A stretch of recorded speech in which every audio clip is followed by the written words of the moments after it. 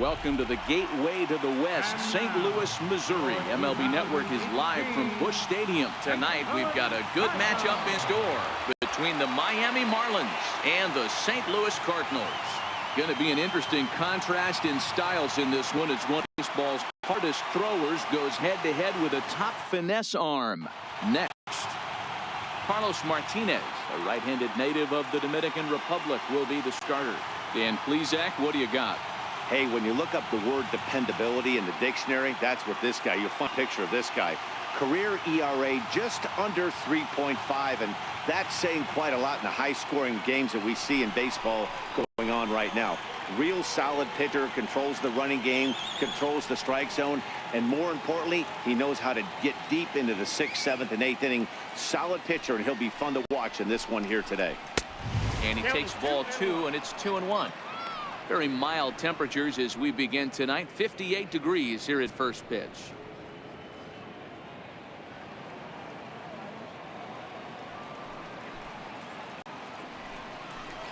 Rips this one to first. A dive, but he can't get it. It's through into the outfield.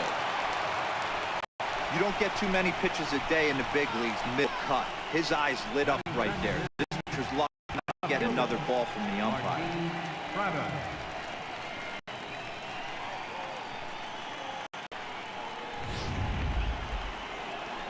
Martin Prado now. His head-to-head numbers against Carlos Martinez. He's 0 for 4.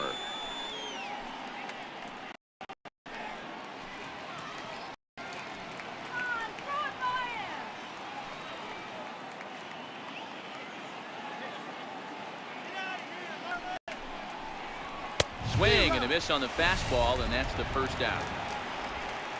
And here's how the visiting Miami Marlins will line up in this one. What's the key for them tonight, Hero? Matty, the key in this one for this lineup is they got to stay staunch in the middle of the plate. They can't start swinging at everything, or this guy will abuse them. He'll start flipping up the rosin bag. They have to sit over those 17 inches and hold to that. Here's Starlin Castro. There's one away. The runner at first represents the potential go-ahead score. Double play is in order, however. He's going. He's running. Offered at and missed. Here's the throw. He's in there easily as the throw bounces on the way down. So he's 5 seconds successfully, but you wonder now, actually end up taking the bat out of the hands of one of their better hitters. Well, that's a good point, Matt, but I'd be a little surprised if that's the case. It's still early and the game is tied, so that would be a pretty cautious move to pitch around it or just flat out. Working for the punch out and the offering. 2-2. And there are our umpires for this one. Balls and strikes will be Mr. Darryl Parker. Well, Darryl Parker behind. Never really know what this guy. Yeah, sometimes, and I'd hate to be mean and say he flips a coin back there because that's not the, but as an offensive player, you have to find the existence zone. You just can't.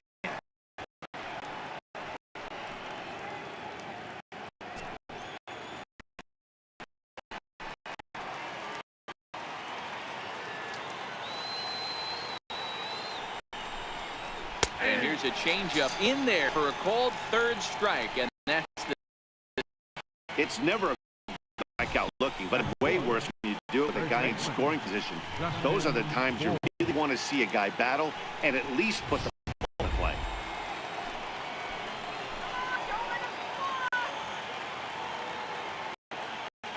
Standing in now, Justin Bohr. Now this pitch sails up and in. And that leaves him muttering to it.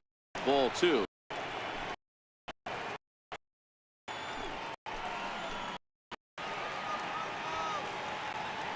The 2-1 is offered at and missed. Strike 2. A lot of times you guys in the order worked away, but not right here. They're keeping it inside. Is that an effort to getting extended, do you think? Yeah, I think that's the idea, Matt, but he might spin the there. Now 2-2 is a wave and a miss. He struck him out. One left for Miami. Now the Cardinals will sit. They no score.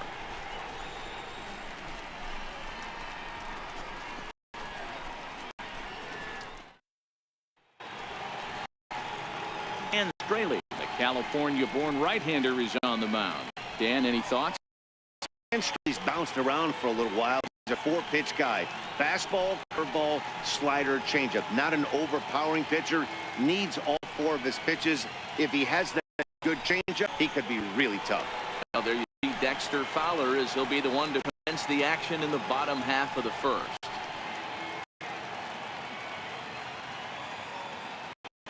The 1-1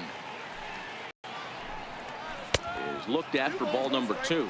Batter pitcher numbers against Dan. 2 hits in 7 tries. Taken him once.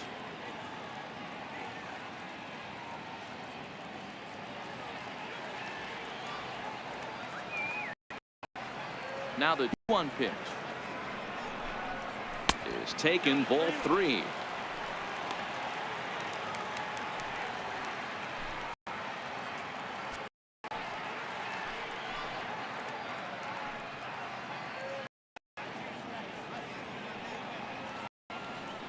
Let's go, Redbird. Lofted in the air out toward right center. Their play it is Castro, and he's got it. First out. And now here's Mike Matheny's starting lineup for the Redbirds. Who's the one to watch, Dan? Well, you better look out at the cleanup spot. Go look at the numbers. He hit over .310 last year and was consistent most of the year. I'm looking forward to him having another solid campaign.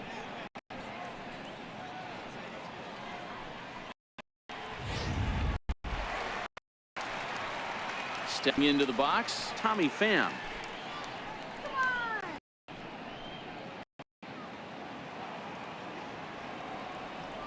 Get a hit. Down low, 2 balls and a strike.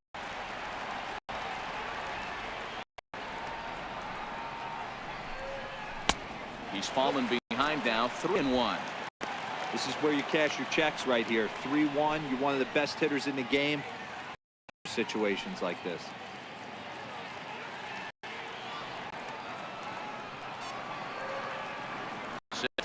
Here's the 3-1. A wave and a miss, a tick behind a good fastball. Hey, I think this is going to be the key to his success out on that good movement on that 2-seam fastball. Keep that ball in the yard and keep this offense on its toes. Something has to give. Here's the payoff pitch. Off-speed pitch, and there is strike 3 called, and boy, that zone just got a bit larger. 2 away. Well, no preferential treatment there. Sometimes we see great hitters have their calls go their way on close pitches, but not this time. I think that was actually a good take, but on 2 strikes, anything that close can go either way. Here's Matt Carpenter. No one aboard for him, and 2 gone here in the first.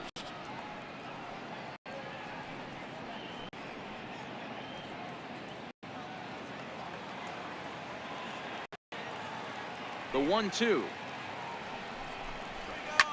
Pulled toward right center field. Maben is going to have room out there as he puts this away to retire the side. An inning in the books tonight, still scoreless here on MLB Network. Now at the plate, JT Realmuto. His head-to-head numbers against Carlos Martinez. He's gone 2 for 8. 1-1. Liner toward right center, and that finds some outfield grass. It's a base hit. I mean, that fires me up right there. Opposite field knock, and in today's game, where every manager is employing hundreds of shifts to watch this batter go the other way.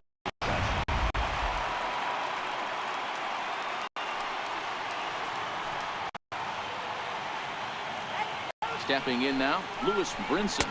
Now, swing and a miss as he picks up another one. Make it 4 strikeouts all, and there's your first out. So here's how the Cardinals are positioned defensively. Let's focus on the captain of the defense, Yadier Molina. Future Hall of Famer, ability to control a pitching staff and shut down the opposition's running game.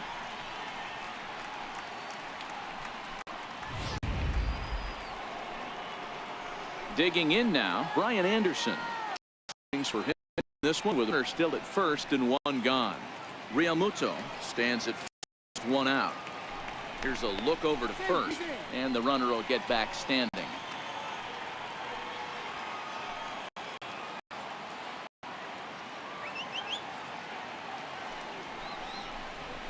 Fastball, strike three called as he couldn't pull the trigger and two away. That's back-to-back strikeouts now. They've been unable to advance that leadoff single to scoring position. Yeah, clearly no problems working out of the stretch right now, Matt. He's taking control of this inning after giving up that hit. Now we'll see if he can finish it off strong as well.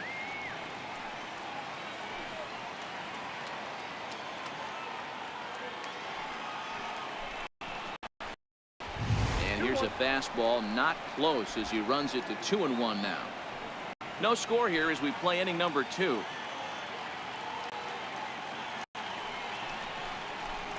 Three and one to the Marlins middle infielder. No reason to sit on anything other than hard in a location you like and drive it now.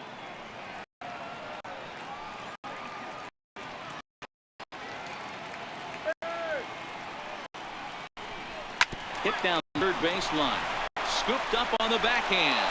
And a wild there as he tried for the backhand, but it got right by him.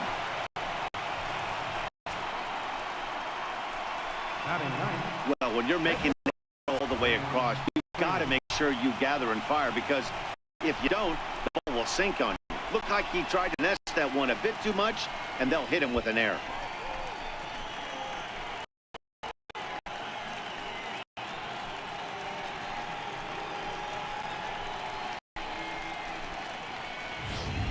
Miguel Rojas will get the call here as he'll hit for the pitcher. Number 19, Miguel Rojas.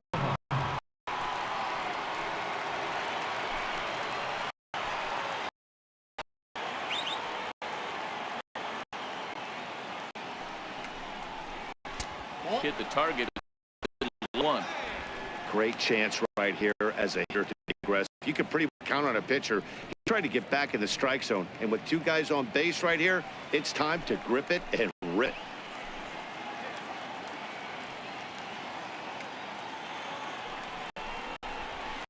Heading out towards shallow right. And the two-out run will not come to pass as the inning is over. Marlins strand a pair. We'll go to the bottom of the second. No score.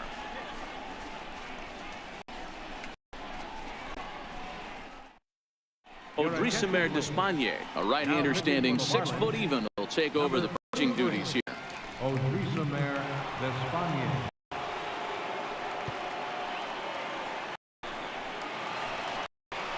Here's Marcelo Zuna.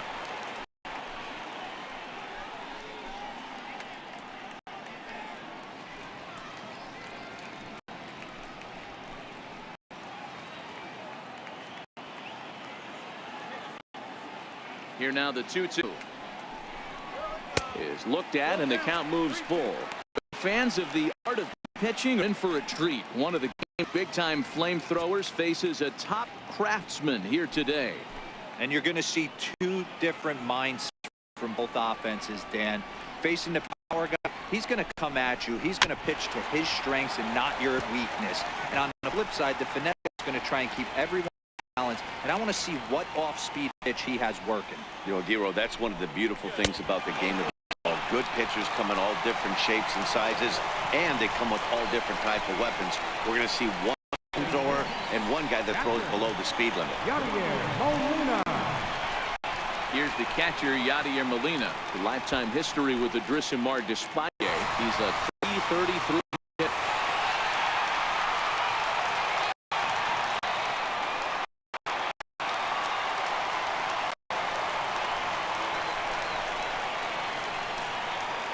Now 1-1 pitch is taken for ball 2. Sometimes you got to be aggressive offensively, but sometimes you just let the pitcher dig his own grave. Patience and discipline seem to be the way to go right here.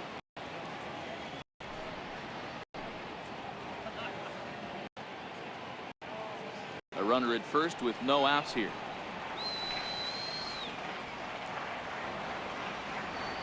Runner for second, lifted in the air out to right. Waiting on it is Brinson, one away.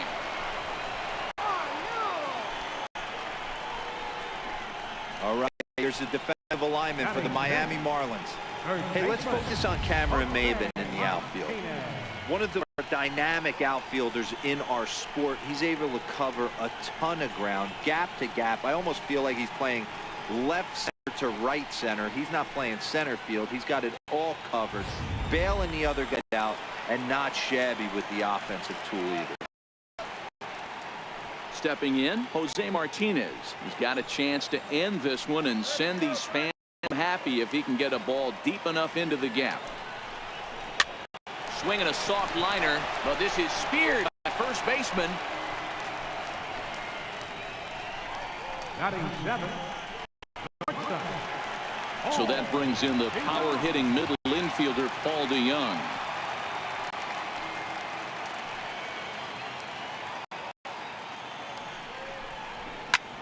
Bouncer up the middle. Riddle has it. Throw to first in plenty of time, and the side is retired. One left for the Cardinals. Move to the third with no score.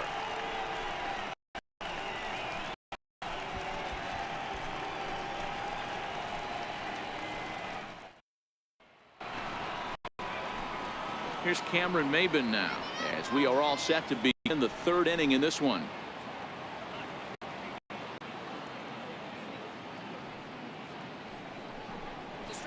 That's in there on the outer half. 1-2 now.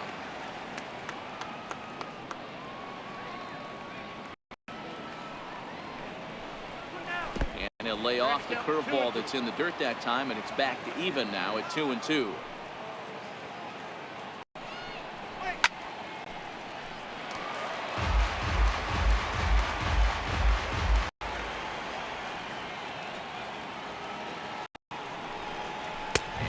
And a miss. He picks up yet another strikeout already, and there's one gone in the inning.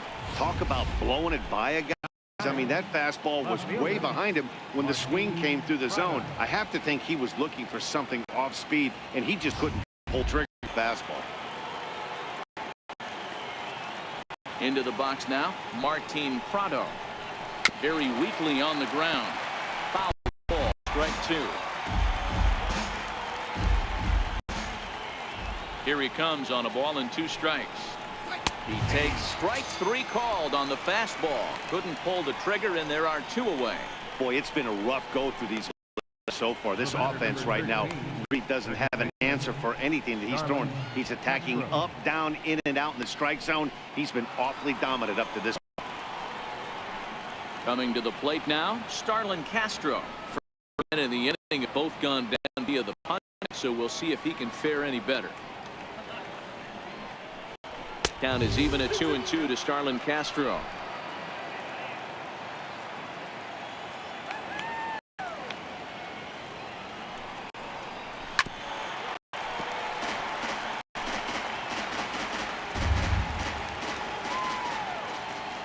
The 2-2 one more time.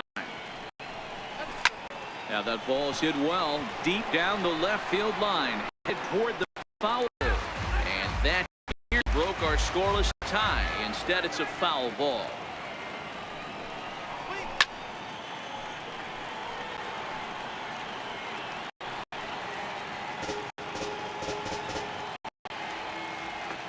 The 2-2 one more time.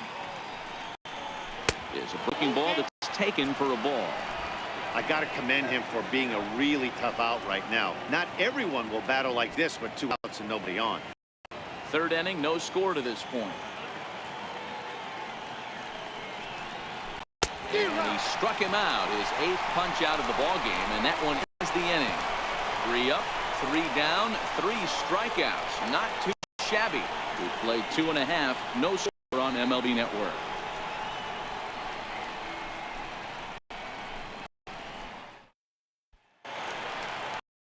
Here's the second baseman, Colton Long. Lifetime history with Adrisamar Despaigne. A number of meetings, he's 1 for 7.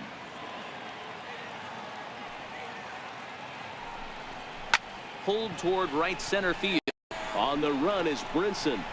It's in there, and the Cardinals look to have an extra base hit on their first hit of the game. And he will make it all the way to third now, as that mistake proves a costly one indeed. Yeah, and after that one, it looks like the first one of the could be coming pretty soon. He got a pitch that he liked, and he roped it to the outfield. Then he showed the speed necessary to make it all the way around to third. Greg Garcia will come off the bench in a great RBI spot as he's got a runner in third here, nobody out. Greg Garcia.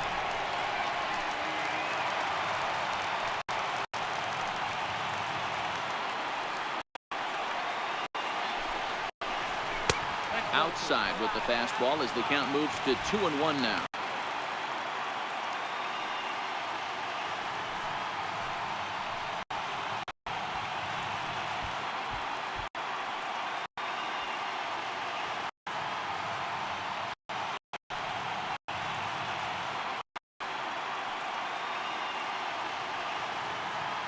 Wong, the runner at third with no outs.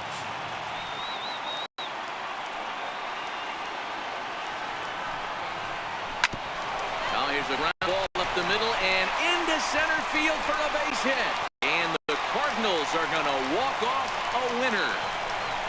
Hey, this game looked like it was going to be one of those wild ones right from the beginning.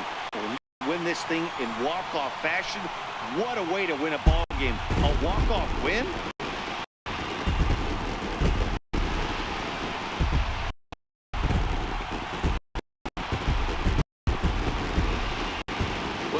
A really solid starting pitching performance, kept the opposition at bay, and as a result, he's our top player of the game. I thought he pitched really well. He wasn't necessarily dominant, but put in a good, solid effort and definitely was a factor in the win here.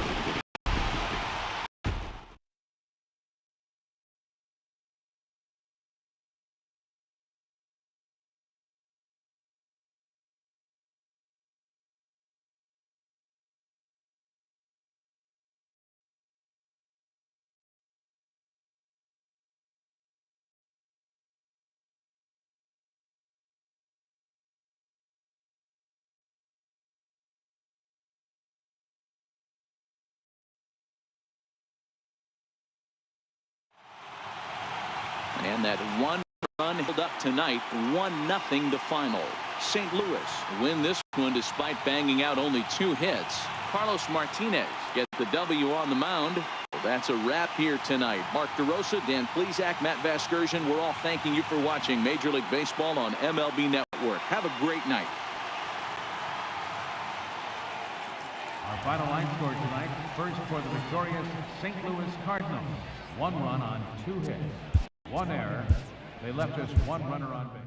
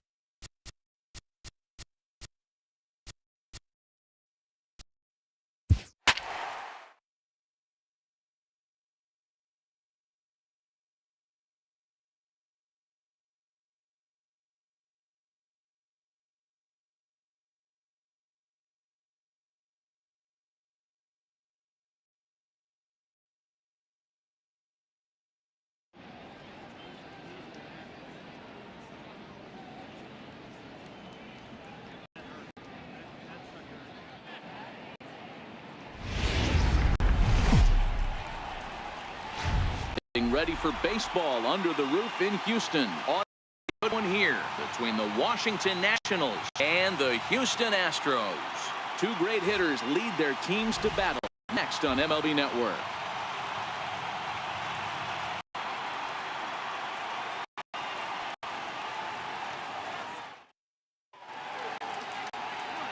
Justin Verlander gets the start for Houston in this one. Dan Plesac, what's the word on him? Hey, thanks, Matt. Justin Verlander, former Cy Young Award winner.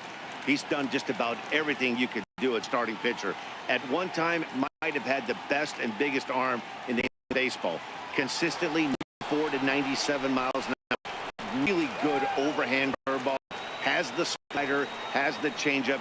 Usually you'll know if Justin Verlander is on early. If he gets through the first couple of 2-3, he's going to be tough to beat. Popped up. And there's the first out. And here's how the Nats line up in this one. Who are you focused on, Dan, please, Zach? Well, Matt, I appreciate the way Bryce Harper plays the game. Go look at the numbers. He hit over 310 last year and was consistent most of the year. I'm looking forward to him having another solid campaign.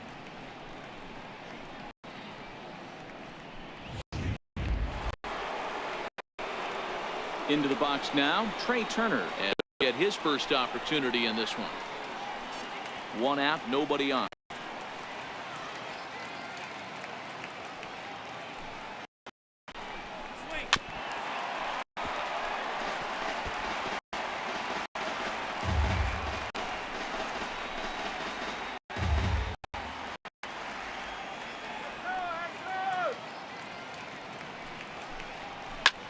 Swing, and he gets under this one as it's hit in the air to shallow center. In there, a base hit.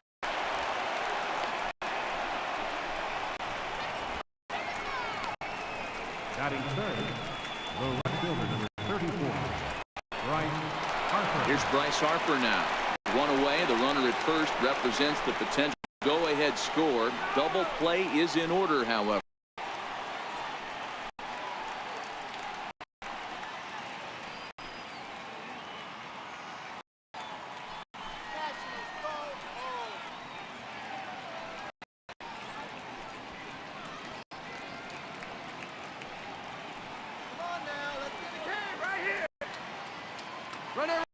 Going.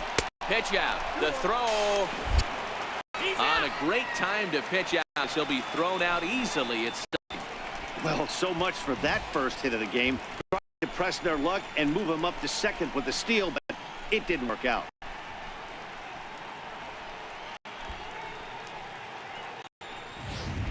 two out, nobody on.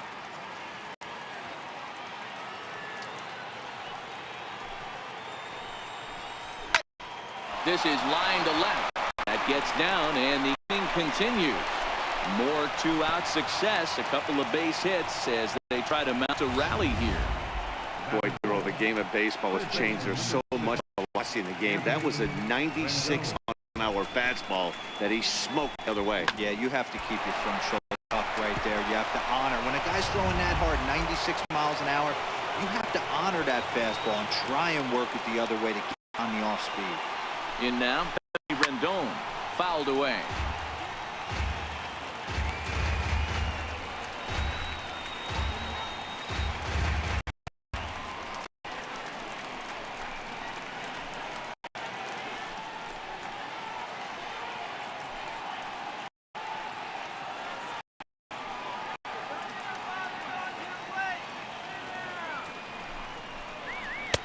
And that's going to be high 2-2 now. Right there is a temptation pitch. Power hitters like this are looking for pitches that they can drive. So that may have been one where he was trying to get him to chase up above the zone a little bit.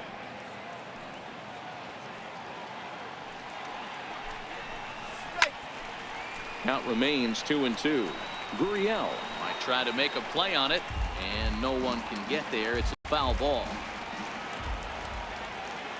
The 2-2 pitch is laid off, and the count runs full. And set up working the plate is Matthew Ross, as you see the rest of the umpiring crew there.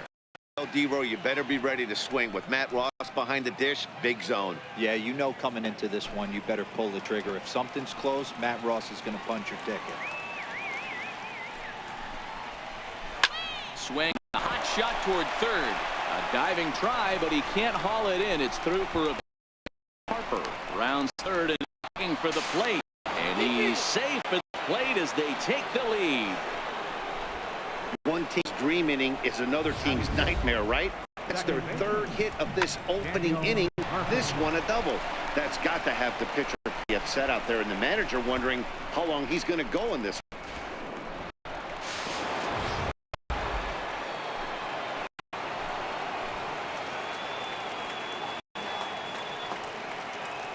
Standing in now, Daniel Murphy. Heading out towards shallow right. Reddick has a read on it. Trouble with this one, and the inning is over. One for the Nationals on the RBI double. Last chance coming up for the Astros. It's now 1-0 Washington.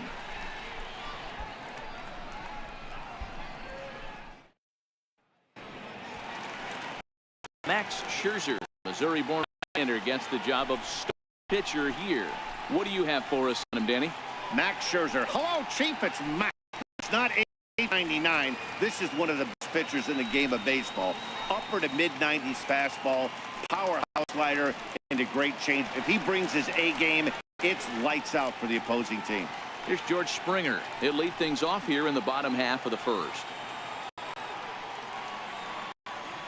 Now the payoff, Chome. Really good at bat here from the leadoff hitter as he'll force him to throw another one. Another full count pitch on its way. Swing and a miss, and that'll get a groan from the home supporters here. One away. Time now for a quick look at hometown Astros starting lineup. Danny, who stands out to you? Well, you really have to appreciate what Jose Altuve brings to this team. This guy hit over 300 last year. Incredible season. I watched him one day take a ball to left field, then he took one to right field, then he took one back up the middle. He puts together so many hits and has such a great swing that there's no wonder he hit over 340.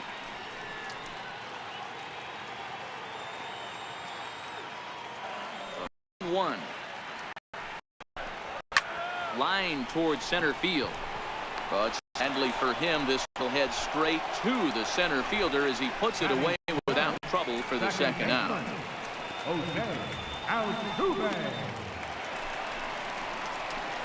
Here's the second baseman, Jose Altuve. Past battles with Scherzer.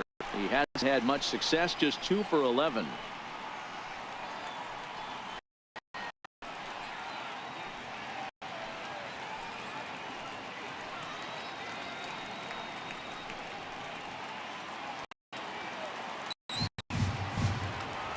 Last strike now for Houston. Towards second. And he'll put this one away, and with that, the ball game is over. Wow, that game flew by, but that's what happens when you get a well-pitched one-run game. Both hurlers battled, and it's a shame somebody had to lose this one. A single run good enough to do it today. 1-0 the final score. The Washington Nationals scored in every single inning on the way to victory. Max Scherzer is credited with the win. Justin Verlander was unable to work out of the second inning as he saddled with the loss. So that'll just about do it for us this afternoon. Thanks to Mark DeRosa and Plesac and the rest of our crew. This is Matt Excursion, and you've been watching a presentation of MLB Network. See you next time. The final line score for our ball game this afternoon. For the victorious Washington Nationals, 1 run on 3 hits, no errors.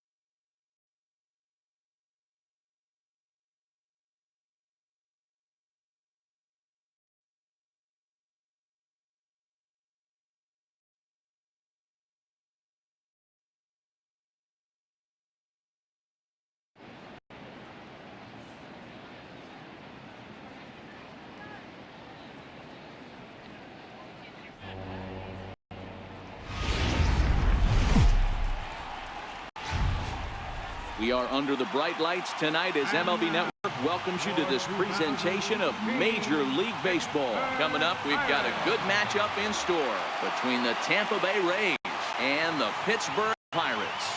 It's Interleague Baseball on MLB Network.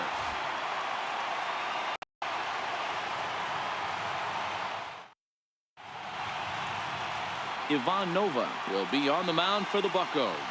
What do we need to know Hey, it's hard to have all 4 of your pitches on, but I think if this guy can have 2 or 3 of his 4 pitches and have command of them, he's going to have a really good game.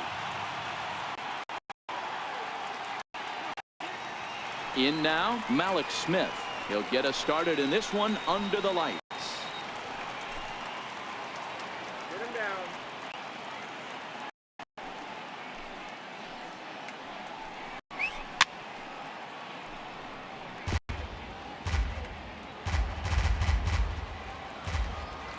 The 1-2. Drilled to the left side. And a base hit, so early trouble to lead off the inning. I don't know what side of the fence I fall on, boys. Old school, new school. I think I kind of stand right along that fence. But one thing that gets me jacked up is watching guys grind down in the count the other way.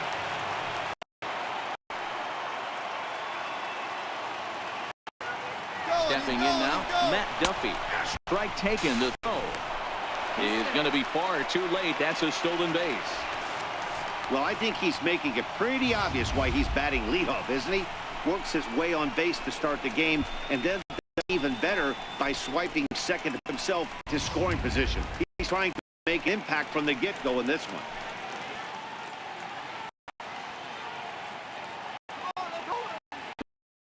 And 2. Hit back up the middle, and that's through into center field. Base hit.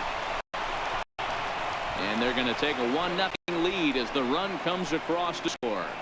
Boy, that has to feel as a hitter, D-Roy. You get that base your team to lead. You have to feel good when you get down to first base. Yeah, it's just a nice approach. You see him turn to his boys right there and get fired up the dugout. 100%. Not trying to do too much. Able to quiet the moment down, center himself, and come through in a big spot. Into the box, Kevin Kiermaier. Breaking pitch bounces in front of the catcher. Nova, a right-hander going 6'5". He was taken in the second round during the 2008 draft. Yeah, he has turned himself into a really nice ball player. I wouldn't put him on a superstar level, but you know what? They didn't miss this pick either. You go into high rounds and you carve out a career the way this guy has, nice pick. Still a ball and 2 strikes. Duffy gets his lead at first, nobody out.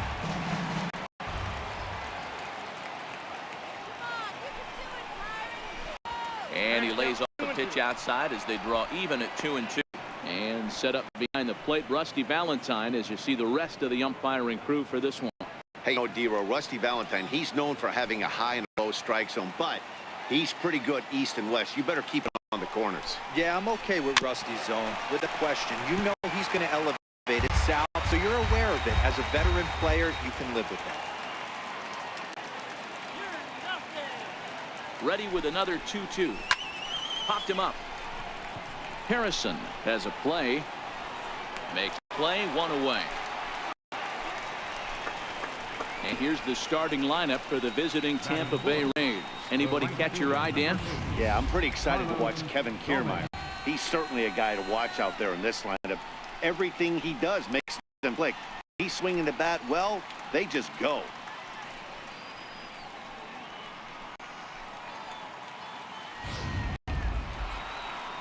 So now it'll be the 4-hole hitter, Carlos Gomez. He'll get his first cuts here. The 2-1 home. Count even at 2-2.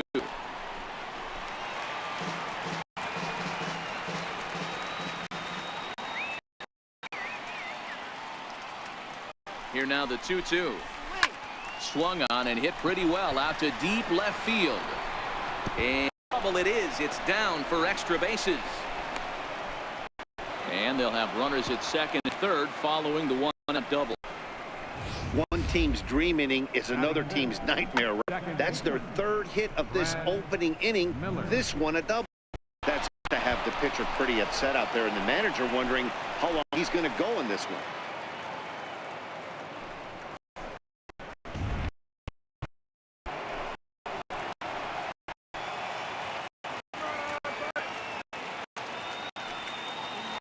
In now, Brad Miller. He got him, and it'll probably take a base hit now to get that runner across from third. Man, I love watching a pitcher that just rears back and blows smoke by a guy at the letters. That's the ultimate challenge pitch, and for me personally, watching hitters swing and miss, man, that's a sight of beauty.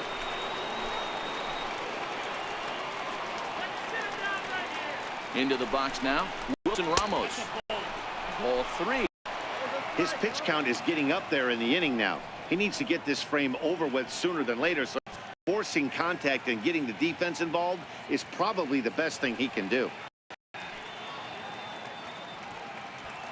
Already 24 pitches to this point in the inning.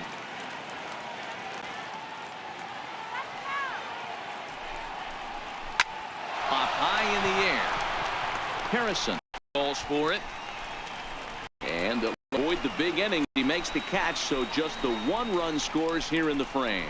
Rays will settle for just the 1. On now to the bottom of inning number 1. Tampa Bay leads this one 1-0.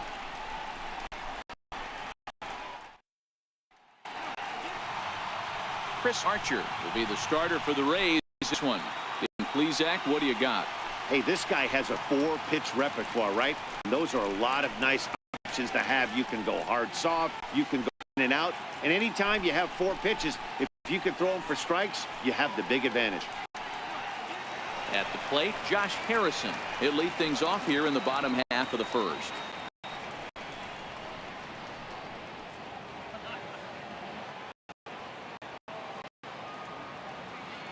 Set to deal. Here's the 3-1. A good knee-high changeup taken for a strike.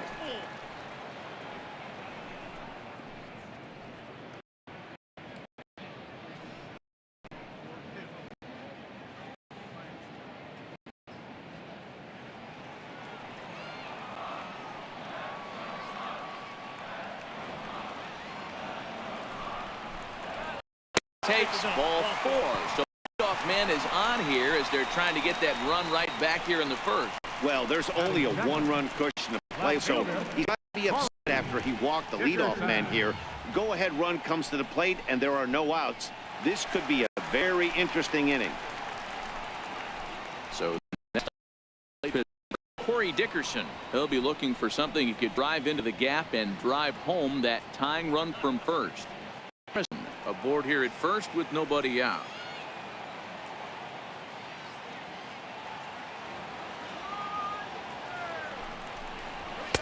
And on 0-2, he missed with a fastball.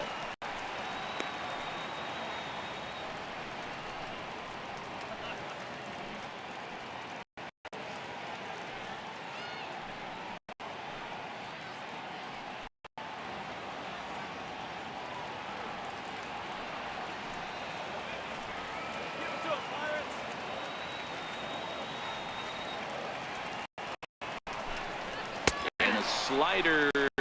A favorable call on that one as that's the first out of the inning. Now a moment here at PNC to take a look at the Pirates lineup card in this.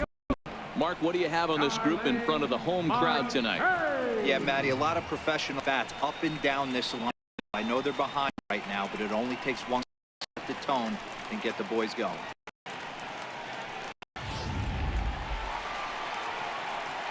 Here's Starling Marte. First swings for him in this one with a runner still at first and 1 gone.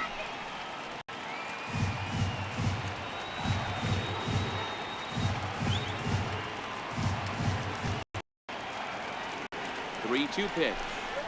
And that misses ball 4. So it's first and second now with only 1 away. We knew coming into this game that this guy has to give up a lot of passes, and history repeats itself as he's already given up 2 here. I'll tell you, effectively wild is a pretty tough thing to be. So here's the cleanup hitter, Josh Bell, as he'll look to bring home that tying run from second with a base hit into the outfield. And he misses again, ball 4. And that's back-to-back guys now that have reached base via the base on the ball. He was trying to be a little too fine there, and a walk is the result.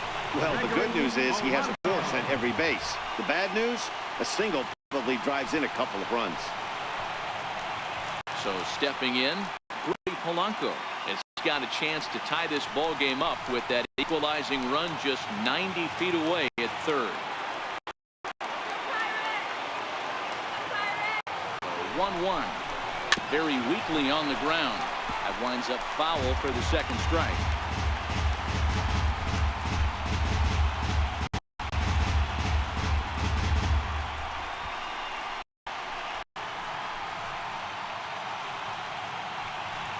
Bases are loaded with only one out.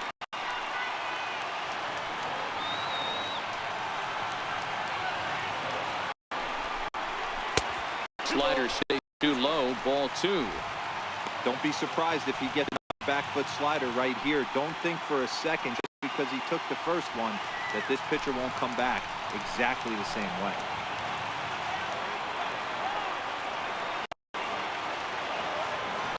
Two. Liner towards center. But this is hauled in by the second baseman. Batting fifth, third baseman. So coming to the plate, Colin Moran. And the game is on the line. The tying and winning runs on base with on in the bottom of the ninth. Pittsburgh down to their last strike. And that misses. Ball 4. A run will come to score. Man, it's been an absolute nightmare start to the game. And the nightmare continues as he walks in a run here in the first. The wheels are not completely off the bus, but they're definitely wobbling. We'll see if he can limit the damage going forward. Into the box, Francisco Cervelli. And the Pirates trying to make this first inning even more productive here.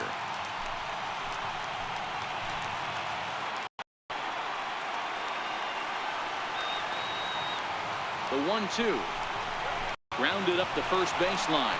But this is a foul ball as the count holds steady at 1-2.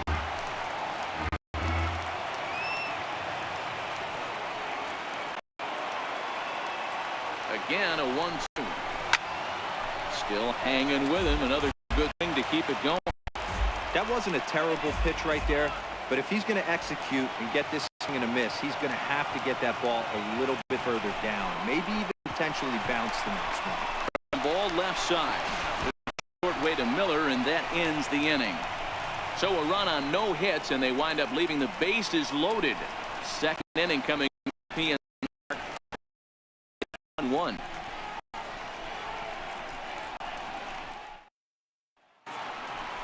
Here's C.J. Cron now. He'll get us started in the top of the second. Come on, Pirates! Come on, Pittsburgh, let's go! Now the 2-1. Is strike 2 swinging.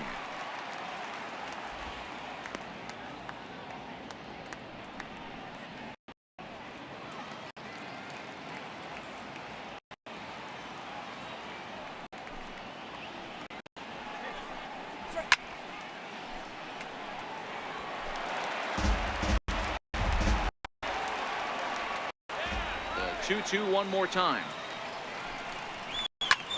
Popped him up. Bell on the move. He's got it. Time for a look at the Buccos on D. And let's focus our attention on Josh Harrison. Basically a Swiss Army knife for a manager. The ability to play up the middle, premium positions, also both corners, and carries a nice bat to boot.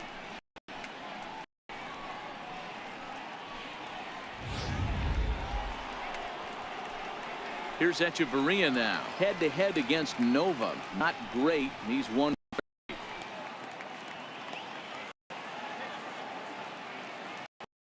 Here's the 1-1. And they'll go off speed here as this pitch misses. It's 2-1.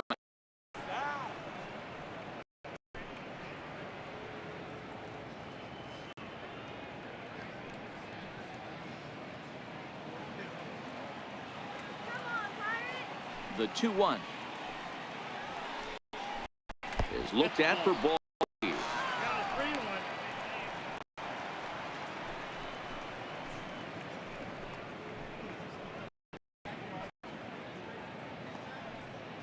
Bases are empty, one man out.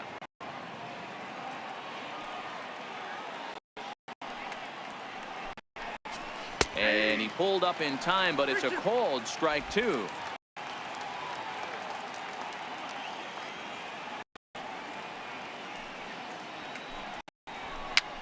Popped up. Bell shading to his right, makes the play, and there are two gone now. Batting ninth, the pitcher, number Denard Span will get the call to pinch hit here, as we'll see what he can do. 2 out and the base is empty. Denard Span.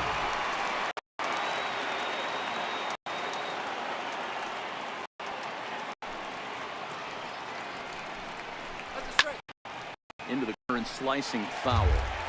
Bases are empty here with 2 men out.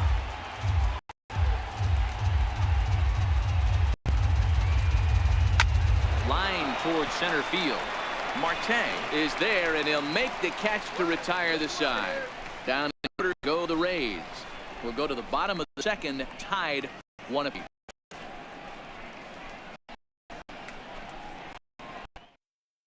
Jose Alvarado, a 6'2" left-hander, jogs in to take over on the hill.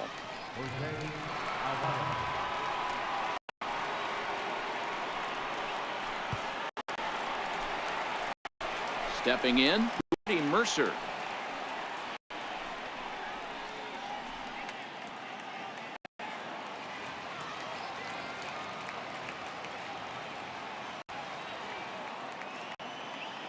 With the 1-1 pitch. Grounded foul.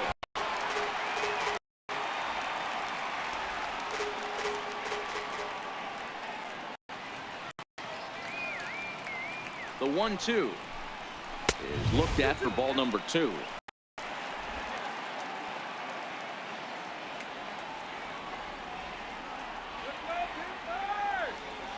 The 2-2 is swung on and missed. He got him. Here's how the Rays set up on defense today. And let's focus on Wilson Ramos. He's an absolute brick wall behind the plate. And if you miss middle of the heart of the plate, he could turn it around with a 3-run bomb.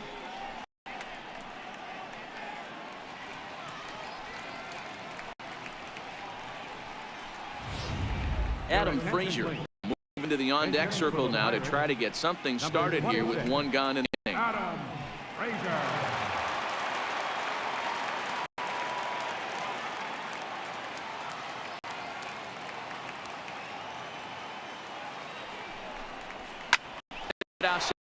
Miller is there. Throw on to first, 2 gone. Now batting, second baseman, John Harrison. Stepping in and ready for another shot, John Harrison. He reached on a walk in his last time up and later came around to score.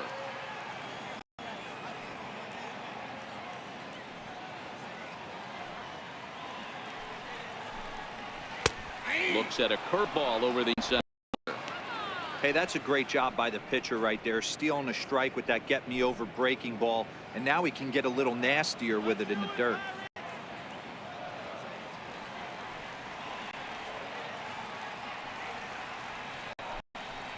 And he'll lay off the curveball that time. It's back to even now at 2-2. He executed that 1-2 curveball pretty well. I think that's right where he wanted it to end up, but he couldn't get him to chase at it. We'll see what they go with now after that didn't work out. 2 out, nobody on. Let's go, Pirates!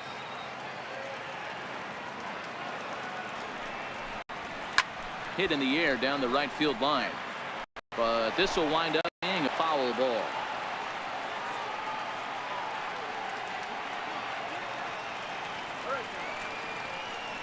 He's set. Here's the 2-2. Grounded to third. Throw in time, and the side is retired.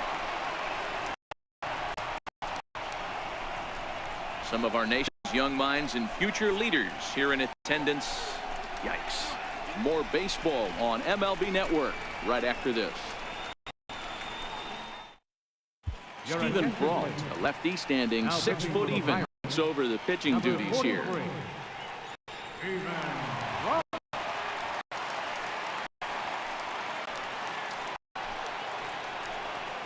Malik Smith the next to hit. He singled and scored in his first appearance in this one.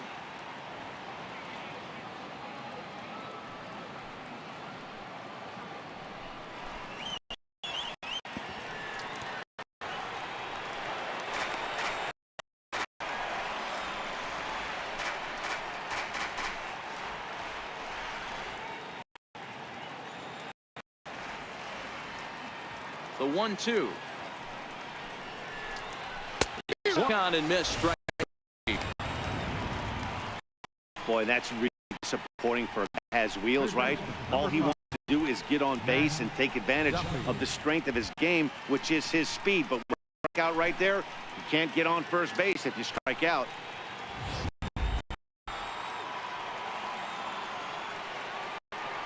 Stepping in now, Matt Duffy. Look out. That one almost got away from him. 2-2 now.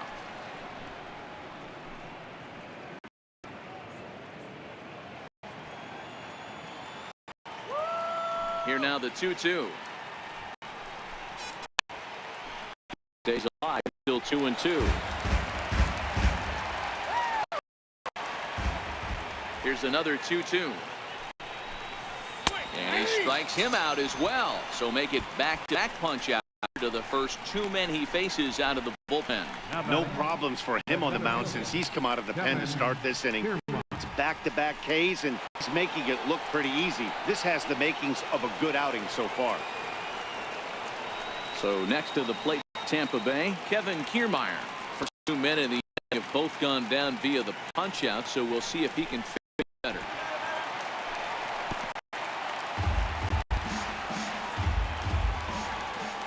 The 1-2 is a fastball that misses.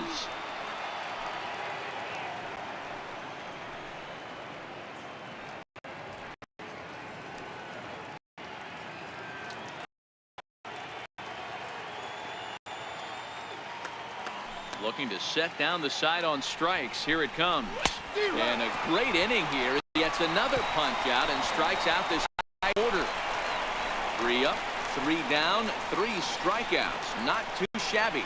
Don't touch that remote. More on MLB Network right after this.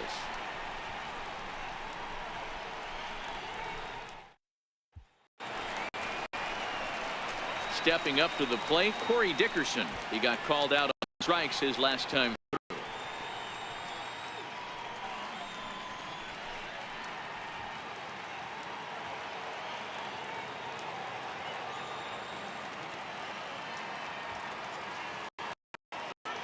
The 1-2. Grounded to first. Home. Scoop. And he'll step on first for the out. 3 unassisted. Now batting, center fielder, Starling Marte. Digging in to try it again. Starling Marte reached base via the walk in his first plate appearance.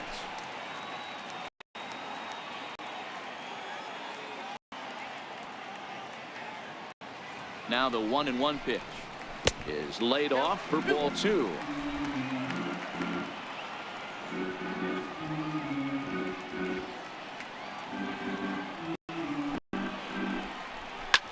Soft liner towards center, and the Pirates are in the hit column.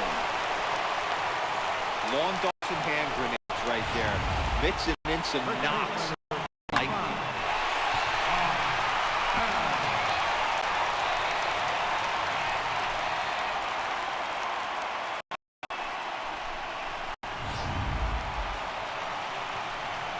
Now at the plate, Josh Bell. He's got a chance to end this one and send these fans home happy.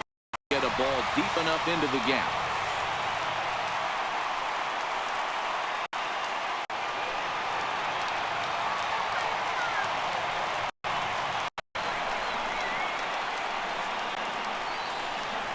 Runner! Marte off for second. Got him swinging. The throw. It skips in as he steals the bag easily. So he can't make contact there on strike 3. Meanwhile, the runner on first takes second here with 2 men away.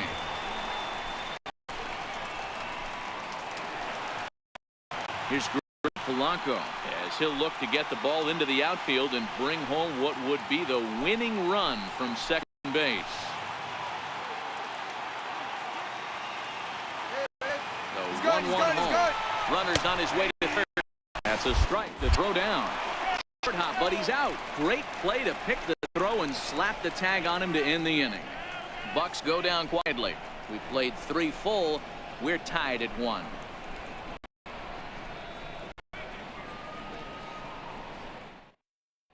Here's Carlos Gomez. He starts off the inning against a guy who struck outside last inning. How did they get to him here? I'm not sure, Matt, that they would stay as patient. He's been throwing a lot of strikes. They might want to start swinging a little bit earlier in the count.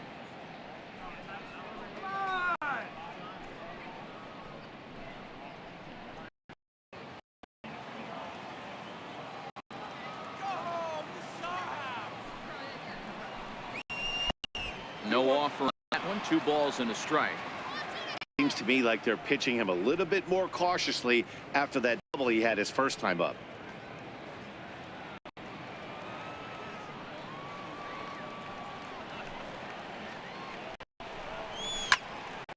The count now at 2-2.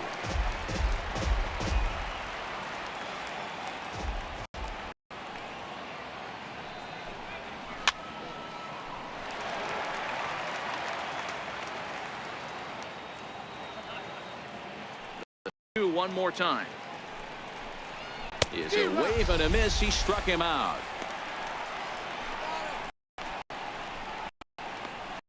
The batter, 13. Second base. Up next for the Rays, Brad Miller. He'll look to bounce back after striking that time up.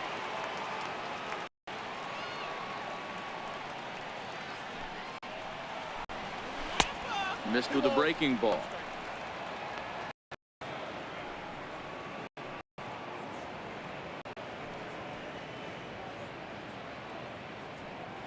One run on 3 hits and no errors for Tampa Bay so far.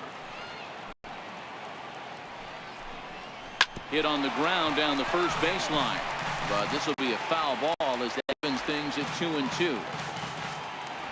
Here now the 2-2 is looked at and the count moves full. Wilson Ramos is on deck.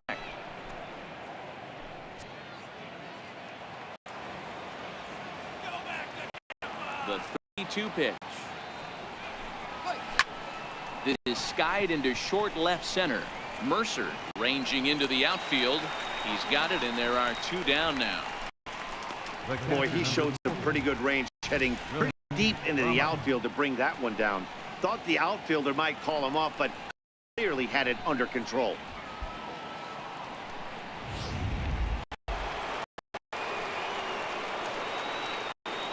Standing in now, Wilson Ramos. A 1-2 count to the Rays catcher.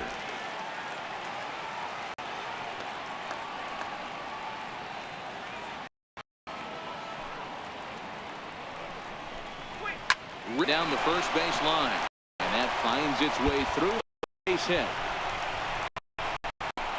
The relay, and he's going to make it there.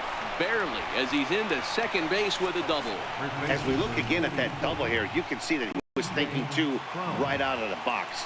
Smashed it down the line, and that was some great hustle to beat the throw to second to earn himself a double.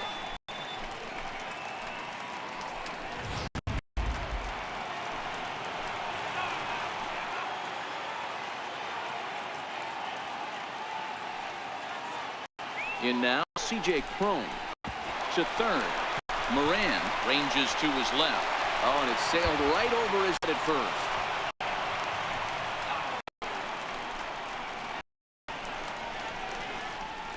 Danger averted following the 2-out double. More ahead from the North Shore right after this.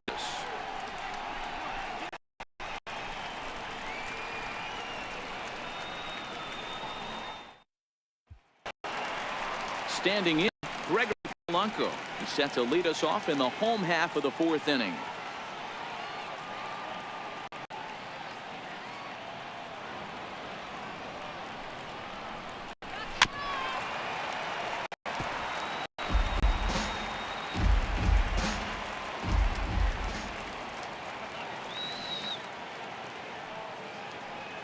The next 3-2.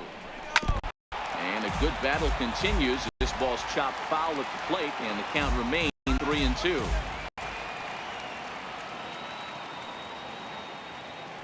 Another full count offering on its way. And that misses for ball 4. The leadoff walk that starts the bottom of the 4th. Man, when the game is tied, the last thing you can afford to do is walk the leadoff hitter. Got to focus on getting that ground ball now.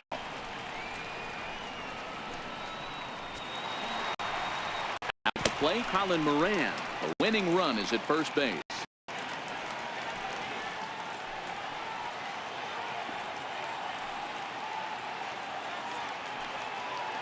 The 1-1. Misses, ball 2. Sometimes you got to be aggressive offensively. Sometimes you just let the pitcher dig his own grave.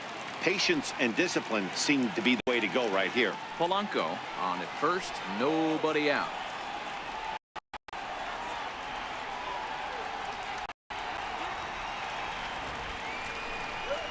Bunt attempt here as he gets this one down. And there's one away.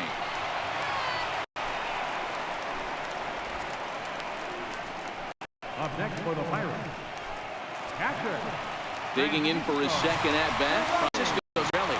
And he's got a chance to bring in the winning run. Question is whether they'll even pitch to him. Here's the 1-1 delivery. And a neck-high fastball that time. Action in the Rays' pen now as they've got a lefty and a right-hander up and throwing.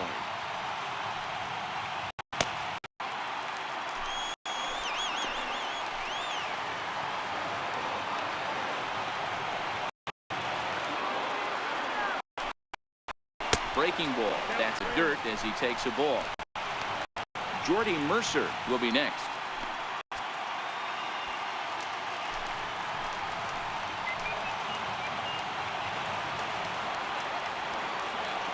The 3-1 is in there for a full count now. 3-2. 3-2.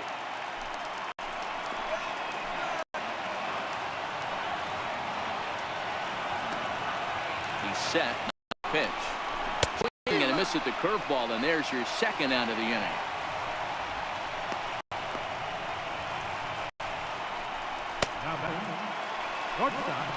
Here's Jordy Mercer now as he'll look to get the ball into the outfield and bring what would be the winning run from second base.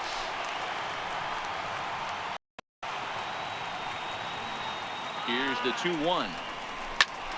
Hit hard to the foul.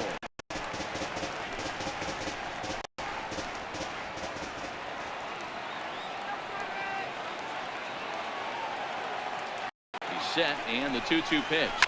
Hit on the ground out to short. Fielded by Hechavarria. The first will get him easily. Side is retired. Pirates leave one. Fifth inning coming up. Tie 1.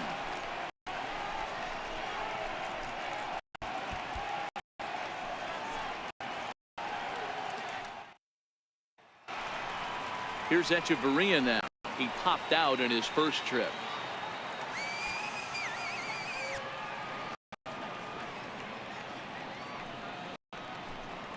And a big cut at the breaking ball, but he comes up empty, and that's the first. Now batting, Jesus Sucre will grab a bat and hit for the pitcher here. number 45, Jesus Sucre.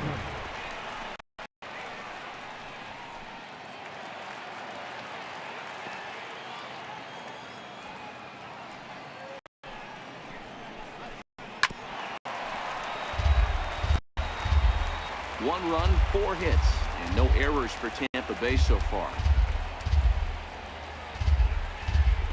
Oh, and he can't catch up to the foul as he swings and misses for the second out. This is why it's so hard to be successful as a hitter when you fall behind in the count. 1-2, you're probably expecting some off-speed pitches, but when the pitcher offers up a good hard fastball, it's pretty hard to adjust and catch up to it. Into the box, Malik Smith. And now a bunt attempt here as he gets this one down. Moran barehanded, and a play to gun his man down as the side is retired. Rays go order 1, 2, 3. Halfway home, all even, 1 apiece.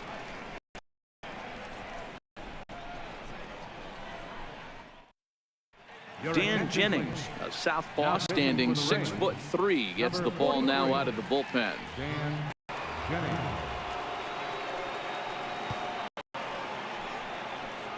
David Freese will get the call here as he'll hit for the pitcher. David Freese.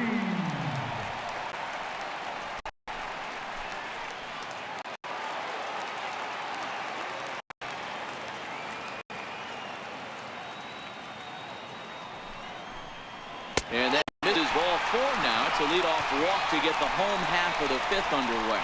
Well, when you go with a slider there in a full count, you're hoping that the hitter is thinking fastball and swings through it.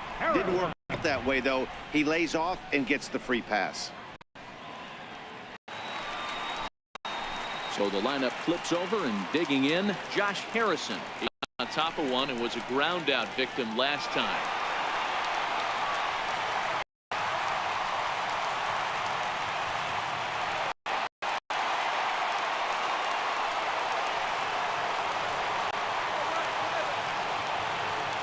Payoff pitch home. Full counts. Freeze gets his lead at first. Nobody out.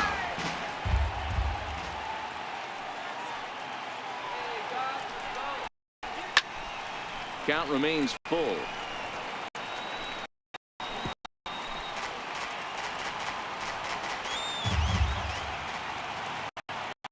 Another full count pitch home. Swung on and missed. Strike 3. Little bit over halfway home tonight. Bottom of the 5th. We get a look at our line score to this point, and boy, just one hit for these guys, and they have not swung the bats well. That's putting it mildly. Striding in, Corey Dickerson. 3rd trip to the plate for him here. He struck, grounded out in his first 2 tries.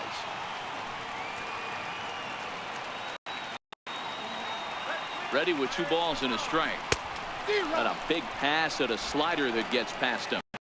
As a hitter, you know the pitcher's trying to work you down around the knees in a double play situation, so making him get a pitch up and actually in the zone is a must. Here now the 2-2 is a wave and a miss. He struck him out.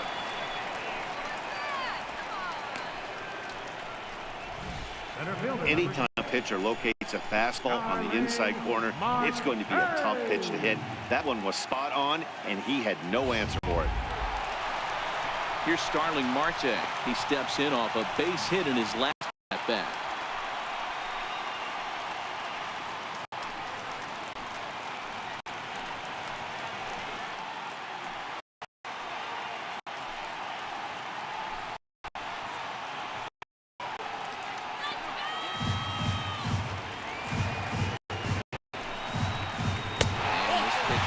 For ball 4, so that's going to move a runner into scoring position now with 2 away. He did not want to let the hitter off the hook with 2 outs, and now he's got a runner in scoring position to deal with.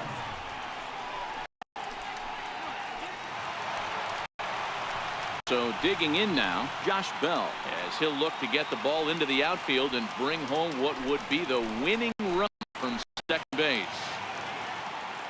The 1-1. A little bouncer. That's a foul ball. 2 down, runners at first and second.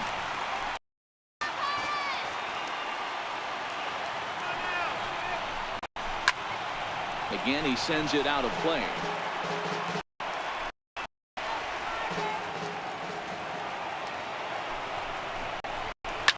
Line drive to center field. And he'll get there in plenty of time to put this one away, and that ends the inning. A couple of walks, but no damage. Time for a quick break, then back to NC Park after this.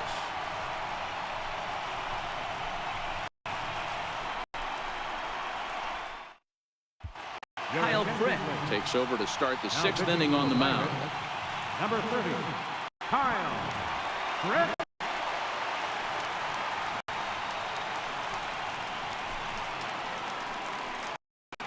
Striding into the box, Matt Duffy, 1 for 2. Singled and struck out in 2 trips.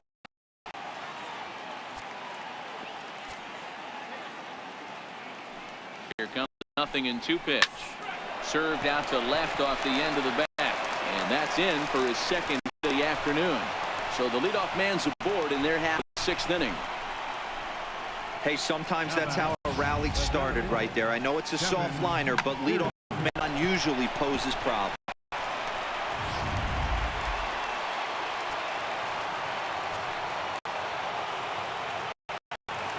Into the box now, Kevin Kiermaier. And it's a ball and 2 strikes to Kiermaier now. A couple of righties starting to loosen now in the bullpen.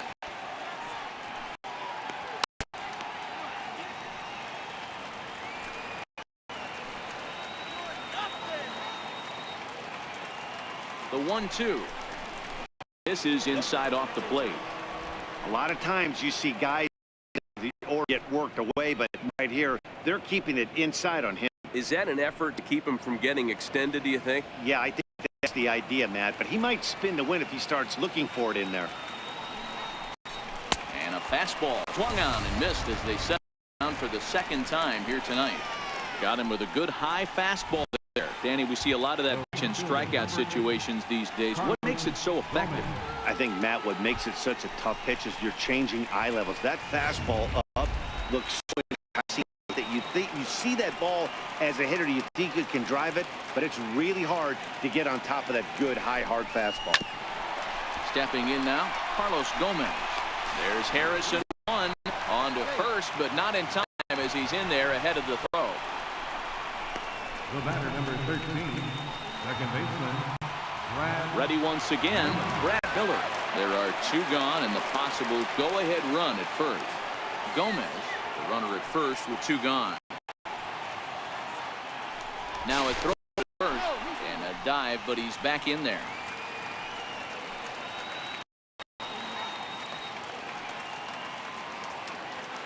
Here's the 1-1. Fastball stays way up that time for ball two. A veteran hitter certainly knows when he's got wheels on first base, he's probably getting a fastball and he's probably getting it middle away. Might be a great time to get super aggressive. Throw over, and he'll get back safely.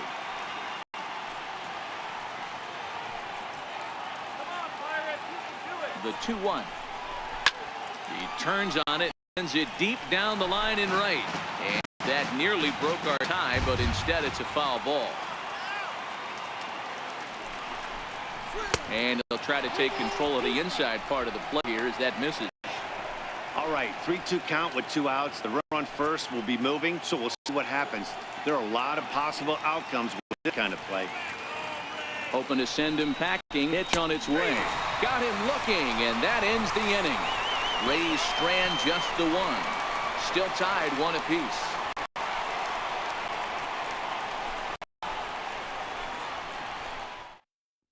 Chaz Rowe enters to do the pitching in the bottom of the sixth. 2, Chaz Rowe.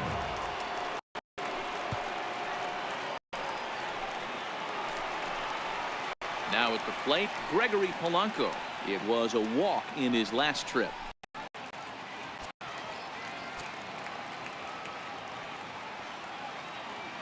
The 1-1 is swung on and missed for strike number 2. Can't say he's tickling around the zone. Those last two pitches were pretty much grooved right down the middle, but it didn't bite him.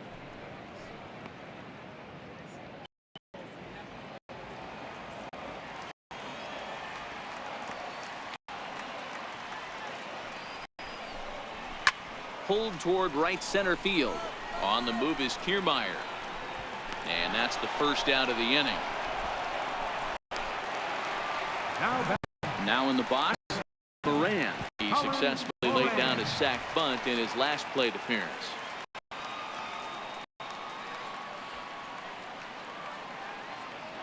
One and one, here it is. Now a ball lined to the left side, but this is a foul ball.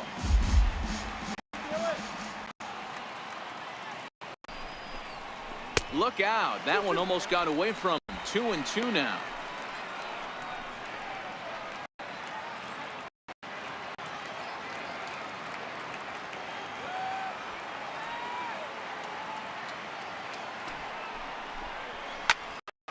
Still 2-2.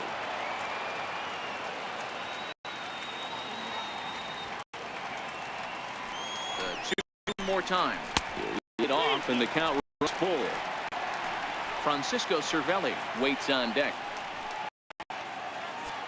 One out, nobody on.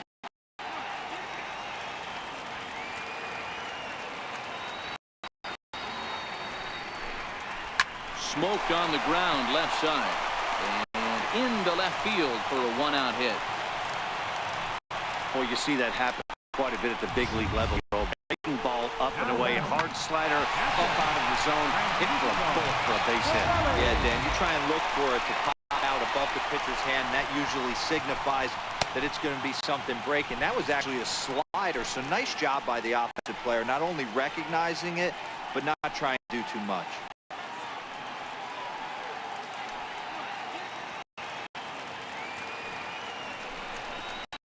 Drilled to first. And that's through for this first base hit in this one. Throw comes in quickly. Run advances to second now with only one away. That's one of the, I guess, the advantages of hitting with that hole between first and second base, D-Row. First baseman has to hold that runner on. That leaves that right side wide open. Yeah, and credit the batter right there. Nice piece of hitting right there. Not trying to do too much. He took a look at defense, saw where it was and tried to beat him. And he swings on top of one here and chops it foul right at home plate.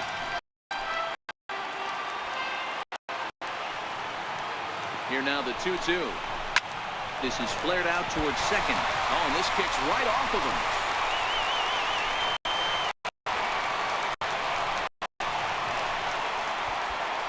The pitcher, number 30, Sean Rodriguez will get the nod from his skipper to pinch hit, and he'll do so in a big spot. Base is loaded, only one away. Moran on third. Cervelli on second. Mercer is over at first with one away. A ball and 2 strikes to Sean Rodriguez.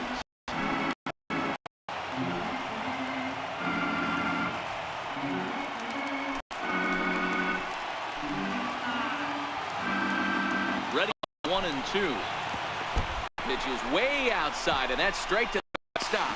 And he is out at the plate, taking a chance, trying to end the ball game, but instead, there are now 2 away. From the belt, the pitch. Now remains 2 and 2.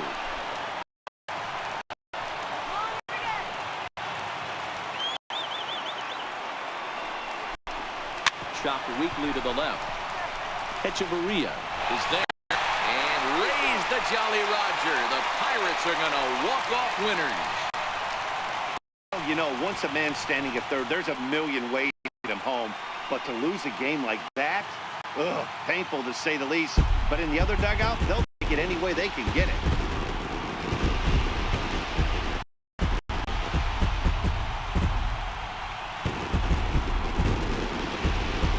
And guys, a very important outing turned in on the mound for the man you see right there. He was a big factor, of course, and is the recipient of our Topps Player of the Game award. Well, it's not that often a relief pitcher that's not a close gets props like this, but this time I think it's well deserved. They needed him in some tough situations, and he passed every test with flying colors.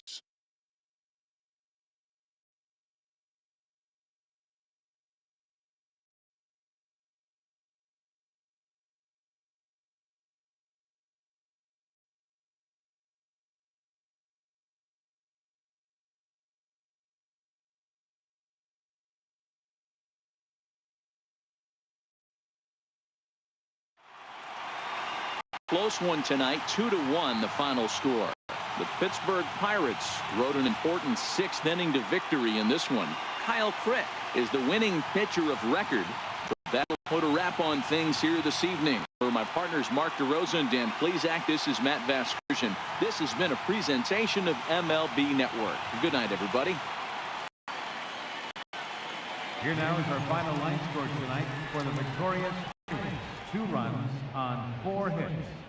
No errors. They left 7 men on base.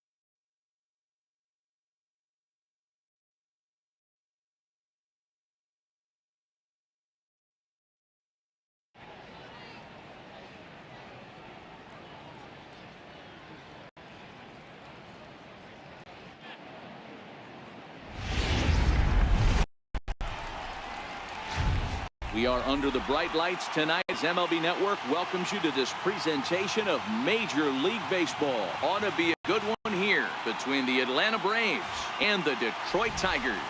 Going to be an interesting contrast in styles in this one as one of baseball's hardest throwers goes head-to-head with a top finesse arm. Next, Michael Fulmer, a right-hander from the Sooner State, gets the starting assignment here. What do you have for us on him, Danny? Hey, thanks, Matt. On the bump, Michael Fulmer. Boy, what really turned his career around, learning the straight changeup. Always had a big arm when he came up in the Mets, but since he arrived in the big leagues, more than that big arm, the fastball 95 to 97 miles an hour. Straight changeup, one of the best in baseball. Also has a curveball to go along with it. If he brings the changeup and a good one with him, he will be really tough to hit. 2 balls and a strike. And it'll be important to stay warm tonight. A chilly 44 degrees here at first pitch.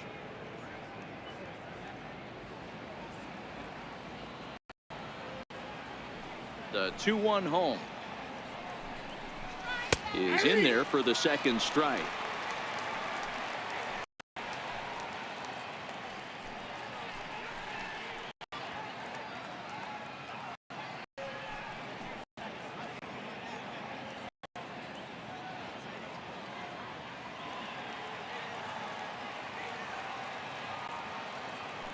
The 2-2. Down the first baseline, but a foul ball as it holds it 2-2. Can't imagine he comes back with a third breaking ball. That hitter looked like he timed that one up pretty well and just missed it, fouling it away. And it's fouled away.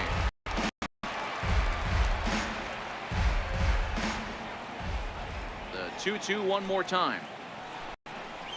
Is laid off and the count runs full. You can certainly tell at bats like this one frustrate the heck out of a pitcher, but you got to find a way to stay composed and execute your plan. Now the 3-2 pitch. Hit out towards second. Machado comes up with it, and that's the first out. And now a moment to show you the lineup for Atlanta in this one. What do we need to know about these guys for this evening's matchup on the road, D-Row?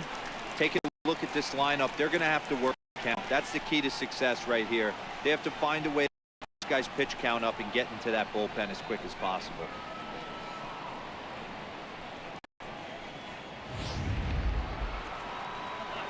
Stepping in for the Braves, Ozzie Albies.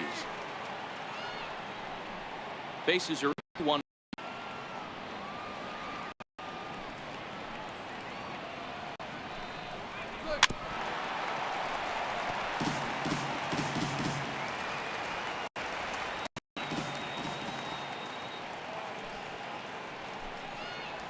Fastball misses in the dirt as he tried to get him to chase the low one.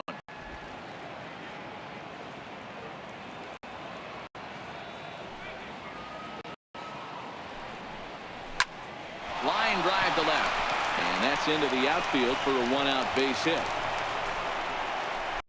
Boy, D-Row, the game of baseball has changed. There's so much velocity. That was a 96-mile-an-hour fastball that he smoked the other way. Yeah, you have to keep your front shoulder tucked right there. You have to honor. When a guy's throwing that hard, 96 miles an hour, you have to honor that fastball and try and work it the other way to keep you on the off speed.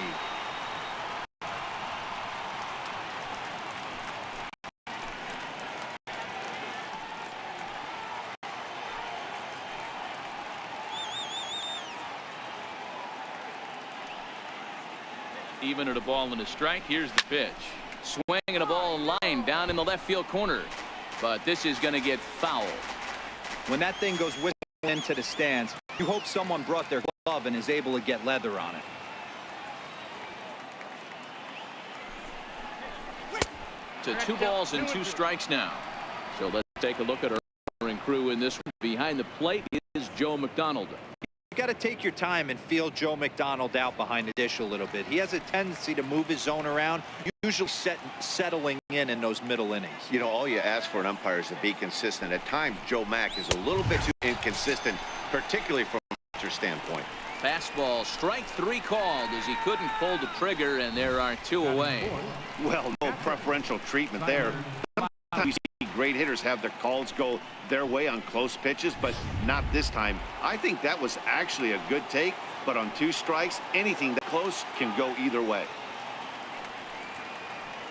Standing in now, Tyler Flowers.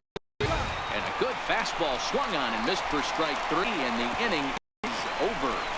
They've strand 1. And now the Tigers will get their first opportunity here. No score.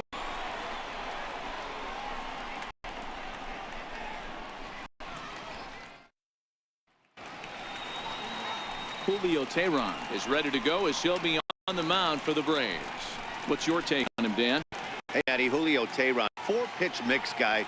Good fastball, 89 to 94 miles an hour. Changeup, probably his best off-speed pitch. Has the curveball, has the slider. One of the keys you'll notice he's going to be on early, inducing a lot of ground ball. He's a ground ball type pitcher. If he's getting ground balls, expect a strong outing.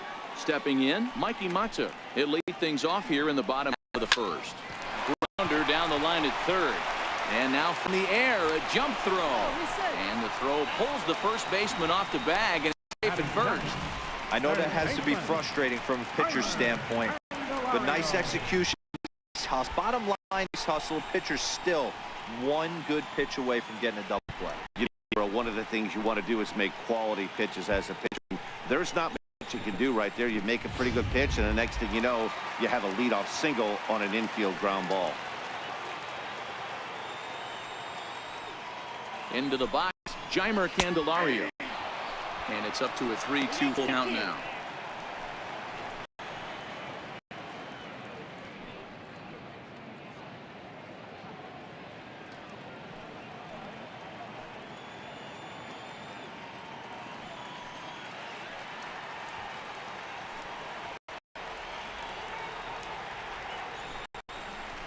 Swing and a miss as he couldn't connect on the 2-seamer, and that's out number 1. I'm now in Motown to check out the Tigers starting lineup. Danny, any thoughts? Oh, Matt, keep an eye on that number 2 spot. He doesn't let the pressure of the big moment get to him. I love watching this guy hit clutch situations. It's like he takes a deep breath and everything stops in front of him. He plays like the Zen man.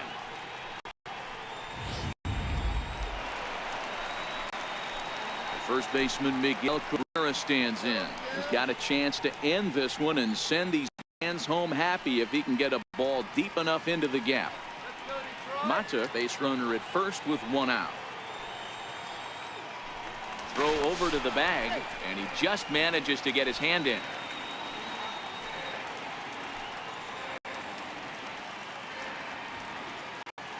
Ready with the 1-1. Swinging a soft liner, leaps high. He makes the catch. Done. Off the bat, that had soft base hit written all over it, but a nice snag there by the infielder on that soft liner that could have been a potential base.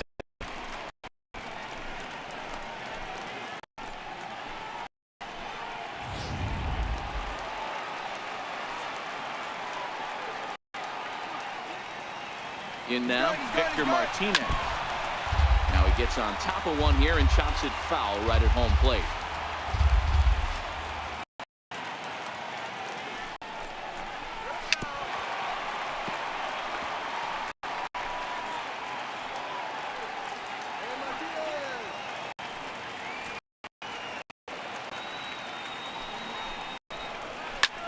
This is line to left. And Martinez is going to have himself a base now. Throw comes in quickly. The winning run is in scoring position now with 2 away.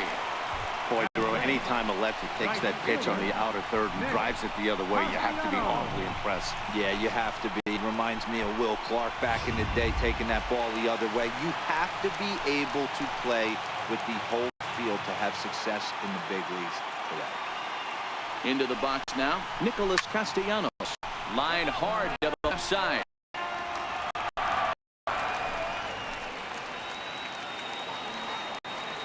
Trying to escape unscathed here in the first. A drive to left. Get out of here. Get out of here. Gone. Win it. Santa Maria.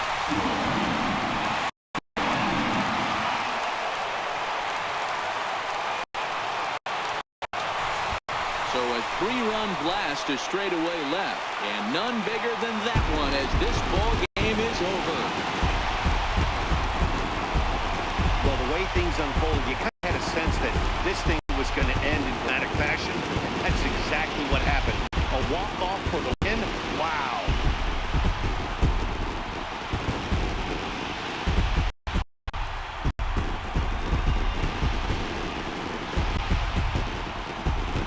Well, we talked about his dominance all throughout the game, and he's finishing what he started. A complete game shutout. He's our top player of the game. Well, you know he wants that one pitch back that led to the lone hit. It was pretty awesome watching him do his thing. He had guys off balance and flailing at the plate all game long, so he really was the story.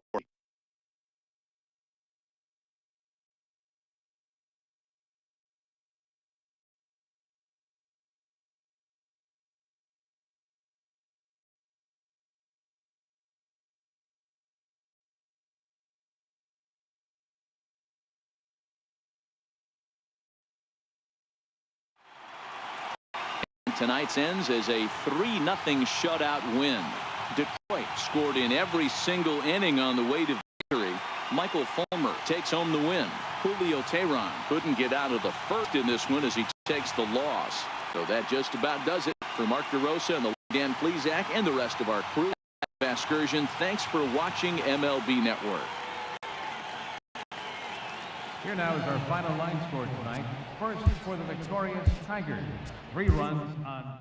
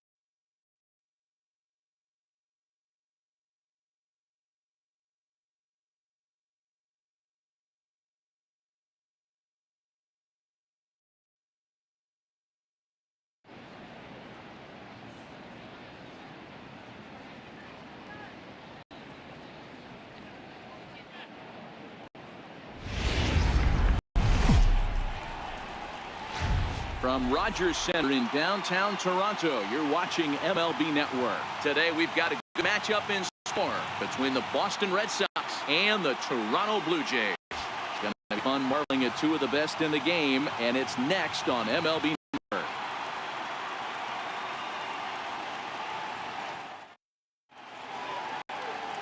Marcus Stroman gets the starting assignment in this one for the Jays. Dan Plesac, what's the word on him? Marcus Stroman, not a real big guy. First-round pick out of Duke University. Good power sinker, 92 to 94 miles an hour. His slider is good. Will throw an occasional curveball and changeup. His best trait, ultimate competitor. Here's Mookie Betts. He will lead this one off.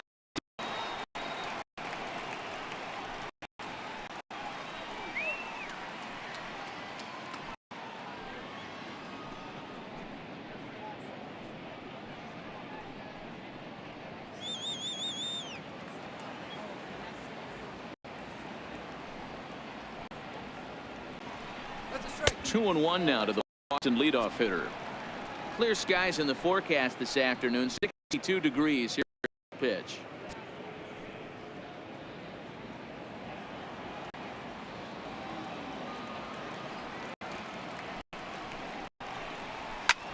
Swing and a liner. Foul.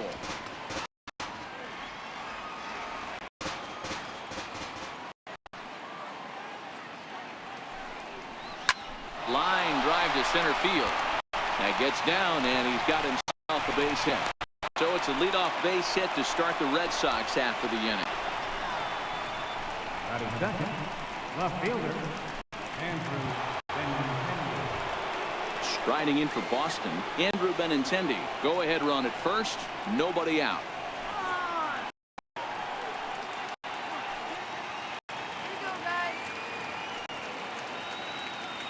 The 1-1 home is taken for ball 2. And set up behind the plate is Ricky Holiday, as you see the rest of our umpiring crew there.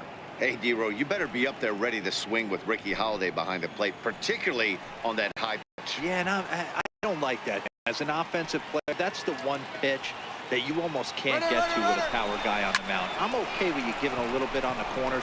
When you start giving north, it makes it super tough on the hitters. Pierce is there, and he has it for the out. And now here's how the visiting Red Sox line up in this D-Row daytime road game for him. What you got? Well, Matty, if I could tell this lineup one thing, it would be let's get on this guy early. Day game in this park, the sun starts glaring, starts getting later in the day. Those shadows start creeping in right around the time that bullpen starts getting warmed up. Got to find a way to scratch a few across early. There's the first baseman now, Mitch Moreland. Head-to-head history with Marcus Stroman. It's been a step 5 for 9. He's set. Here comes the 1-1. Sliced hard on the ground. And that's through for a hit. The third. And he is in there. Well, that's an aggressive tactic by the manager right there. You don't see that often. Hit and run this early in the game. That's usually saved for mid to later when you're trying to score some runs. But obviously, they have major respect for this guy on the mound today.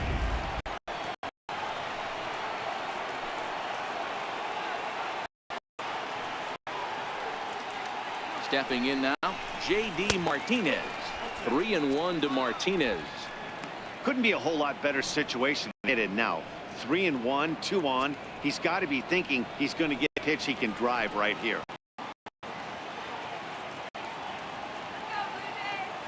The 3-1. And he misses with it, ball 4. So that's bases, and now he's really going to need to get a ground ball. Definitely stumbled out of the starting blocks here in the first, giving up a couple of base knocks and that walk. First innings are often some of the toughest for a starting pitcher.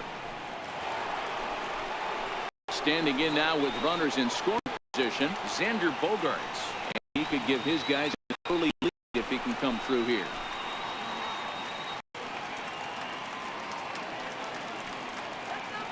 The 3 locks him up for strike 3.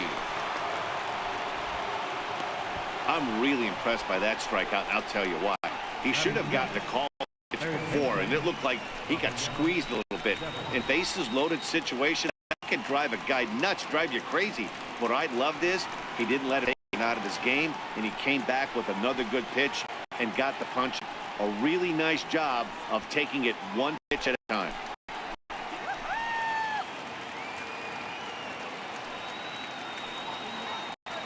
Has to challenge him now. Here's the pitch. This one's smoked the other way. High and deep to left. Pierce retreats the track, and he'll put this one away. Sigh of relief as the side is retired. Red Sox leave them loaded. Nothing in the Red Sox. First, the Blue Jays coming to bat on MLB Network. Chris Sale is ready to go as he'll be on the hill for Boston. What do we need to know here, Danny? Thanks, Matt. Chris Sale, you're talking about one of the premier pitchers in the game of baseball. Big fastball, 95 to 98 miles an hour. Wipe out slider. Great comparison. He's closest thing we've seen to Randy Johnson. A nightmare against lefties. 3-pitch guy. Fastball, slider, and a changeup. Getting better all the time. He is the definition of a true ace. Swung on and missed, and it's even at 2-2.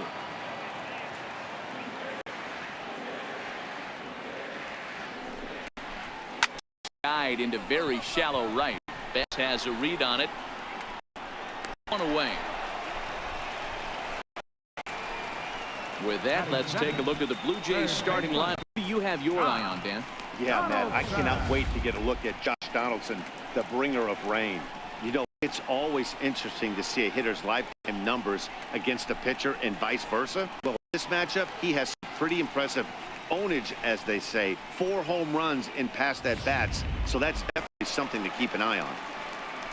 Stepping in for the Jays, Josh Donaldson, as he'll get his first opportunity in this one.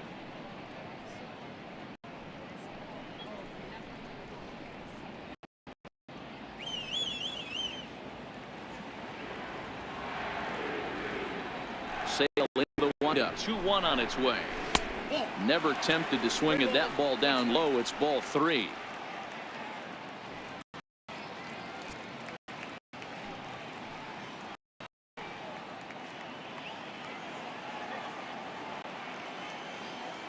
The 3-1 pitch. And he missed with that one. It's ball 4. 1-out walk here at home first. Batting third, first baseman, Justin. Here's Justin now. Lifetime against Chris Sale. He's totaled 4 hits in 19 tries. Donaldson leads off first with 1 away.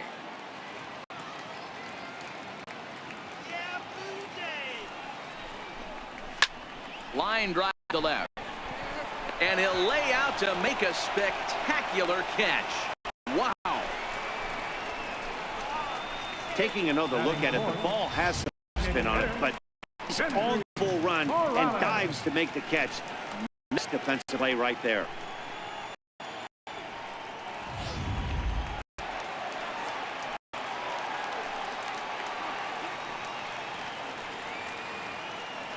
Into the box, Kendrys Morales. There's a swing and a high deep drive headed for the right field corner. And it'll fade just at the end and winds up a long foul ball. Another full count offering on its way. Skied in the air to straightaway left. Waiting on it is Benintendi, and the inning is over. An inning in the books, scoreless on MLB Network. Into the box now, Eduardo Nunez.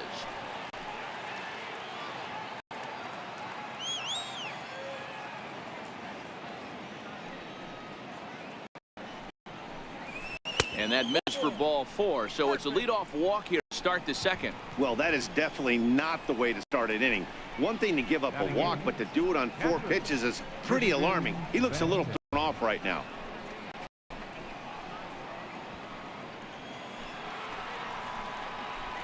At the plate, Christian Vasquez. Head-to-head history with Mark Stroman. He's had success, 6 for 14.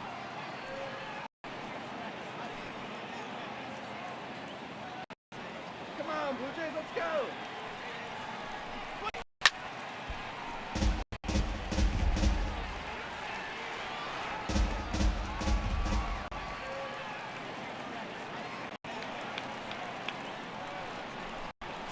A shot down the first baseline. And Smoke won't put the glove on it. Fair ball. And they'll have runners at the corners to start off the inning. Batting ninth, center fielder, Jackie Bradley Jr. Here's Jackie Bradley now. He had the possible go-ahead run only 90 feet away at third base.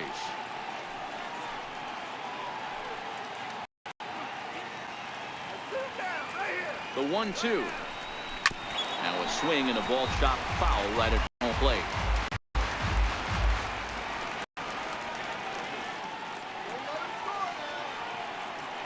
The next 1-2 pitch. And that one just missed outside.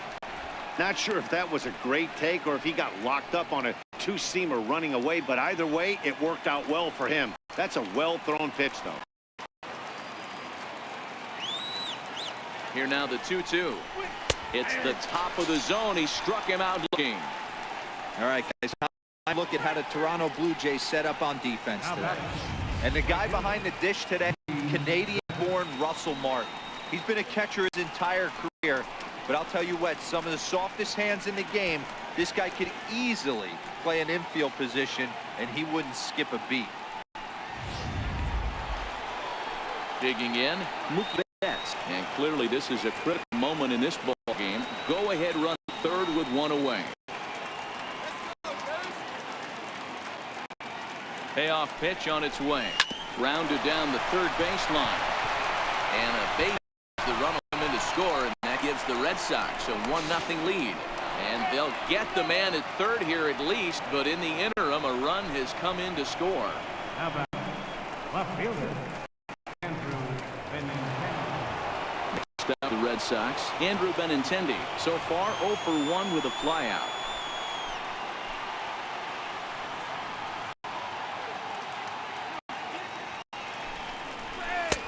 Swing, strike 2. He was able to sneak that fastball on 3-1. So now we've got a battle on our hands.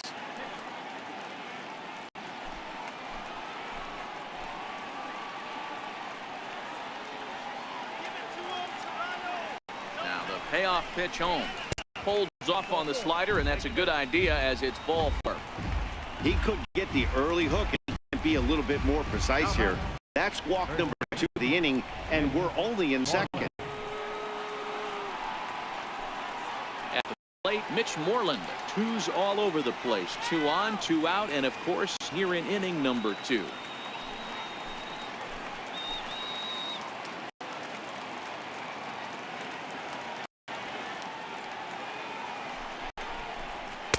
On that fastball's too much for him there. 1-2.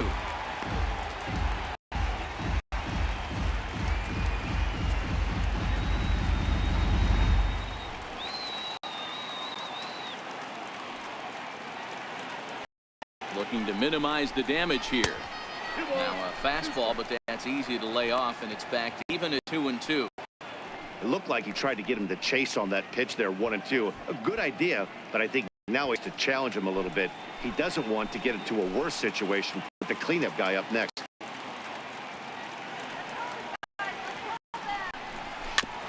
And this one's chopped foul right home plate. Betts, second. Benintendi on at first with 2 down. This is line to left. Pierce is there, and he'll make the catch to retire the side. A run on 2 hits in the end for Boston. On now to the bottom of the second. It's the Red Sox 1, the Jays 0.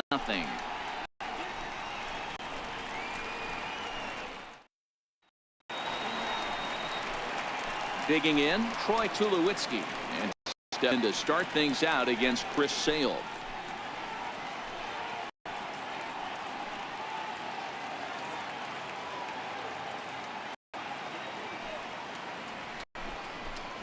Blue Jays shortstop with a 1-2 count.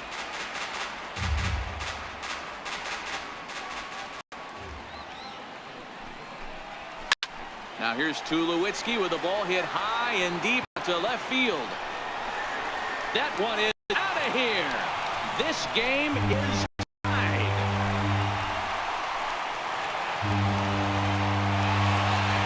A solo shot here to left, and we are tied again.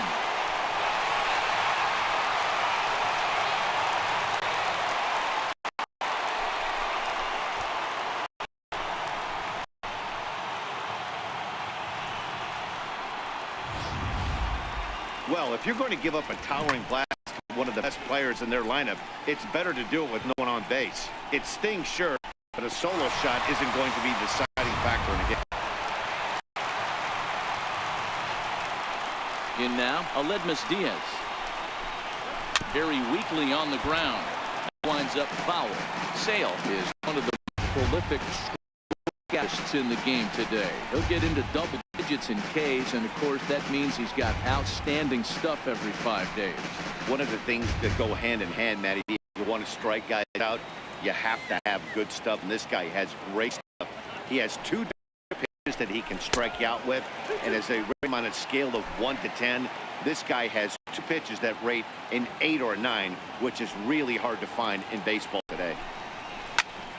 And he gets under the 2-2 a bit as this is sent in the air out to straightaway central. Bradley is there, and he has it for the first out. All right, let's take a quick look at how the Red Sox set up on D today. And we get to watch one of the best right fielders in the game today. He brought home gold last year. We know a right fielder profiles as a huge offensive producer, but this guy covers a ton of ground all the way to the foul line with a strong throwing arm. Next to bat for Toronto, Rendell Grichuk. 1 run in and 1 gone so far this inning. The windup and the 0-2 pitch. Boy, good bite on the slider, and it just missed inside. Pretty good pitch and a great take there. There's not a lot you can do with that slider breaking down, and unless you can catch it way out front and hook it down the line, you see a lot of swinging misses on those. There's a swing, and he sends the ball high in the air into left field. Looking up is Benintendi, and that ball in. Santa Maria over. A solo shot here to left. And with one swing of the bat, this ball game is over. Hey, this game looked like it was going to be one of those wild ones right from the beginning.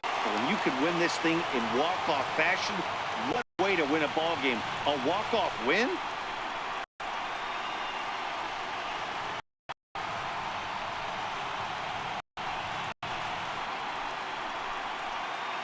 As we wrap this one up tonight, it's time to show our appreciation for the man you see there, Troy Tulowitzki. What a performance he turned in. He's our top player of the game. Well, the numbers don't just jump out at you, but his lone hit was a really important one. And sometimes you just need to come through when it matters most to be the hero, and he did just that.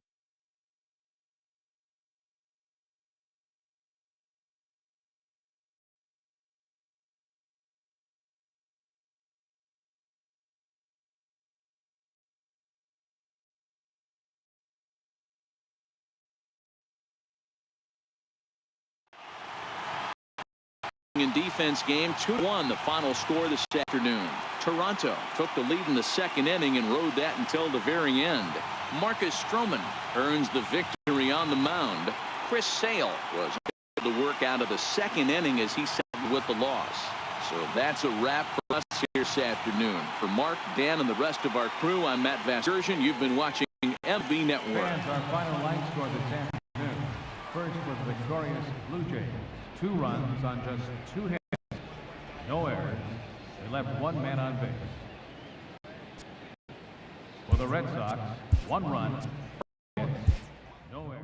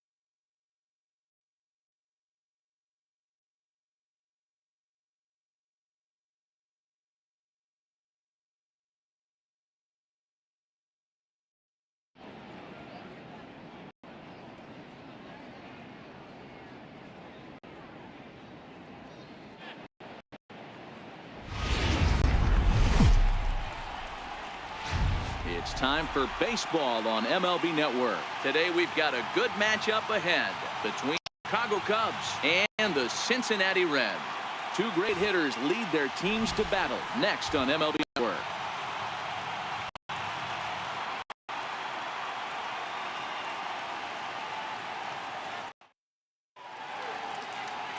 Homer Bailey gets the start for Cincinnati in this one.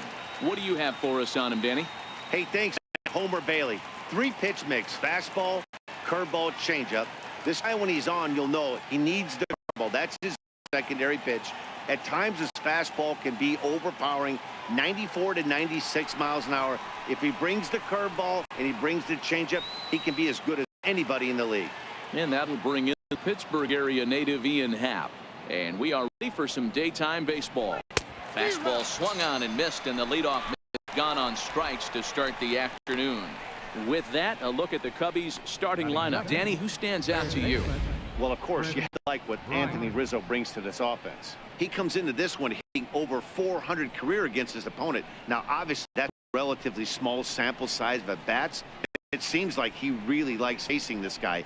It'll be interesting to see if the past history holds true. Here's Chris Bryant now. His lifetime numbers against Bailey. He's 0 for 4.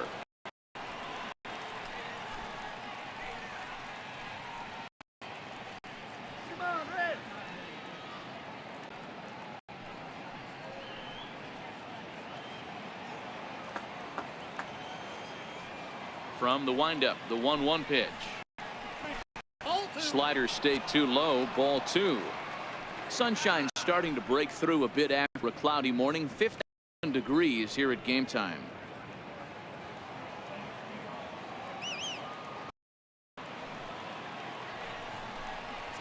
Bryant looking at a 3-1 count. They know the threat this guy possesses at the plate. I know it's 3-1 in this situation here, but I can't imagine anything comes over the heart of the plate. 1 out, nobody on. And right into the shift. Oh, what a dive. He gathers the throw. Not in time. Almost a remarkable play, but now the potential lead run is aboard at first. You know, D-Row, as a pitcher, that can be so frustrating. You're taught to try to go out there and make quality pitches, and that was a really good pitch. And I would be willing to bet you he's surprised that that turned into an infield single. Yeah, at the end of the day, he's smiling. That hitter's smiling down first base, knowing he's got an infield single right there. He has no bids. Now probably 15 times, but it won't even out. You take them when you can get them. Go, Cincy.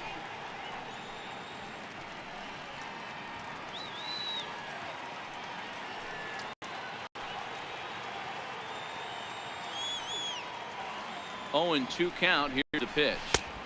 And the changeup is way low that time. I love a well-executed changeup, especially one down in the zone. The only problem throwing it in that situation, you leave that belt high or miss your spot just a hair, and you could have some problems. Had to sit back on the changeup, and he did a good job to get the bat on that one. Bryant, a runner at first with 1 gone in the inning.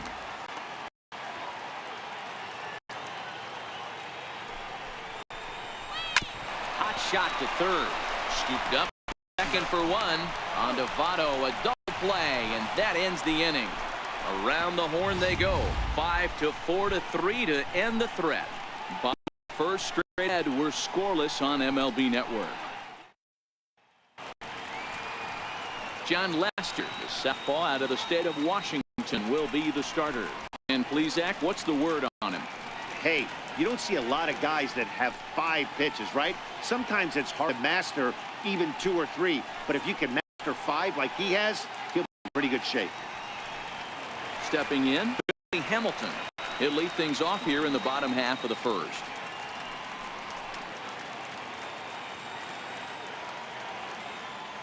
Now Lester deals the 1-2. Heading out towards shallow right. Hayward is going to get there. Looks into his glove, and there's 1 gone. For the moment here in Cincy, let's take a glance at the Reds starting lineup in this one. Who stands out to you, Danny? You always have to look out for a guy like Joey Votto. Hit over 320 last year, and that will get any pitcher's attention. They knew it when he was coming up, and they knew it when he was on the on-deck circle. Really impressive hitter. Here's the second baseman, Scooter Gennett. His past history against John Lester, not great. He's 1 for 8. 1-1 count. Here's the pitch. And that one stayed too low, apparently. Lester, a 6'4" lefty. He was taken in the 2nd round during the 2002 draft. Yeah, Matty, they certainly got it right when they drafted this guy. He has turned himself into an absolute superstar. Everybody knows this guy's name, and kids are buying his jerseys. Bases are empty, 1 man out.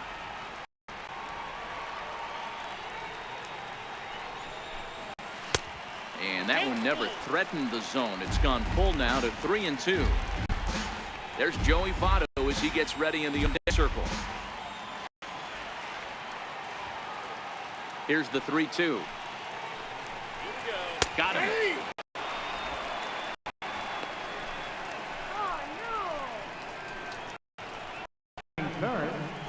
First baseman. And it's Joey Votto now. First cuts for him here with the bases open and 2 away.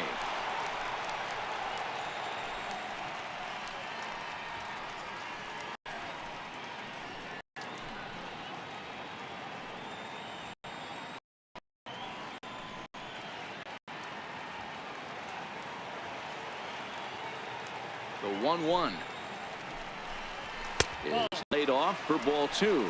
And set up behind the dish is Gary Simmons as you see the rest of our umpiring crew there.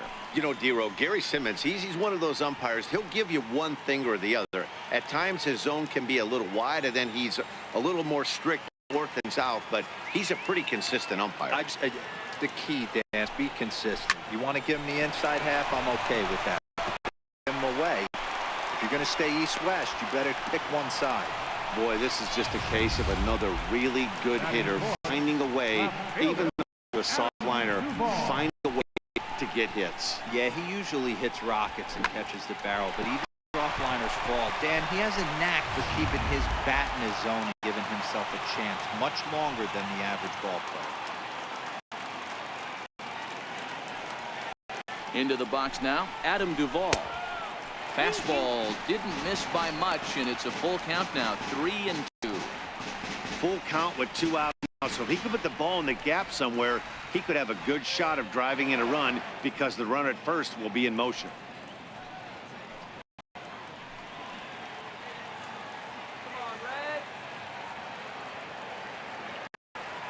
Now, off pitch home. And that misses, ball 4, so it's first and second now with 2 out. Oh, man, I think this walk is going to grind at him for a bit. And now the inning continues with the man in scoring position.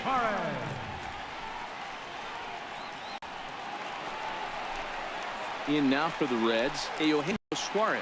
His past history against John Lester, he's got 8 hits in 27 at-bats. He's also hit a couple of home runs against him. 1-1 on its way from Lester. And a breaking ball stays outside. Well, I know the last thing he wants to do is load the bases right here, so the pressure is on right now to get back in the strike zone. Let's go, Cincy! He's set, and the 2-1 pitch. Takes a knee-high fastball.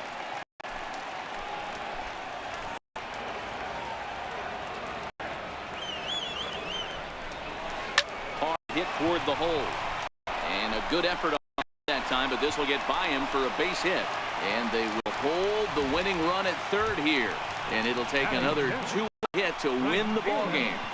Sometimes you need a little luck, sometimes you need to get a ground size, and that's exactly what happened right there.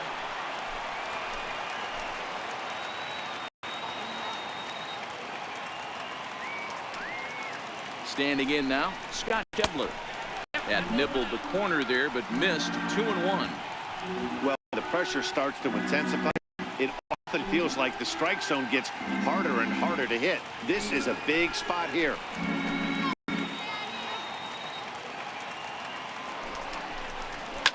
Fouled off.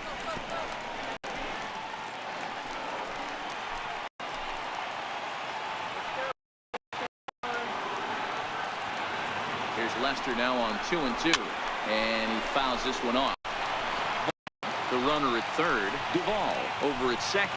Suarez at first, 2 out in the inning. Swinging a ball line down in the left field corner, but going to get fouled.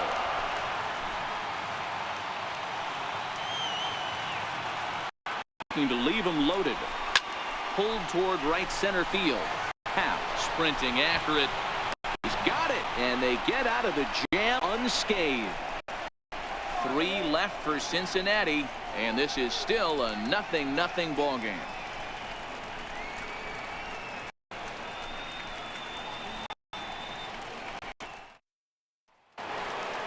Here's the young catcher, Wilson Contreras. He'll get us started in the top of the second.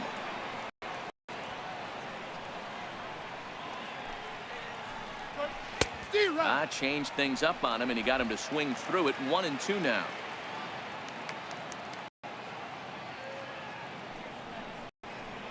And he wasn't going to hit that one or the strikeout, and there's 1 gone. Time for a look at the Cincinnati Reds on D. And let's focus our attention on first baseman Joey Votto. I don't think this guy gets credit for his defense because he's so dynamic on the offensive side, but one of the most prepared players in our sport, and half of that is definitely attributed to the defensive side of the ball.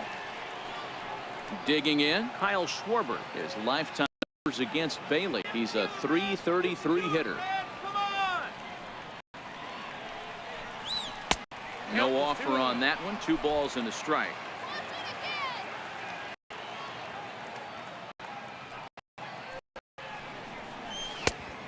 Fastball right over the outside corner.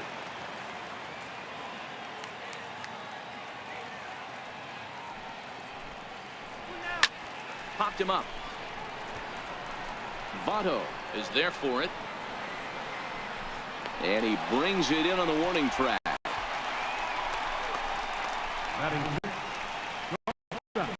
Addison. Here's Addison to work on keeping this top of the second alive. Even at a ball and a strike, here's the pitch. And they'll go off speed here as it's 2-1.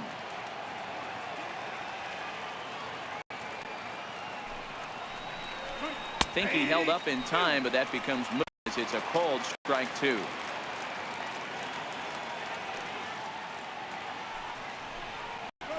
Swing and a miss, and that ends the inning. Cubs are down in order. With the bottom of the second, no score.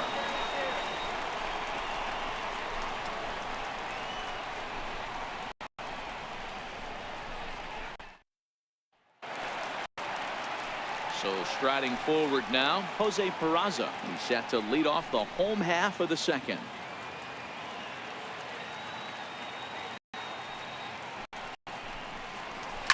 Line to the right side. And that outfield grass, it's a base hit. So it's a leadoff base hit, and it makes for a good start to the inning for Cincinnati. That's the game plan right there. Elevate the sinker from the offensive standpoint. That's what they talked about in the hitters meeting. And on the flip side, if the pitcher doesn't get that pitch down, there's going to be a call to the pen. Standing in, Tucker Barnhart. The winning run is first base.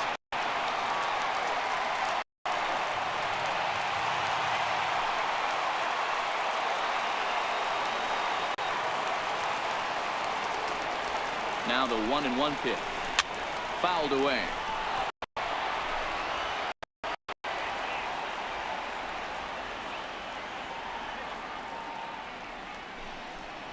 Two balls and two strikes to the Reds pitcher.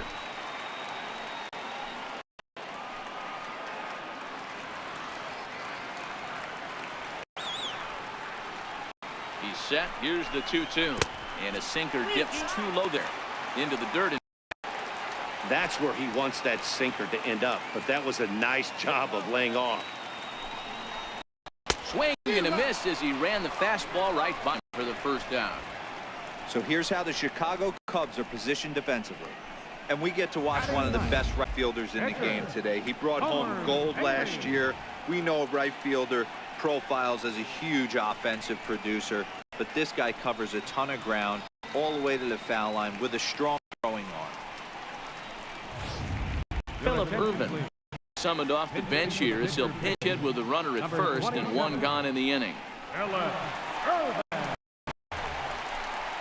Peraza stands at first with one out.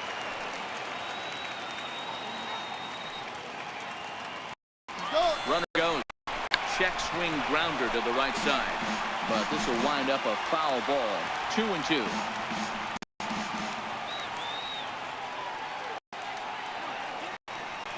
He's on the move again from first. And another foul ball.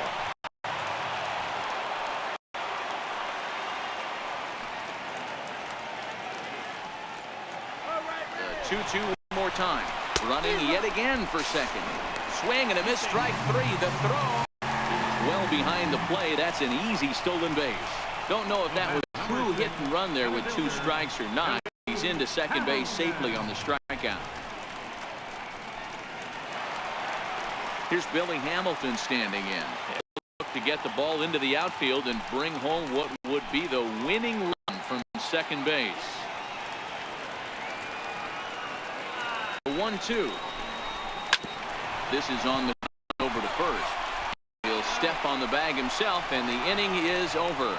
So no runs here, base hit, no errors, and 1 man left aboard. We've played 2 full, and we are tied 0-0. Welcome back to Cincinnati for Major League Baseball on MLB Network from Great American Ballpark. Cody Reed, 6'5" left-hander, takes over on the mound now. The next Cub up, Jason Hayward. 7, 8, 9, bottom of the order set to go here in the third.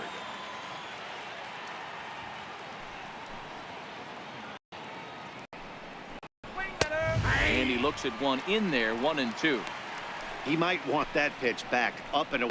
That's a pitch you can really drive if you have the right approach towards that opposite field gap. The 1-2. Hit on the ground to third. Suarez over to his left. Throw to first in time, and the leadoff man is on to start the third. Batting 8, second baseman. Plate, Javier Baez. He'll get to take his first cut here.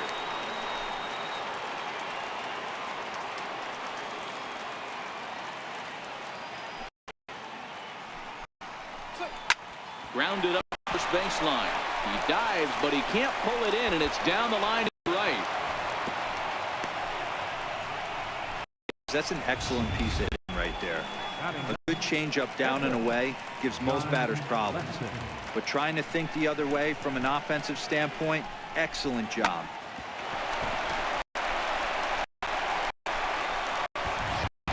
Albert Almora will be summoned off bench here as he'll pinch hit with a runner at first and 1 gone in the inning.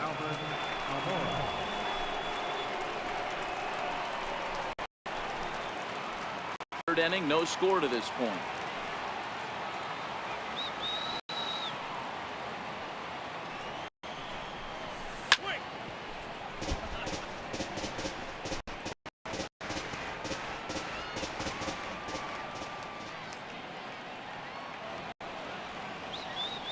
Hoping to send him packing. Pitch on its way. And it's off. Ball 4. So he comes right off the bench and works the walk. Usually easier said than done. Now batting, the center fielder. Coming to the plate now. And he could get his guys an early lead if he can come through here.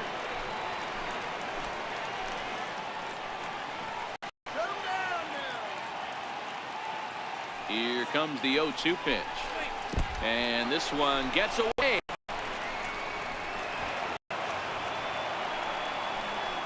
So now 2 men in scoring position. Well, you live by the sword, you die by it. He went with an off-speed pitch down in the zone, and that's the risk you take there. The catcher can't come up with it, and 2 runners advance. Now they're both into scoring position.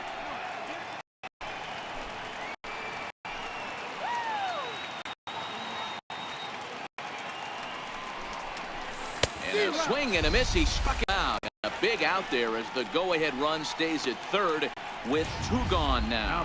One of the big advantages to pitching ahead in the count if you're a pitcher, because you have to cover both pitches if you're a hitter. You have to cover the off-speed and the fastball. And in the 1-2 count, you might be sitting off-speed. And what happens? He gets the fastball, and he can't keep up to the express.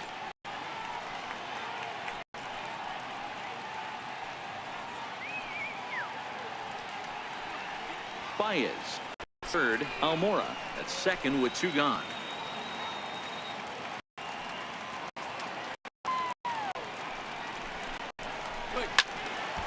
Neither guy willing to give in, and the at-bat will continue.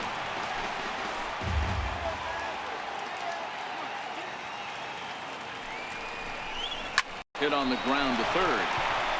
A dot, but he can't knock it down. It's through for a base hit. And this will not be close, and the run will score easily. Hey, this one's a long way from being over, D-roll, but that big base hit right there gives him a 2-run lead. Yeah, without question right there. Huge at bat. Gives his team the lead. Hopefully the pitcher's able to settle down now. He's got some on his back, and he's able to go out and execute.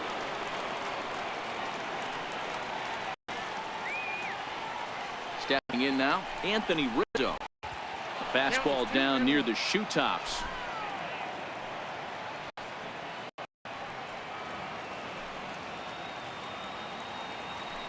And there he goes towards second. Drilled right back up the middle. And that's through for a base hit. Make him 1 for 2 in this. And he's safe. Hey, we know this manager's not putting on the hit and run sign with 2 outs. Might have just been trying to get in scoring position on his own, give his boy a chance to hit something in a gap and get an RBI, but it worked out either way, and we find ourselves first and third.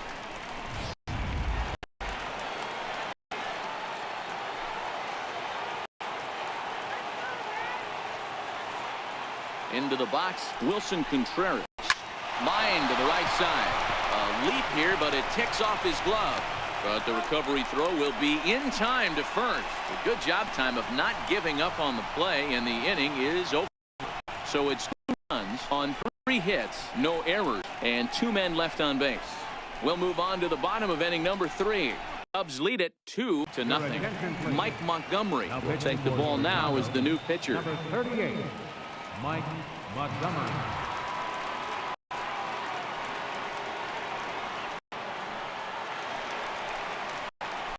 Ready for another chance? Scooter Gennett will start things off here for Cincinnati with Joey Votto to follow next.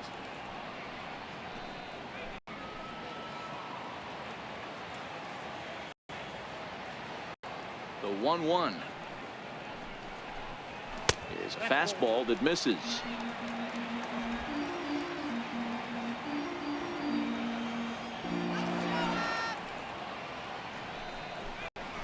It's a 2-2 now.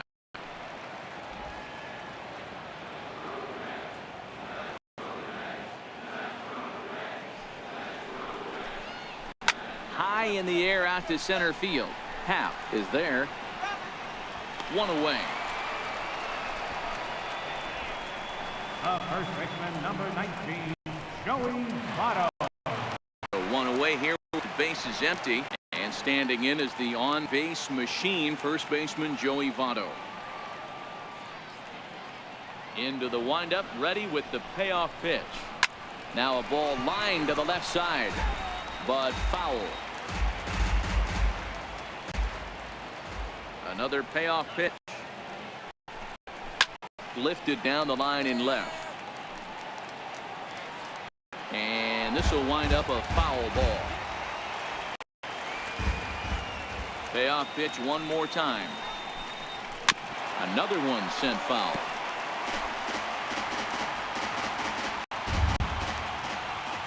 The 3-2 one more time. Lazy fly to center field. Russell into shallow center. He gets there and makes a fine running play for the second out. Number 23, Adam Duvall. Next will be the cleanup hitter, Adam Duvall. His head-to-head history with Montgomery. He's gone 3 for 11. He also has 1 home run. From the windup, the 1-1 pitch. A little bouncer, but that one rolls foul.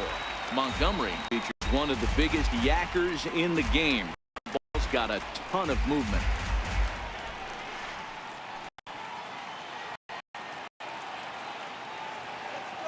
The Reds down to their last strike. And he'll lay off the curveball that's in the dirt that time, and it's back even now at 2-2. Pretty standard curve in the dirt, looking for a strikeout there, but that was a good job of recognizing it and holding back at the plate. Bases are empty here with 2 men out. Got him swinging in the dirt. Throw on to first. Ball game is over. Anytime you can win a game, let alone on the road, you have to feel really good about yourself.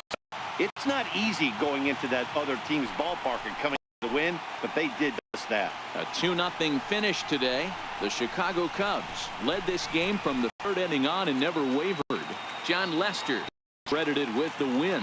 So that'll just about do it. For my partners Mark DeRosa and Dan Plesac, this is Matt Vasgersian. You've been watching a presentation of MLB Network. So long, everybody.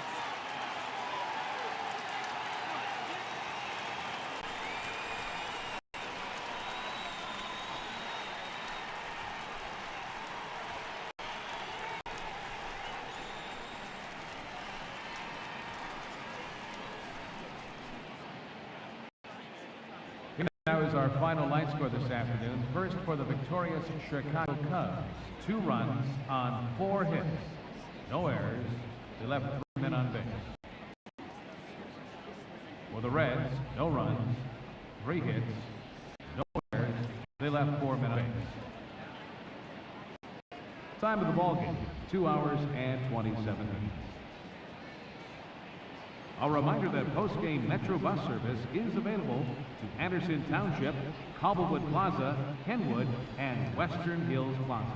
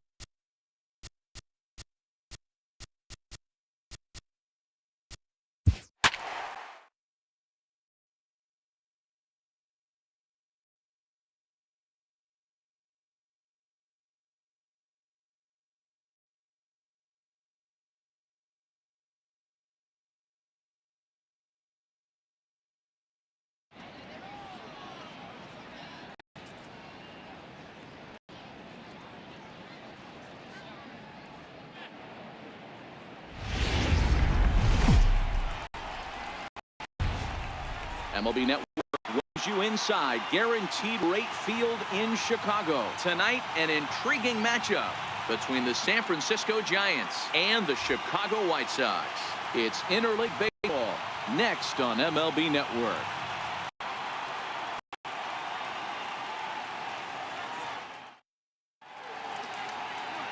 James Shields, the California-born right-hander, is on the mound. What's your take on him, Dan?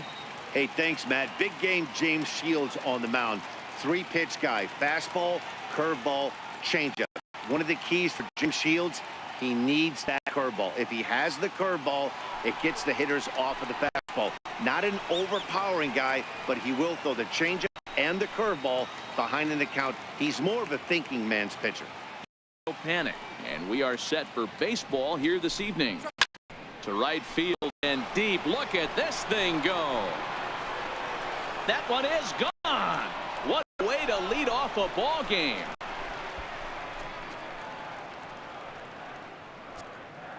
A solo shot here to straightaway right field as they've taken a 1-run lead.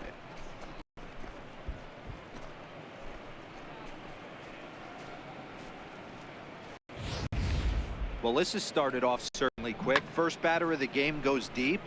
Dare I say, ambush tactics?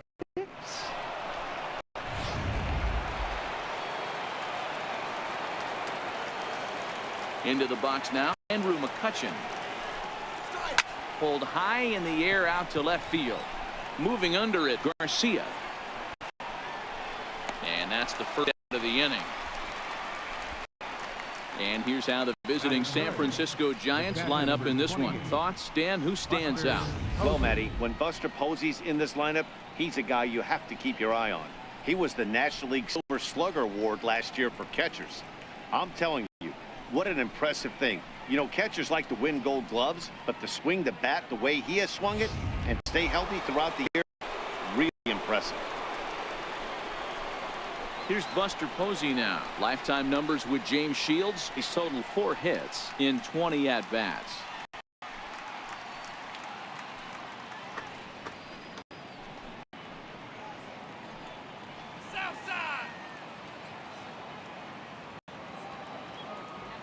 And here's the 3-2 from him. And this one misses here. Pitch on 3-2, but Clyde Washington rules it ball 4. Batting fourth, third baseman, Evan Longoria. In is the third baseman, Evan Longoria. 1 in, 1 out, and 1 on here in the inning.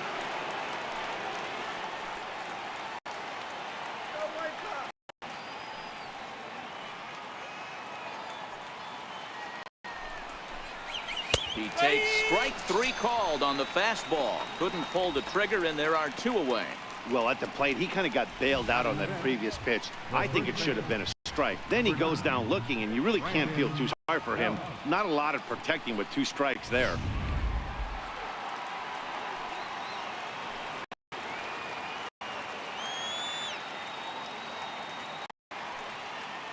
Standing in now, Brandon Belt. In for strike 2. He's looking pretty passive here, hitting with a chance to drive in a run. Going to have to make something happen with 2 strikes now. Posey leads off first with a pair of outs in the inning. A swing and a miss as he chased with 2 strikes, and that will retire the side. Giants off to a good start. Bye-bye, baby. It's a solo home run. Last chance coming up here for the White Sox. It's 1-0 San Francisco. Madison Bumgarner, a lefty from North Carolina, against the starting assignment. Dan, any thoughts? Quite frankly, one of the toughest, baddest dudes in the game of baseball. We all remember coming in Game 7 of the World Series against the Kansas City Royals. Every team thinks that they have an ace. Well, guess what? This guy is a true, legitimate ace. Low to mid-90s fastball, good curveball. It does have the straight changeup, and just in case you didn't know this, the guy can swing the bat a little bit too. One of the best pitches in the game. Swing and a miss, and that'll get a phone from the home supporters here. 1 away. Time now to check the starting lineup card for the Chi Sox in this one. Mark, what's your take on him against one of the best starters in the game?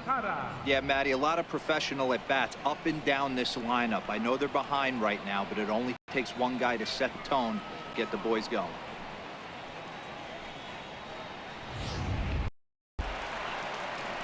Next to bat, the Cuban import, Yoan Moncada.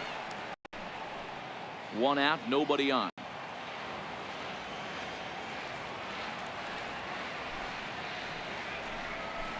And it's 2 balls and 2 strikes now. So let's take a peek at our umpiring crew in this one. Behind the plate is Clyde Washington.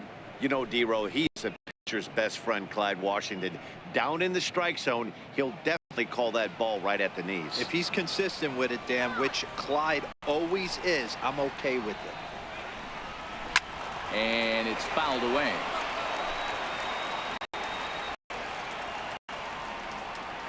The 2-2 one more time. Is swung on and missed. He got him. The main job of the 1 and 2 hitters is to set the middle of the order up with an opportunity to do some damage. So when you strike both of them out, you're putting yourself in a pretty good position to make it through the teeth of the lineup without a whole lot of stress. 2 out, nobody on.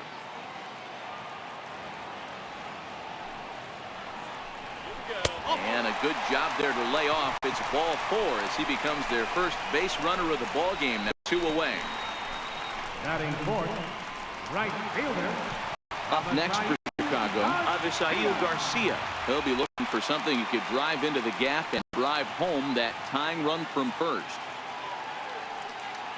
Let's go. Wait for the pitch. A swing and a shot hit down the corner. Definitely had distance, but it winds up a foul ball. Go, White Sox.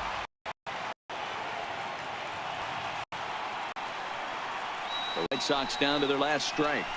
Now a 58-foot breaking pitch that he wisely lays off here. A lot of times you see guys in the middle of the order get worked away, but not right here. They're keeping it inside on him. Is that an effort to keep him from getting extended, do you think? Yeah, I think that's the idea, Matt, but he might spin to win if he starts looking for it in there. 2-2, here it is. He stays alive, still 2-2.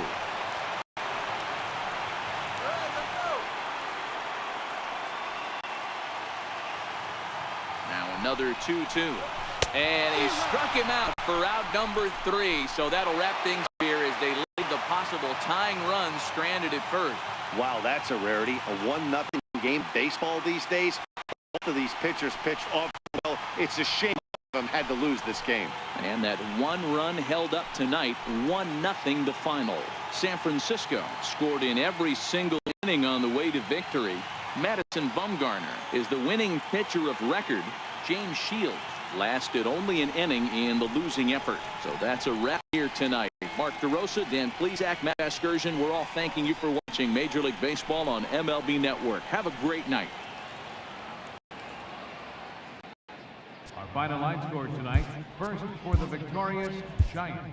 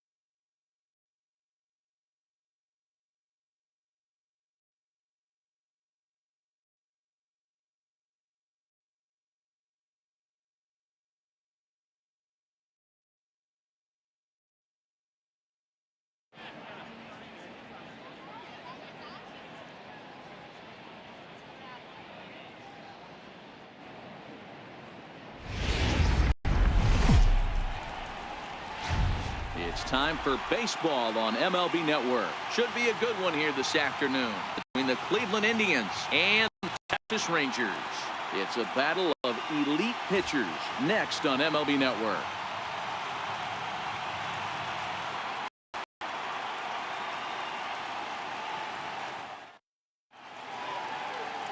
Cole Hamels, the southpaw out of Golden State, gets the call here. Dan Plesac, what do you got? Cole Hamels, one of the top left-handed pitchers in the game of baseball. Early on in his career, the Philadelphia Phillies was really almost the ace of those really good Philadelphia Philly teams. His best pitch, the straight changeup. His changeup was as good as it is now when he was in high school coming out of San Diego, California. 93 to 95, will throw the overhand curveball, but primarily a two-pitch pitcher. Fastball and a lot of straight changeups. 2-1 now to the Tribe's leadoff man. And just a Chamber of Commerce afternoon for baseball. 82 degrees here at first pitch. Hamels into the windup. Here's the 2-1. This is line to left, but he'll hardly need to move out there in left as this is hauled in for the first out. Now a moment here for the Indians starting lineup. Dero, daytime road game for him. What you got? Well, Matt, when we drove over to the ballpark today, we were expecting some offensive firepower, especially in this yard. It's a hitter's yard, but that could sometimes work against them. I'm interested to see what lineup stays within themselves and executes and manufactures to get this W. Now batting, Jason Kipnis, as he'll get his first opportunity in this one.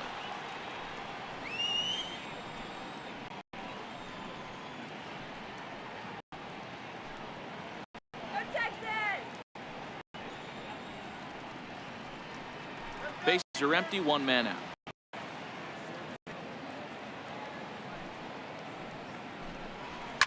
Hit hard on the ground towards second. Backhanded. Throw on to first, and Hamels has retired the first two in the inning. Third baseman, Jose Ramirez. Digging in the switch hitter, Jose Ramirez. Previously against Cole Hamels, he's had some success. 5 for 11. From the windup, the 1-1 pitch. This is in the air after the right. Mazara's on his horse. Makes the catch, and that'll retire the side. So a spotless top of the first for Cole Hamels. And now the Rangers get their shot in a scoreless ball game.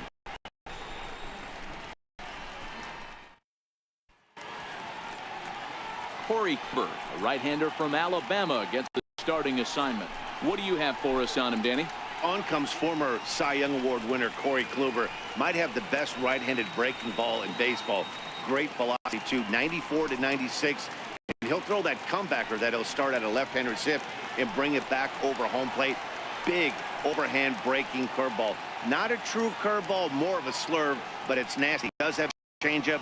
If he has all three of his pitches, he's nearly impossible to center. 1-2 now as this catches the outer half.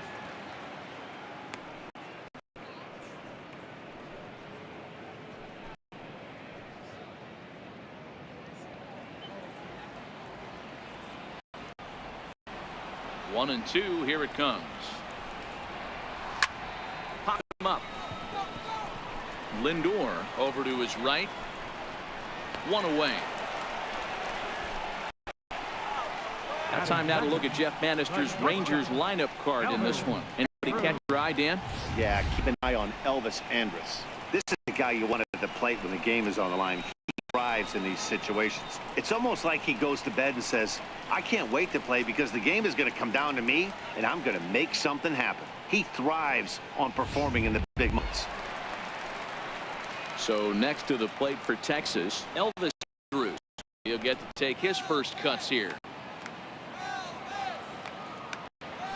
The 1-1. Grounded back up the middle. Throw in time first for out number 2. Batting third, right fielder, Nomar. In now the power hitting outfielder Nomar Mazara. Lifetime against Kluber. He's a .417 hitter. He's taken him deep once. Now the 3-2 pitch. A little bouncer. That rolls foul, and they'll do it again.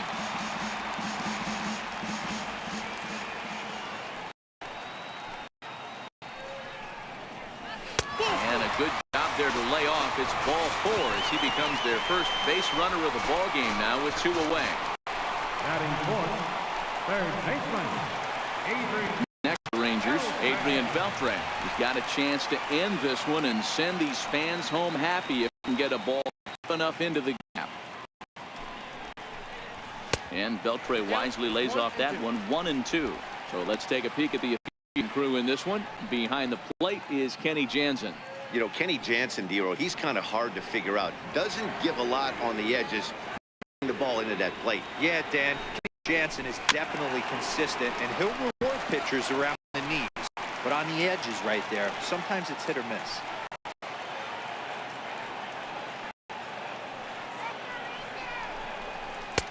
Curveball just about rung him up, but it's to 2-2.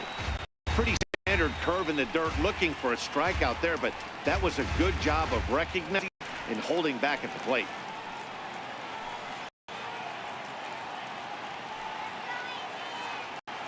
Here now the 2-2. Back up the middle. Oh, look at Kipnis. Wow. Rangers lead 1. Here still scoreless.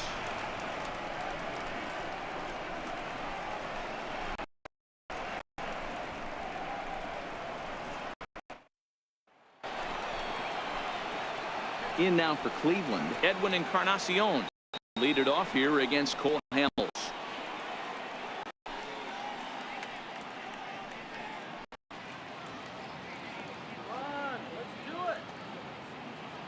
Hamels into the windup. Here's the 3-2.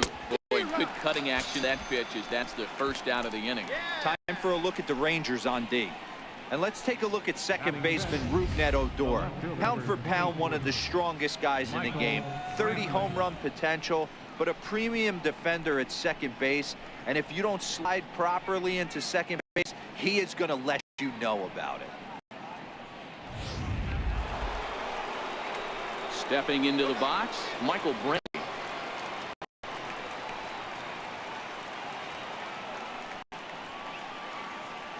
Now the 3-2 pitch. Just got a piece to the right, but it gets fouled.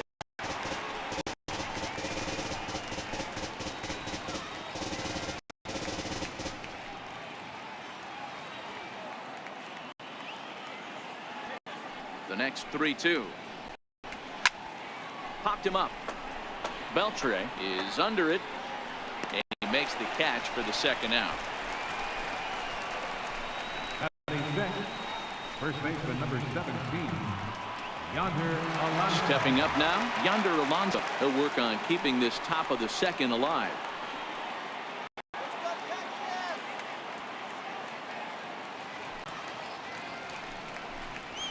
Slow bouncer to the right side. Foul ball, strike 2. The 1-2 is put in play to the right side of the infield. Odor gonna have to hurry. They'll whip this one to first in time, and that ends the inning. So Hamels had it work in that half of the inning. Still 0-0.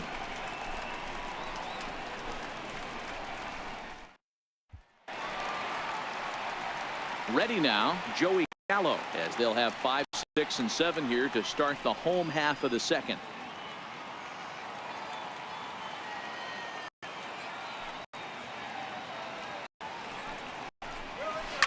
Swing, high drive, deep down the left field line. This ball is slicing, but it bends just foul into the second deck. That wasn't a terrible pitch right there, but if he's going to exit. Now a drive to right field. This could do it. Game over. Walk-off home run.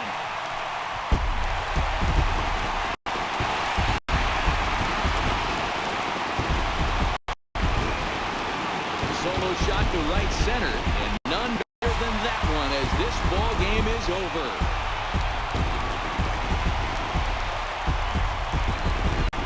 Well, things unfolded, you kind of had a sense that this thing was going to end in dramatic fashion, and that's exactly what happened. A walk-off for the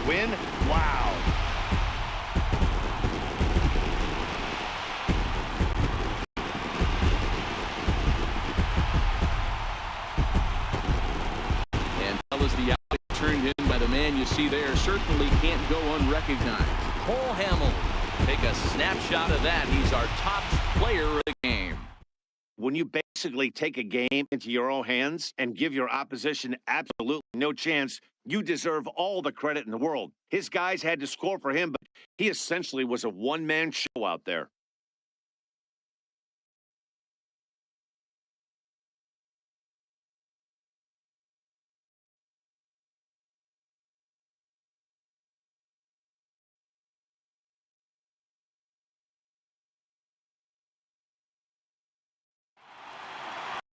A single run good enough to do it today. 1-0 the final score. Texas took the lead in the second inning and rode that until the very end. Cole Hamels pitches well enough to get the W. Corey Kluber was unable to work out of the second inning as he saddled with the loss. So that'll just about do it for us this afternoon. Thanks to Mark DeRosa, Dan Plesac, and the rest of our crew. This is Matt Vasquez, and you've been watching a presentation of MLB Network. See you next time.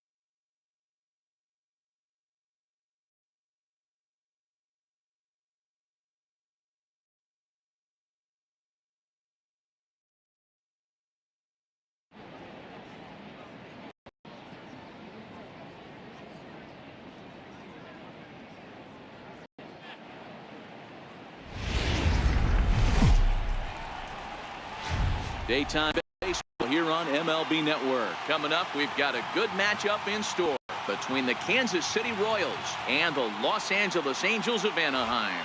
Two great hitters lead their teams to battle next on MLB Network.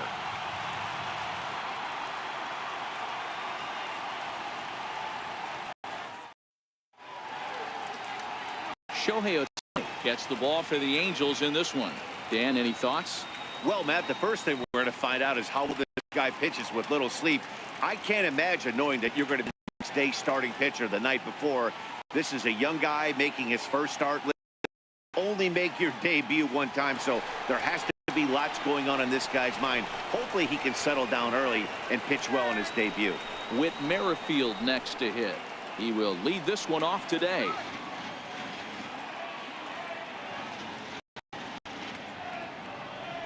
Now the 1-1 pitch. And now bunt attempt here as he gets this one down. But a foul ball. 1-2 the count now.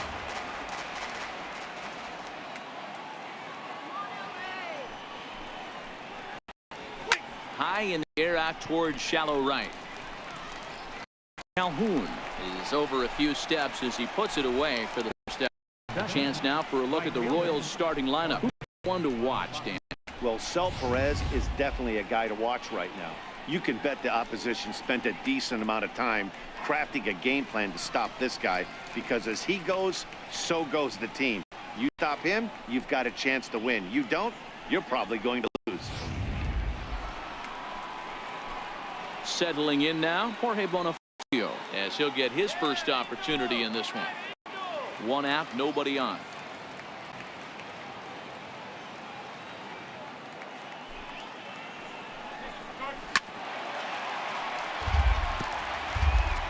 Just perfect afternoon for baseball. 80 degrees under clear blue skies.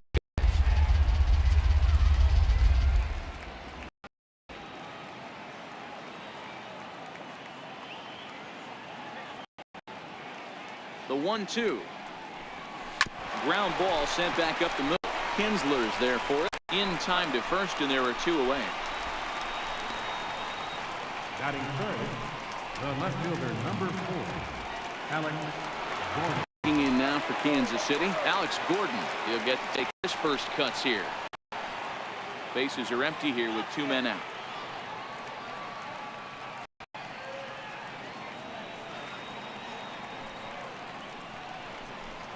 And the slider's in the dirt as he lays off it for a ball.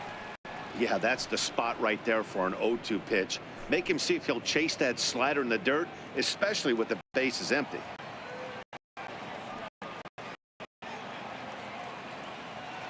The 1-2.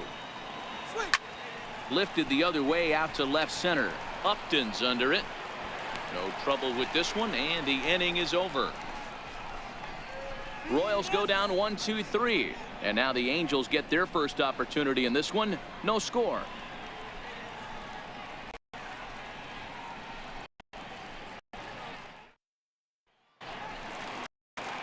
Danny Duffy is ready to go as he'll be on the mound for Kansas City. What do we need to know here, Danny? Hey, thanks, Matt. And Danny Duffy, you're looking at a small stick of dynamite here. Not a real big guy, about 6 foot, 185 pounds, but good life on his fastball. Sneaky quick, 94 to 96. Hard slider, a true slider. His changeup is getting better. You'll know if Danny Duffy's on early because he's a swing and miss left-handed strikeout type pitcher.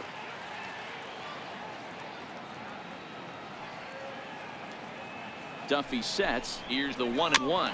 Very weakly on the ground. Duffy, a California-born ball player. He was selected in the 3rd round back in the draft of 2007. Hey, when you come out of the middle rounds, you have to grind for everything, and that's exactly what this guy has done, and he has turned himself into a solid big league ball player. Outside and low that time. Now it's 2 balls and 2 strikes.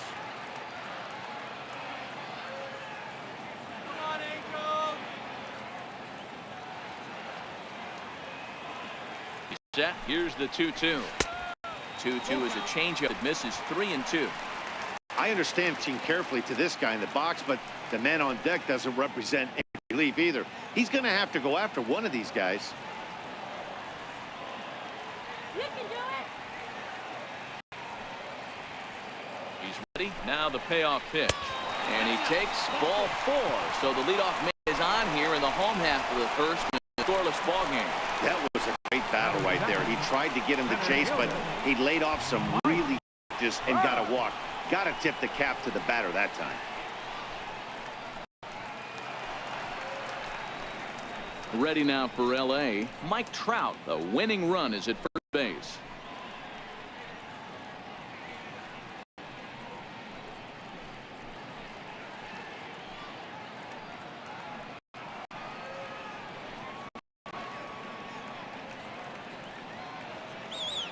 The 1-1.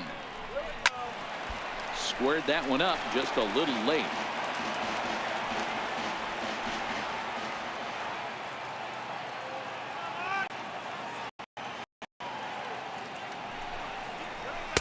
To 2 balls and 2 strikes now.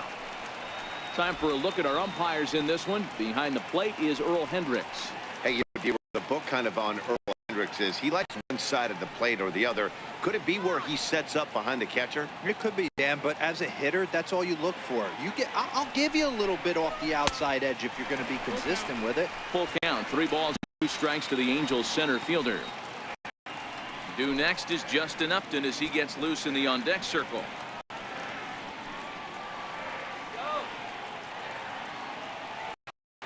Here's the payoff pitch. Count still full, 3-2.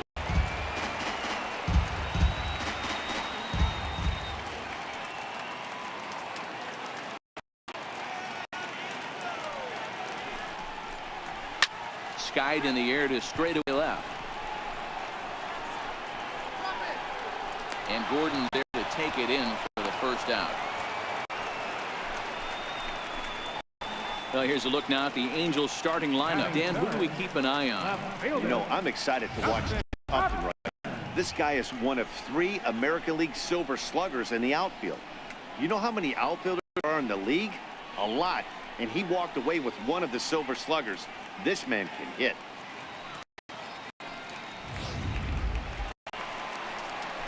Here's Justin Upton now. He's got a chance to aim this one and send these fans home happy if he can get a ball deep enough into the gap.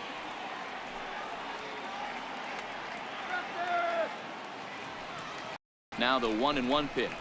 Taken, strike 2. Kinsler, base runner first with one out.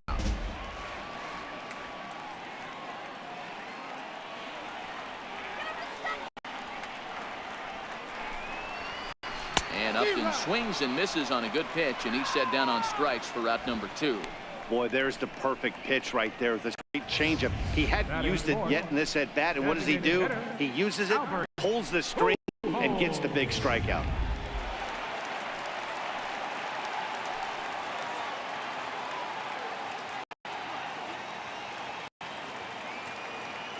Stepping in now, Albert Pujols. Swinging a ball to third. Throw on to first gets him, and the side is retired. Angels strand one. Still no score.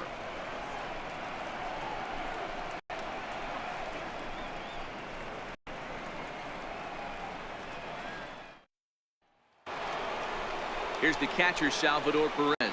He'll get us started in the top of the second.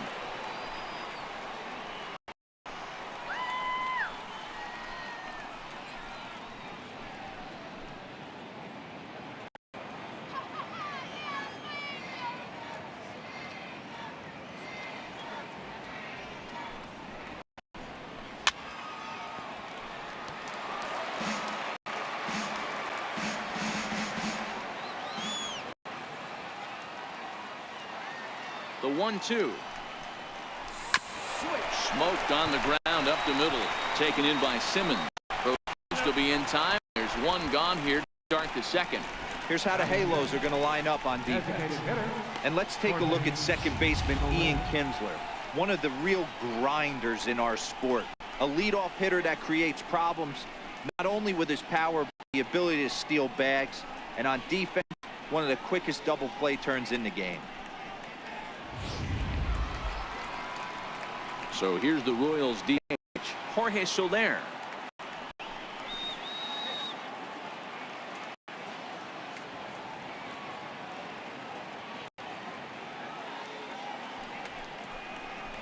Now a swing and a miss. He struck him out, and it's 2 up, 2 down to start the second.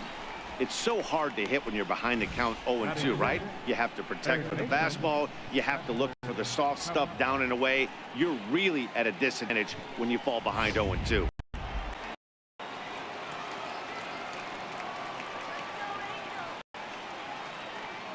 In now, Chesler Cuthbert. He goes the other way. This is hit in the air toward the right center. Trout will get there, and he puts it away to retire the side. KC down in order. We'll go to the bottom of the second. No score.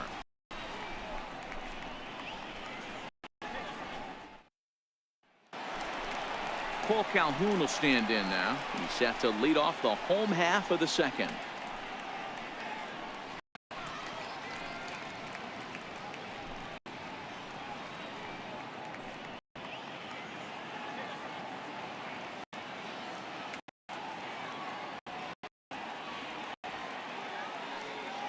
Duffy sets. Here's the 1-1. And the changeup is way low that time. Well, it's 2-1 now, and we haven't seen a fastball from him in this at bat yet. As a hitter, you've probably got to sit on that right now.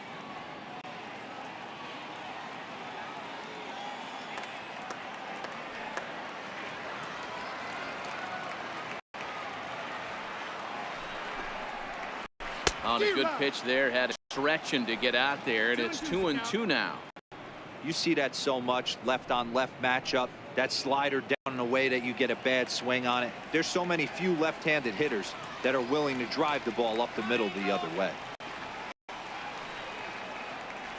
The 2-2 is a wave and a miss. He struck him out. Hey guys, take a look at how Kansas City sets up on D. And we're fortunate enough to watch one of the best fielders in the game. The Gold Glover resides in left field. Can go back on balls as easily as go in on balls. Strong, accurate throwing arm. Look for him to make a play today.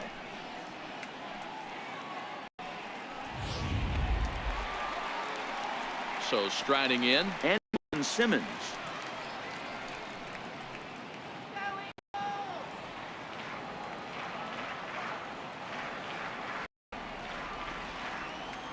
...3-0 pitch.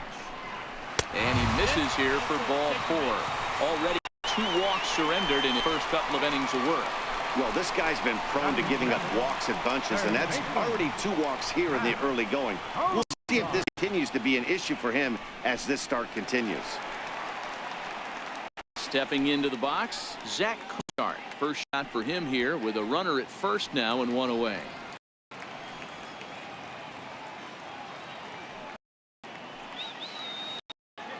The 1-1 home.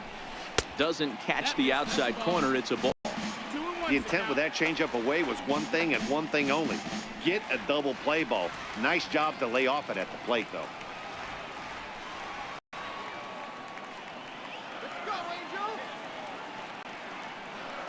The 2-1 home. Takes a pass, misses. That's strike 2. Still looking for our first hit in the ball game.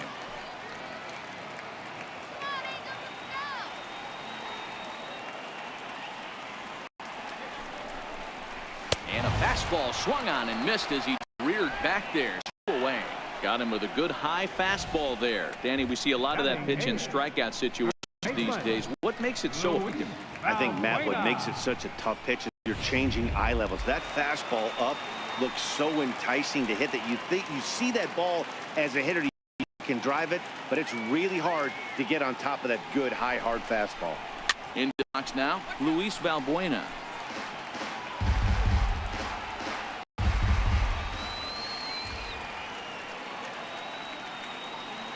Another 1-2 delivery. Missed with a slider.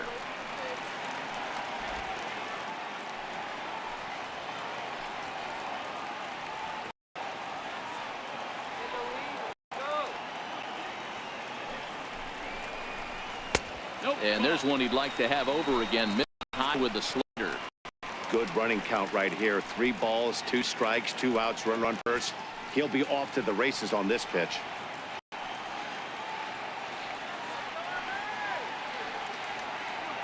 3-2 pitch. Smoke the other way. High and deep to left. Gordon going back. On the track, he makes the catch. Angels leave 1. Will move to the 3rd with no score.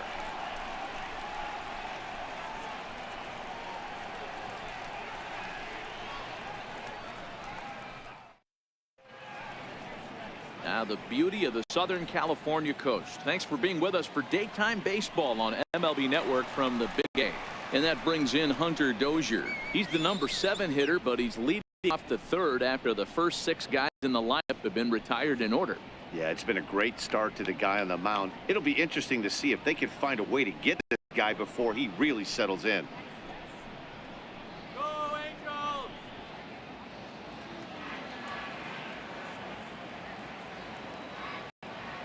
Let's go, Angels!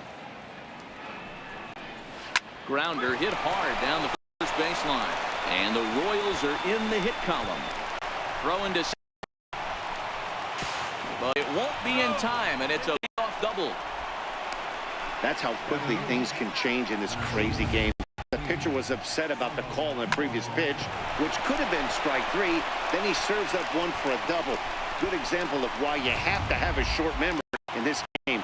You let those things get to you, and oftentimes they lead to more mistakes. Standing in now, Paulo Orlando. Swing and a liner. Foul.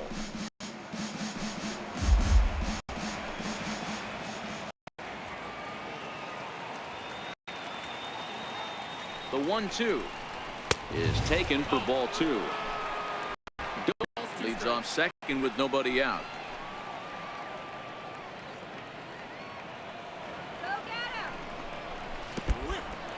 And this one's in the dirt. Throw goes over to 3rd. Is in time as he gets the tag down, and he's out trying to take 3rd.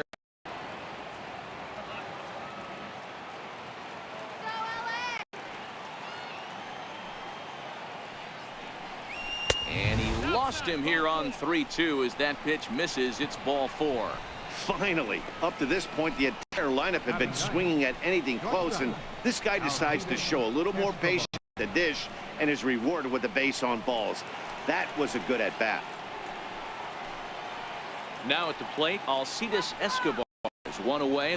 At first represents the potential potential go-ahead score. Double play is in order, however.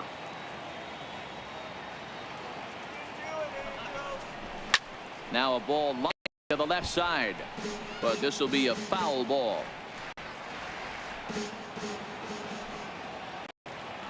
Throw over to first and a dive, but he's back.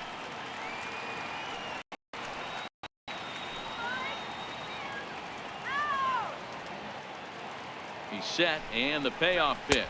And he misses again. Ball 4, and that's back-to-back guys now that have reached base via the base on balls. And that's 2 free passes in the 3rd inning. So you have to wonder if maybe it's something mechanical. It's just psychological. Got to get back on track here. Riding in once again, Whit Merrifield. 0 for 1 for him here in this one.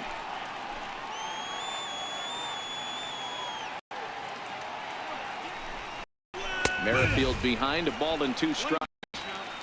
Oh, that's sure going to be a pitch he wants back. You're not going to get many balls right in the wheelhouse from a top-level arm like this.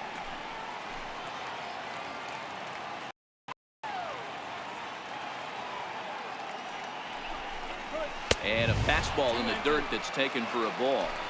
2 walks in this inning already, so he can't expect to stay out there much longer. If he puts somebody else on, we'll see if he can find it.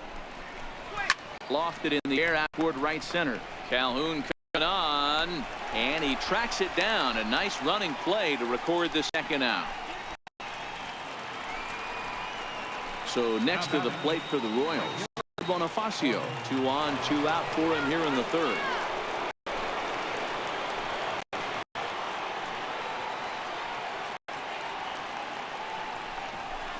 Swing and a little tapper, but it rolls foul, so we'll have another payoff pitch.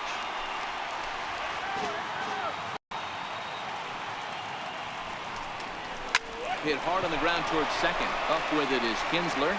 On first, the Royals can't cash in as the inning is over. A couple of walks, but no damage. We played 2.5, no score on MLB Network.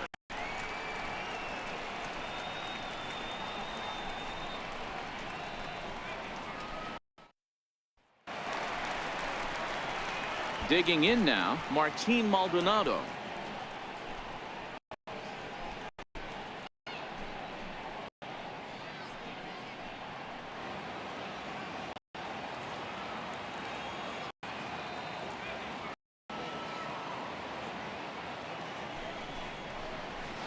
And he wouldn't have made contact with that one with an oar. It's 2-2.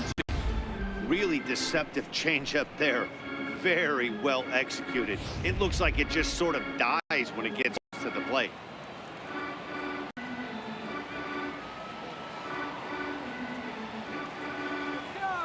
Here now the 2-2 is back up the middle and into center field. And the Halos have the first hit of the game. Nice execution right there, Dan. Kept his front shoulder in, kept his hands inside the baseball, and ripped the base hit up the middle. And if you're right there, you can't get discouraged. Sometimes even when you make a good pitch, the ball is going to find a hole somewhere. That one right up the middle.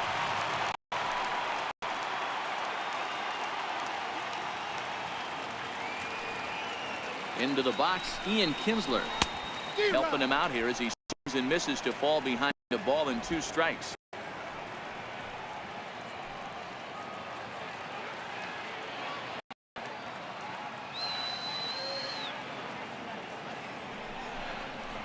Now a swing and miss as he picks up another one. Make it 4 strikeouts already, and there's your first out. Well, there's nothing like seeing a good power pitcher that has a good fastball. And what does he do? He just throws this good fastball right by, brings the express. No to put that ball in play. There's the first out here in the Angels' 3rd, and standing in the ever dangerous Mike Trout.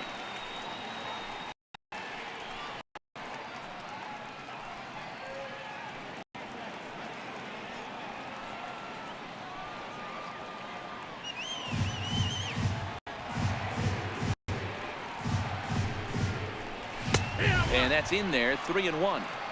Snuck that high, hard one by without a swing, but that's a pitch and location he can do a lot of damage with. Got to be careful doing that.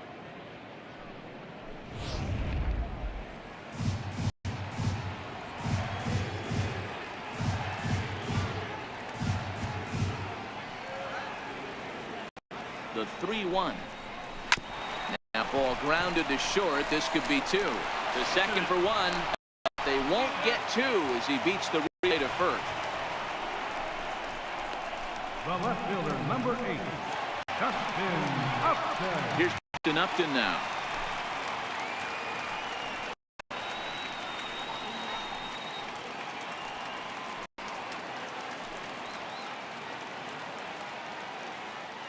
Let's go, Justin. Swing and a miss, and the count goes full 3-2. Hey, boys, you talk about getting your A swing off. That's what it looks like right there. A guy with massive power letting it eat.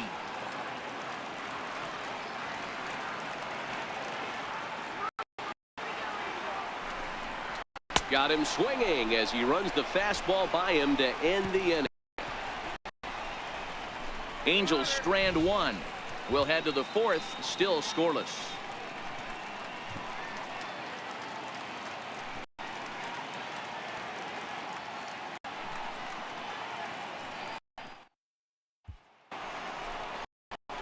Coming to the plate now, Alex Gordon out in his last at bat.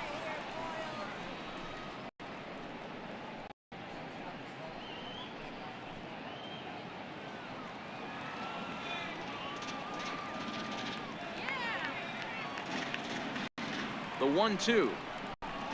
Swung on in the dirt for the third strike. The throw to first is in time, one down. Into the box now, Salvador Perez. He 0-1 after grounding out in his only trip to the plate so far. The 1-1 is an off-speed pitch taken for a ball. Well, if you love pitching and defense, this has been a game for you. Are you happy with that, Dan? I think this continues for a while, Matt. Both of these are throwing very well, throwing strikes, having good command of their off-speed pitches. This is going to be one of those low-scoring affairs. Into the windup. Here's the 2-1 pitch. Fouled off.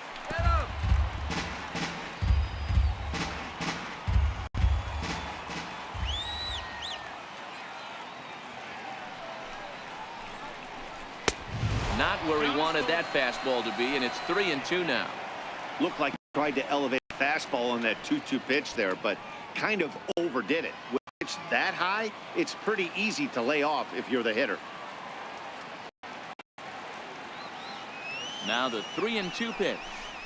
And awfully close there on 3-2, but take your base, says Earl Henson. It's ball 4. Now batting, the designated hitter, Jorge. Striding forward now is the DH, Jorge Soler. Just one hit apiece for both of these clubs.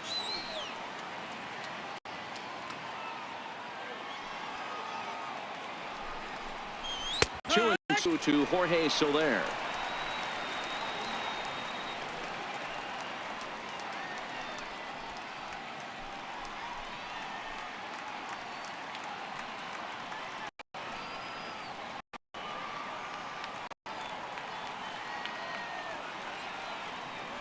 A 2-2. A little bouncer. It's a foul ball.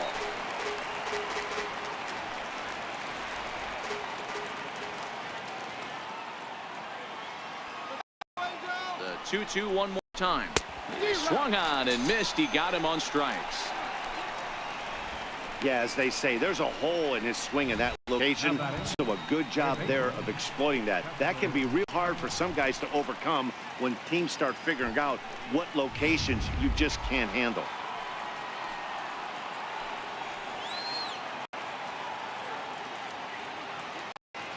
Stepping in now, Cuthbert, and he fouls this one off. Perez is off at first with 2 away.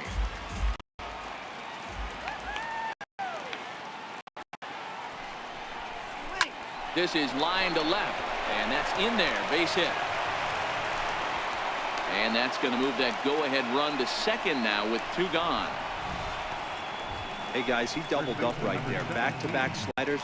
Nice job by the batter right there. Just the first one, makes the adjustment, stays a little shorter, and drives the next pitch for a base hit.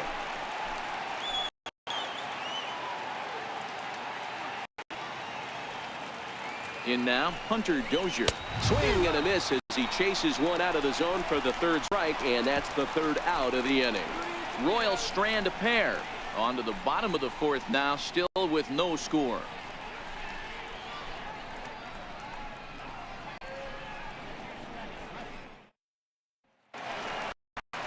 Here's Albert now. He's 0 for 1 thus far.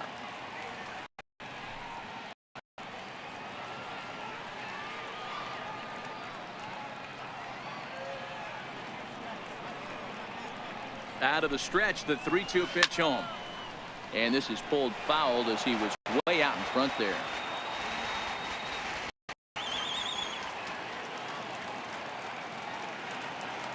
A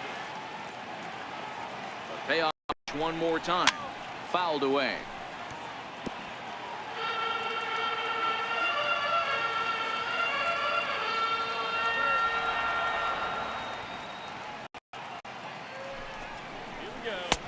Finally just wear him down as this one swung on and missed for the first out. Another strikeout for him on the mound, and boy, is it fun to watch him go about his business. No doubt, Matty. He's one of my favorites, mostly because of his stuff. You know, he can absolutely dominate on any given day because of what he offers up there. It's just nasty. There aren't many hitters that like to see this guy on the mound. Into the box now, Cole Calhoun. Checked his swing there, and did he go? No, he did not, says the umpire, so it's ball 4. Oh, man, that check swing was about as close as they get. Tough call for the umpire, but it goes the batter's way this time, and he draws the walk.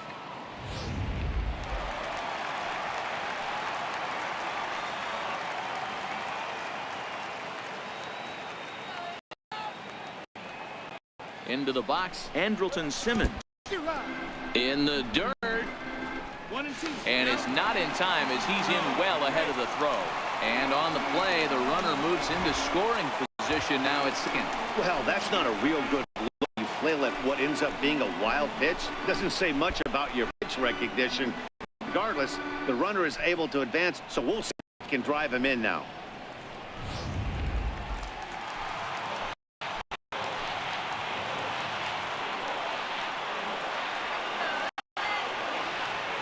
Working for the punch out and the offering. Popped him up. Dozier shading to his right. He hauls it in without any trouble, and there are 2 away. Third baseman. In now, Zach Cozart. And he's got a chance to bring the winning run. The question is whether they'll even pitch to him.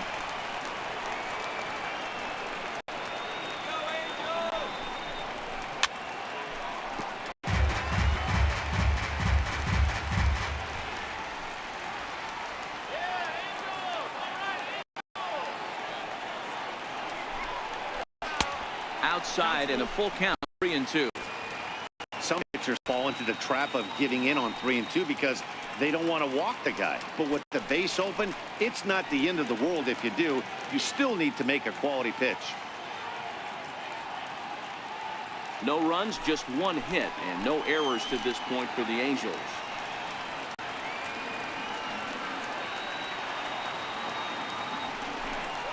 And he struck him out, his 7th of the ball game, and that ends the inning.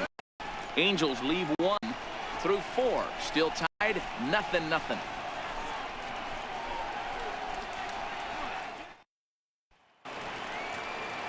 And that'll bring up the Brazilian-born Paulo Orlando.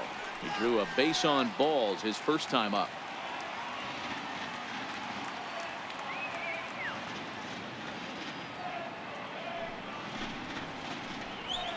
A 1 count for Paulo Orlando.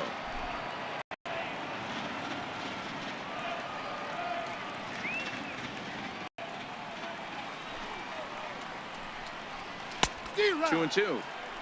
You know, you don't face too many guys that have thrown a nasty splitter like he has today. He's had this lineup off balance all game with that pitch.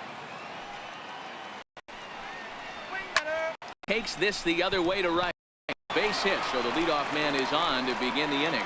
Hey, guys, I like the execution by the batter there. A hanger in the middle of the plate. He could have come unglued, but he didn't. He stayed focused and drove a line drive base hit.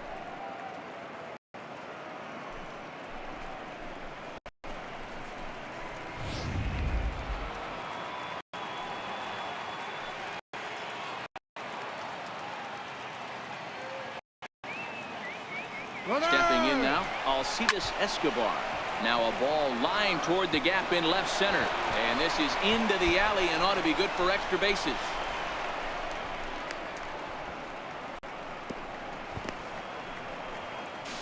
But the throw is well up the line, and he scores easily. The pitcher was spotting his pitches effectively until now, working the edges, painting the corners, but he left this one right over the plate, and it cost him with an RBI extra base hit right there. Come on, guys, let's go. Standing in now, Whit Merrifield. Pulled high in the air out to left field. Upton's under it. Looks it into his glove, and one gone. And the runner, not tagging, will retrieve second base. Ready for another shot now, Jorge Bonifacio. He comes in 0 for 2 thus far.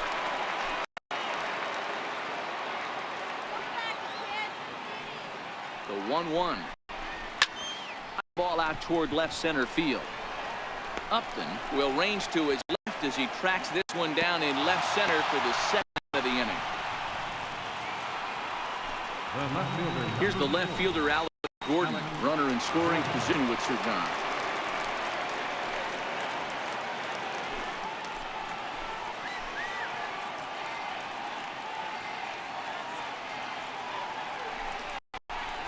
And they'll just make him throw one over here. 3-1.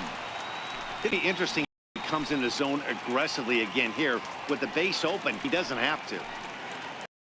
Escobar at second with 2 down.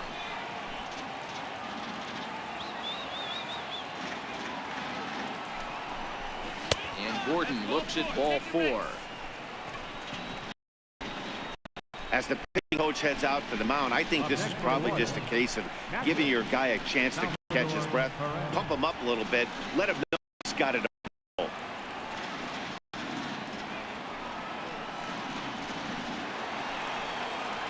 Here's the catcher, Salvador Perez. Comes into this at-bat over 1 in the ball game.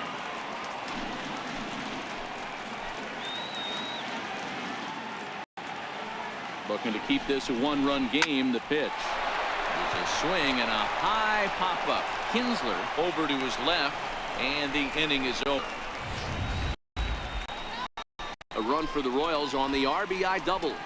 Last chance coming up here for the Angels. It's now 1-0 Royals.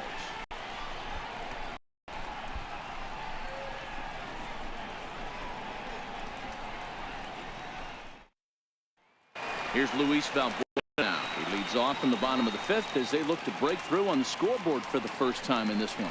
Yeah, baseball is a game of adjustments. It's time they start making some. They don't need to change their entire approach necessarily, but now is maybe when they start thinking about ways to get the guy on the mound his rhythm a bit.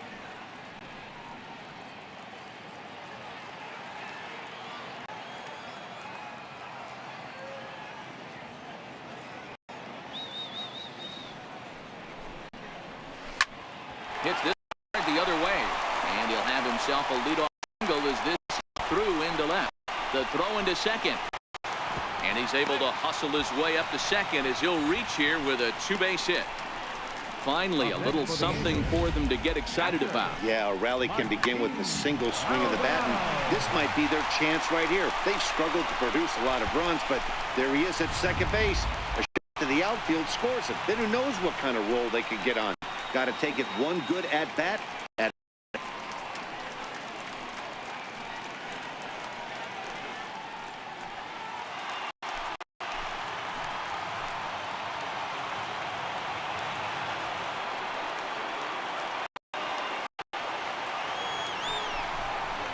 Ground ball down the line, and that is a fair ball as this one's heading for the left field corner. Throw comes back infield as that tying run will hold up at third with still nobody out. Hey, this has the making of being a pretty big inning, D-roll. Leadoff double, now a base hit, and all of a sudden we're looking at first and third. Yeah, sometimes you wake up and just get smacked in the mouth right here. He's going to have to start executing pitches. He cannot leave a ball over the heart of the plate right here. He's going to have damage on his hands. Count is 1-2 now.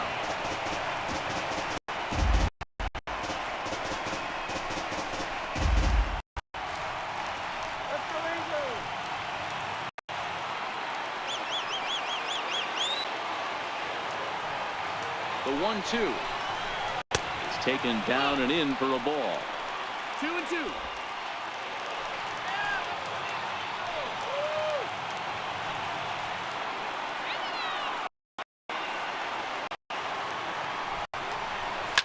Tries to dump this one out to left.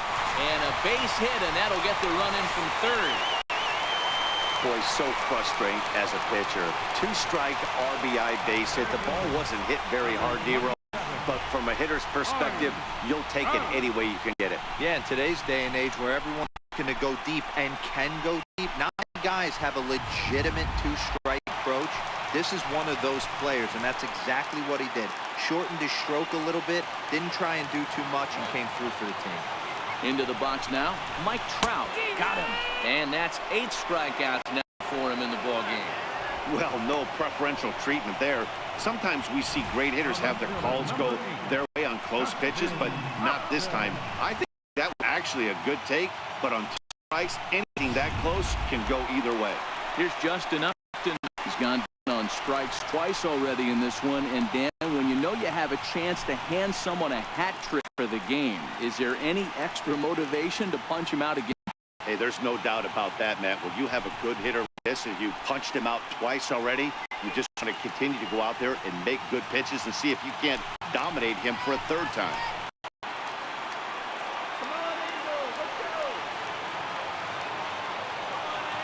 He's set. Here comes the 1-1. Breaks his bat as this one's popped up. And he finds a way to focus on the baseball there as he has it for a big out number 2. Designated hitter, number 5, Albert Pujols. Moving to the plate, Albert Pujols, as he'll look to get the ball into the outfield and bring home what would be the winning run from second base.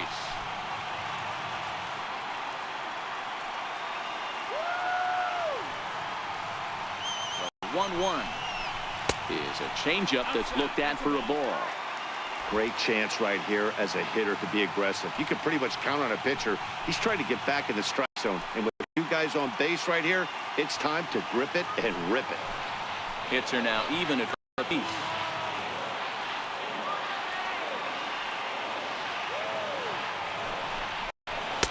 He's fallen behind now, 3-1. He's gotten himself into a little bit of trouble out here. Middle of the order up in a run-scoring situation, and now he might have to challenge him. Have to make some good pitches here.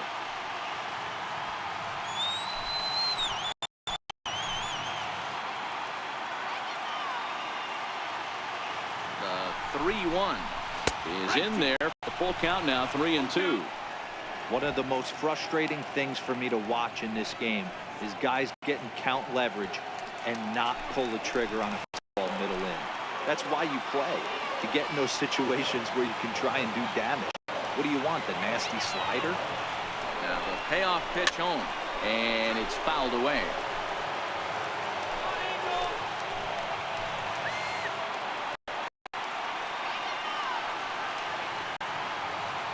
The 3-2 one more time. And awfully close there on 3-2, but take your base, says Earl Hendricks. It's ball 4. That's a big no-no. He obviously had to work carefully with what's going on, but he did not want to walk him to load the bases. Now he's really got his work for him. We'll see how he fares here. Cole Calhoun will stand in now. He'll hit with the go-ahead run at 3rd and 2 away.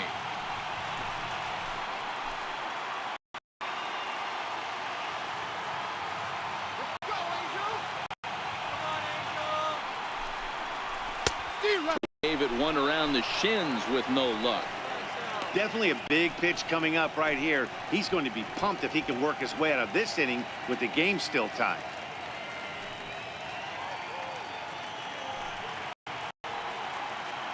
Maldonado on 3rd, Kinsler on 2nd, Pujols on at 1st with 2 down.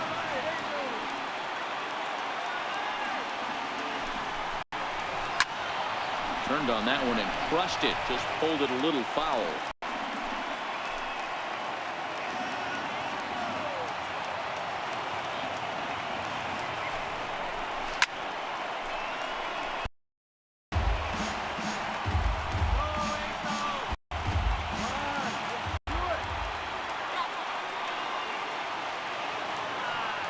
The 1-2.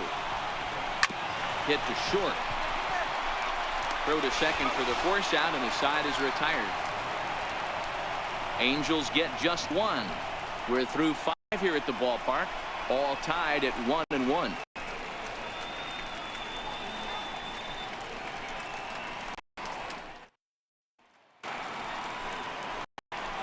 In is Jorge Soler.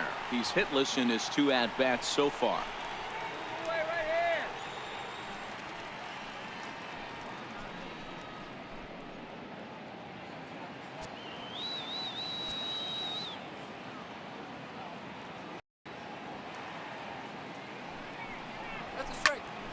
Hit to right, and that'll slide just foul at the last moment.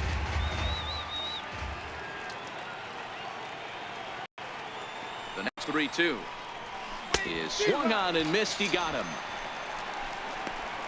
Well, pitch domination continues. Just a total of 2 runs on the board. So both of these starters should feel really good about their showings. If you love good pitching, this has been the game for you.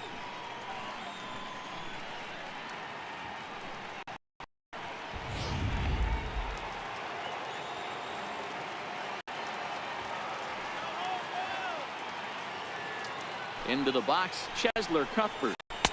No contact there, and it's 1-2. Really feels like he's just on cruise control out there on the mound right now. Yeah, it really does, Matt, but this offense isn't helping him too much. It sort of feels like the next team to score is going to win this thing.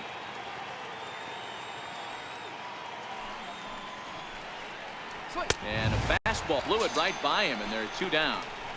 Good job of making him chase a pitch for the strikeout there. Yeah, Matt, that's the advantage you had in the count. You can really force hitters to expand their zone and protect. And when they're in that mode, getting them to go after a pitch they can't do much with becomes a lot easier.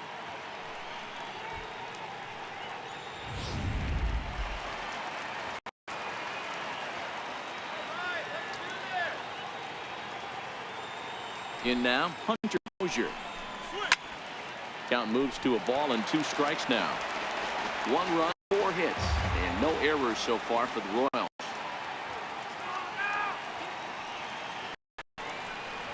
Two and 2 to Hunter Dozier.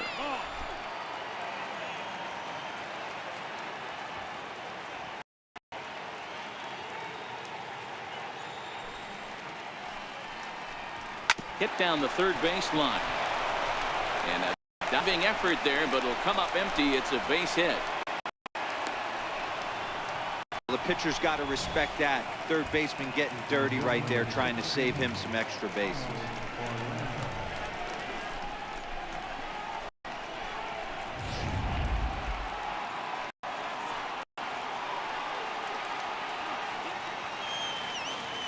Stepping in now, Paulo Orlando. Grounder down the line at third.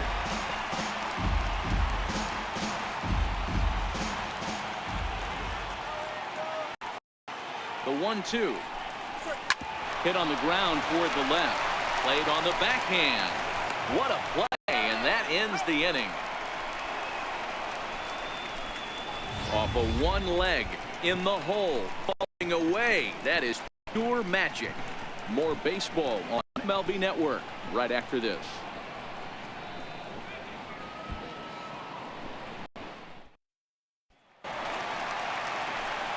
In now is Andrelton Simmons. He'll lead things off for the Angels in inning number 6.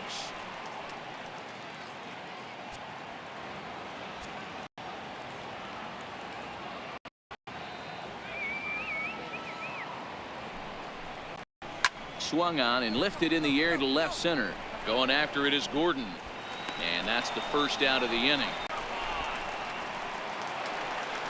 Now batting. Digging in once again, Zach Cozart. 0 for 2 on his line thus far.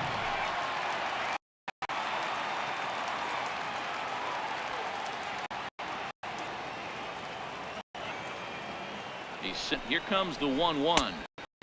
Missed with a breaking ball.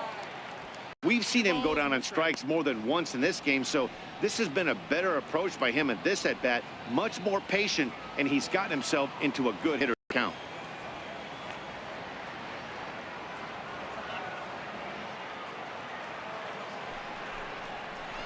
Bouncer to the left side. And there's out number 2. Now batting, first baseman, Luis Valbuena. Trying to pick things up where he left off. Luis Valbuena, 1 for 2 with a double on his line thus far.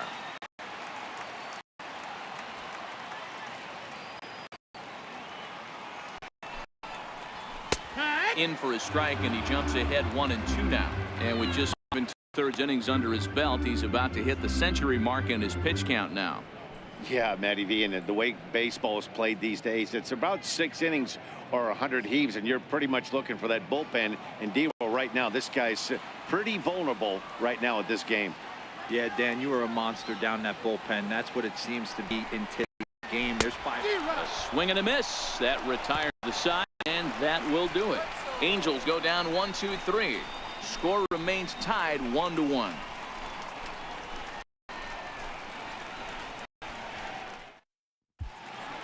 Back here at Angel Stadium of Anaheim. All square at 1 as we get set to start the 7th. But before we do, let's take a look at the game summary to this point.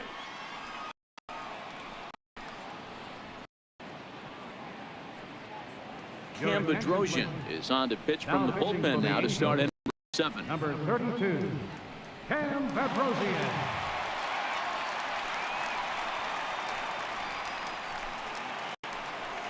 Digging in and looking for more, Alcides Escobar. Already the beginning of the 7th inning here, as this has had a very brisk pace to it so far.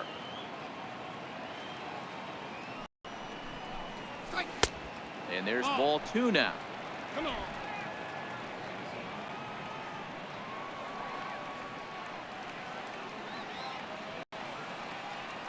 Now the 2-1 foul, and it looks like that's going to make it into the VIP seats.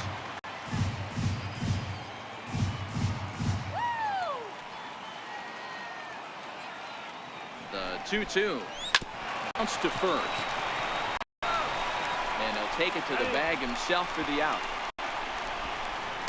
The batter, number 15, second baseman, Back to the top of the lineup, stepping in, Whit Merrifield. He's hitless in 3 at-bats to this point.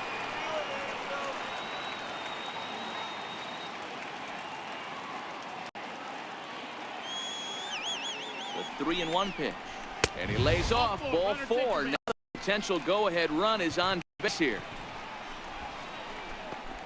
now batting, right fielder, At the plate, Jorge Bonifacio. Possible go-ahead runs on first, away.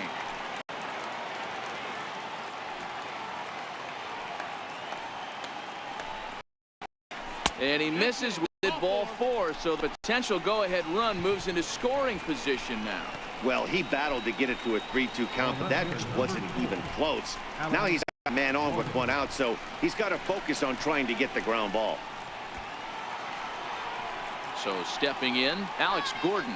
No hits to this point.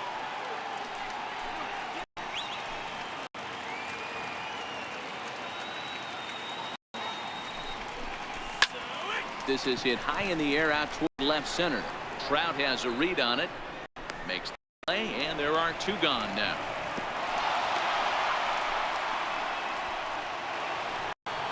So now the 4-hole hitter, Salvador Perez.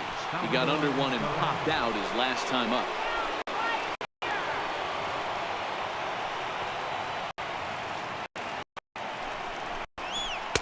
And he misses 2-1. Well, the Royals have been searching for that big hit pretty much all game. It remains to be seen if they can get it, but now sure would be a great time.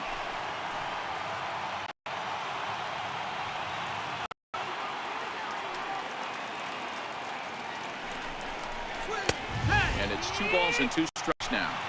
Merrifield at second, Bonifacio at first, 2 out in the inning.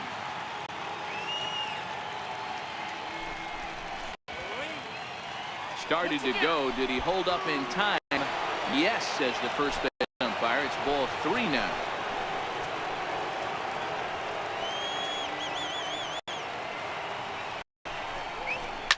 High in the air out to center field. Moving under it, Trout. He hauls it in, and the Go-ahead run will not come around to score. So they let him off the hook, scoring no runs despite the 2 walks.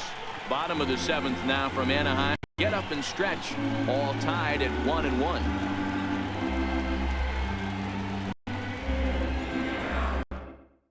Seth Maness gets the call from the pen to take over on the mound and start the home 7th.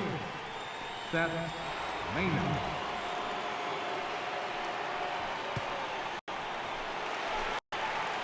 Into the box, Martin Maldonado. He singled his last time up.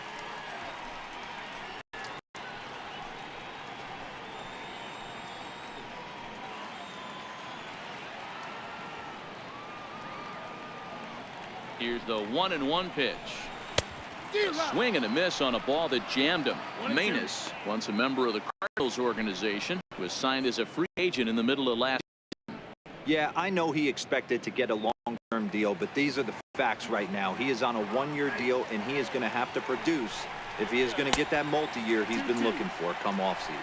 2-2 the count. 2-2 is looked at, and the count moves full. Walks are never good, but there is especially bad news late in games like this. It seems like they always come back to bite you.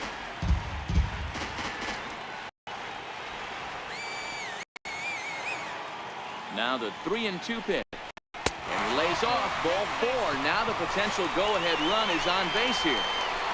Man, when the game is tied, the last thing you can afford to do is walk the leadoff hitter. Got to focus on getting that ground ball now.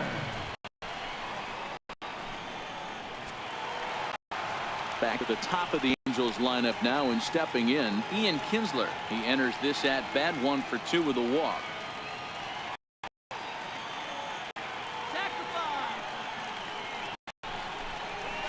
Oh, it's on the ground to second. Did he get his double play? On to first, and you can forget about the go-ahead run being on base. He's erased on the double play. Well, it was a promising start with the leadoff man on in a tie ball game, but there's nothing like a double play ball to change the course of an inning.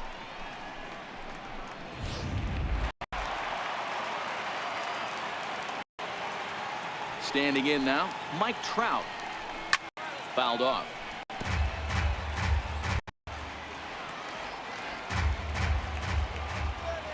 The 1-2. Slapped hard the opposite way. And that will conclude matters here in the 7th. Angels go quietly there. Score remains deadlocked at 1.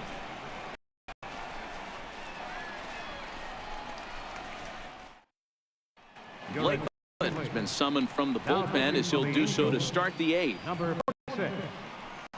Blake Wood. Next will be the designated hitter, Jorge Soler.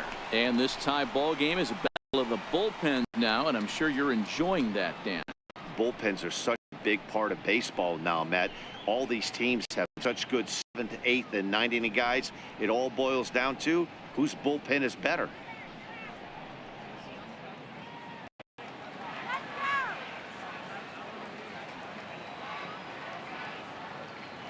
And the pitch on 2-1. And that one just missed outside. 3 balls, 1 strike.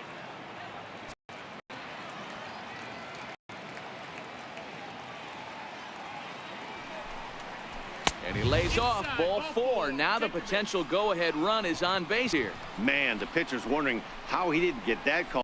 Busted him inside on a 3-1 count. The ump thought it was just a tad off the plate.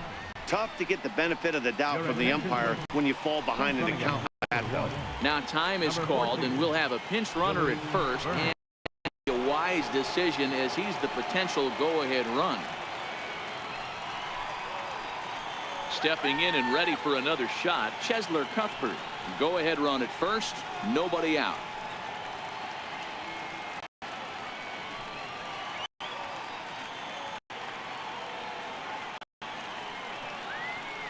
Now the payoff was lined into right center. Base hit.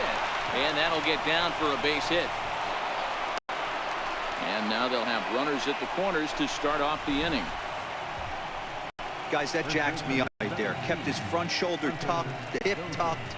Was able to stay inside that slider and drive it the other way. Raul Mondesi, we're calling now and pinch run here. Number 27, Raul Mondesi.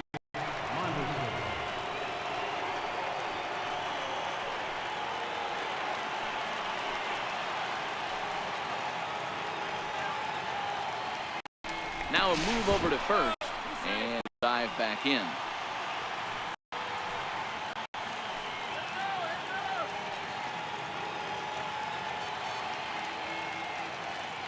Into the box, Hunter Dozier hit on the ground short. Simmons is there. The tag, and they cut down the potential go-ahead run at the plate. Well, he took a big gamble here in the game, but the throw is a good one. He probably got excited about scoring the go-ahead run, but that excitement ends up costing them, and we're still tied.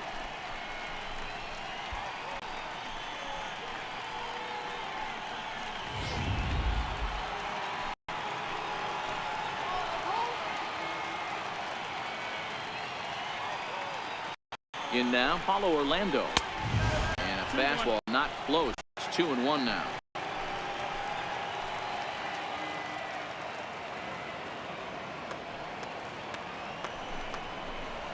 He 2-2.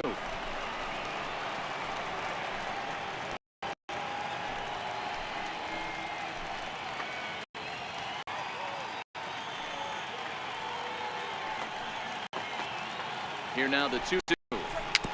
Dribbled up the line. And indeed, he'll not even try as he goes to first, and that means two men are in scoring position now with two away. The batter, number 2, shortstop, Alcides. So digging in now, Alcides Escobar, as he'll hit with the go-ahead on at third and two away.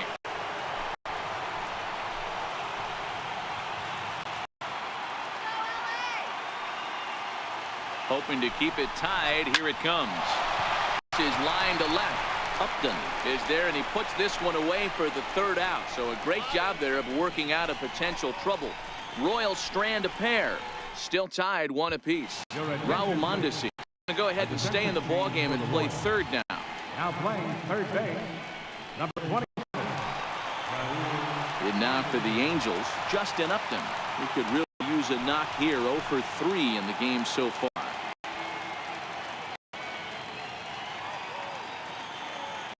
1-1. And this is fouled at the plate.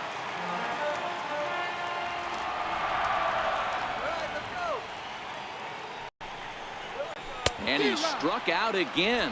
That's the third time he's gone down on strikes in this one. Designated hitter, number 5.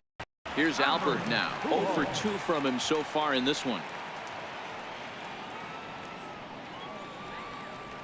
The 3-1 pitch. Goes back to the middle and into center field.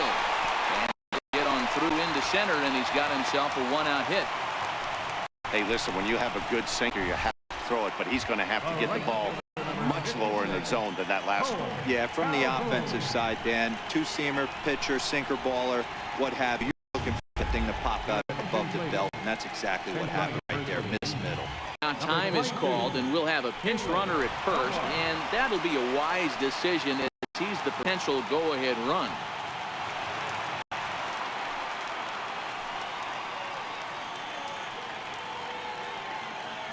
Stepping in now, Cole Calhoun. Sinker misses that time, and it's 2-1.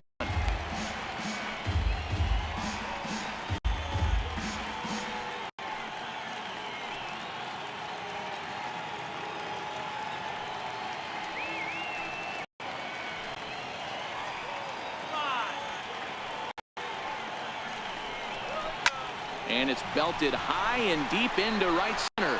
Orlando going back on it. Come on! Santa Maria. Game over.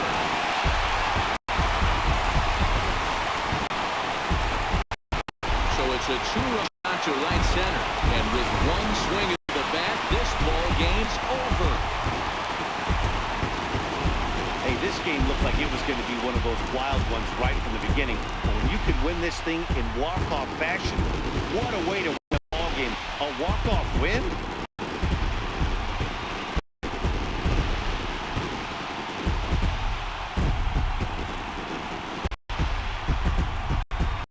not a lot of fireworks, but that narrows the candidate list for our top player of the game. And the man you see here was a key contributor, so he takes it home in this one.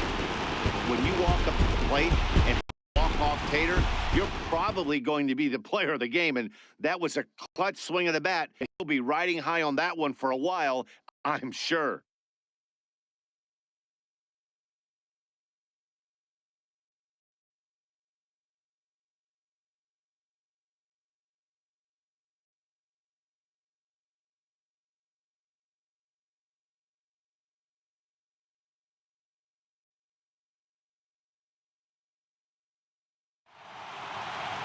Three to 1, the final score this afternoon. Los Angeles came through late, taking the lead in the 8th to secure the victory. Blake Wood earns the victory on the mound. So that's a wrap for us here this afternoon. For Mark, Dan, and the rest of our crew, I'm Matt Vasgersian. You've been watching MLB Network. Our final line score this afternoon. First for the victorious Angels. 3 runs, 6 hits, no errors. They left 7 men on base.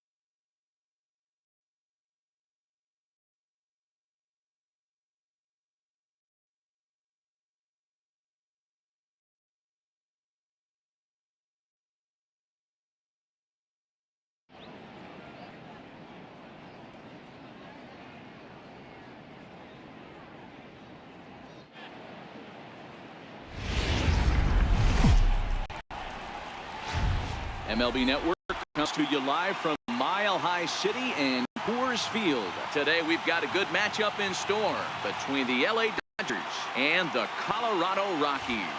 Looking forward to this matchup, and it's next on MLB Network.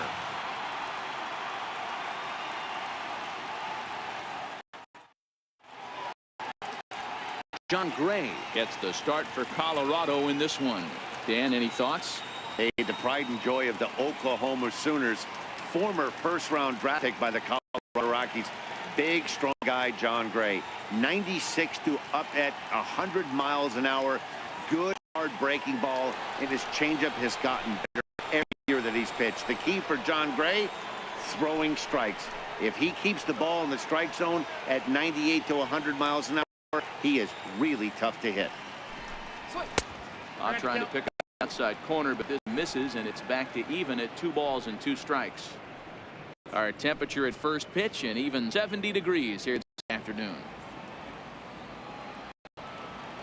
Here now the 2-2.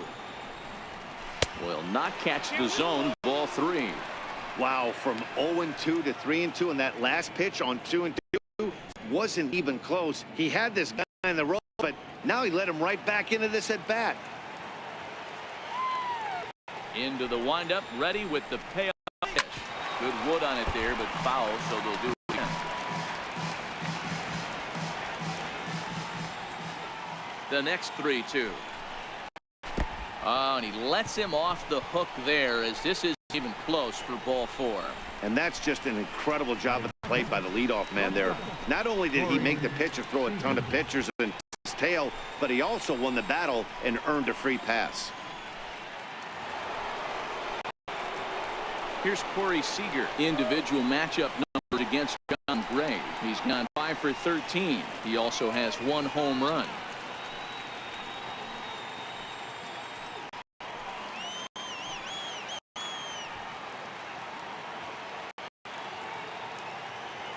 He's going. Runners on the move for second. And, oh, this one's by him to the backstop. And no throw, in fact, as he'll just hang on to it. And forget about the double play now as he'll move up to second here on the wild pitch. Well, I think he's making it pretty obvious why he's batting leadoff, isn't he? Works his way on base to start the game and then does even better by swiping second to put himself into scoring position. He's trying to make an impact from the get-go in this one.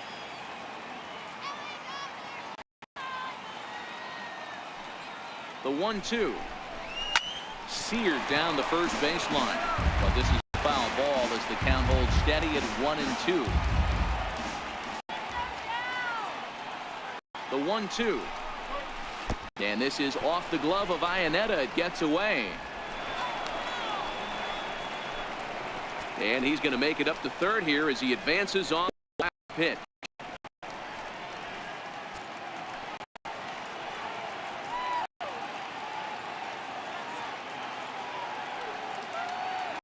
He's set. Here's the 2-2. Off-speed pitch, and this one runs in and nearly gets him here. You can bet these hitters are taking note of what the guy on the hill is working with. A long at-bat like this in the first inning can reveal a lot.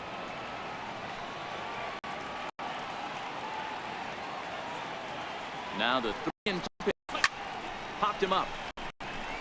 Arenado on the move. 1 out. Time now to check out the lineup for the visiting Dodgers. Vero, what's your take on this team today? Well, Matty, if we could tell this lineup one thing, it would be let's get on this guy early. Day game in this ballpark, the sun starts glaring, starts getting later in the day, those shadows start creeping in right around the time that bullpen starts getting warmed up. Got to find a way to scratch across early. So striding forward now, Justin Turner, although there are a couple of bases open, and we'll see if they think about working around him.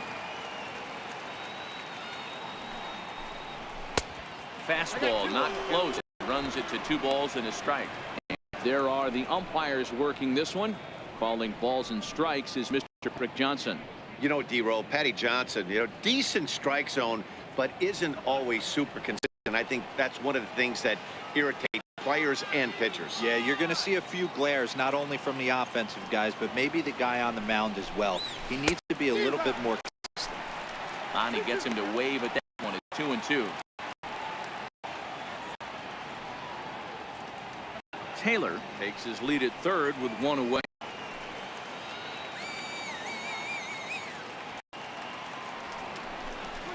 And he will look at a ball third strike, and that go-ahead run has to stay right where it is at third with 2 away now. Well, their chances of pushing across a run took a pretty good hit after that strikeout. It's so much tougher to score a guy from third with 2 outs instead of 1. Basically, you need a hit, or you need to get lucky with a wild pitch or a pass ball.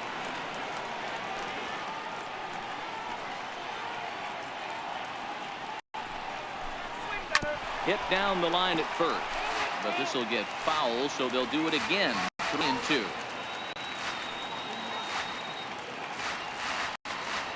He's set. Here's 3-2. A swing, and this ball is blasted to right field. Nothing's going to keep this one in the ballpark. Into the second deck and gone.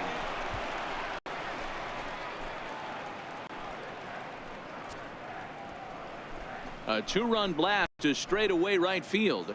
It's now a 2-0 ball game.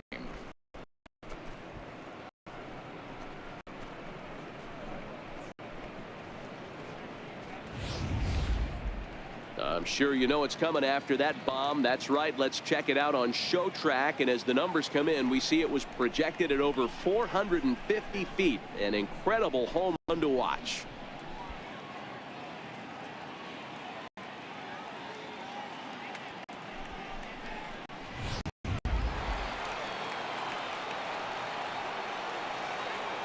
Into the box now, Yasiel Puig. That's high for a ball. It's 2-2.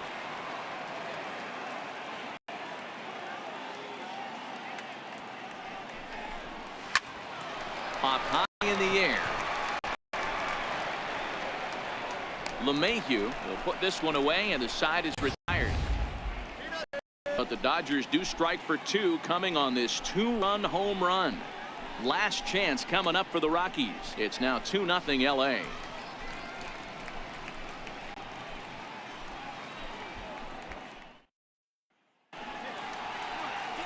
Clayton Kershaw will be on the mound for the boys in blue. What do we need to know here, Danny? Clayton Kershaw just breathes different air than everybody else.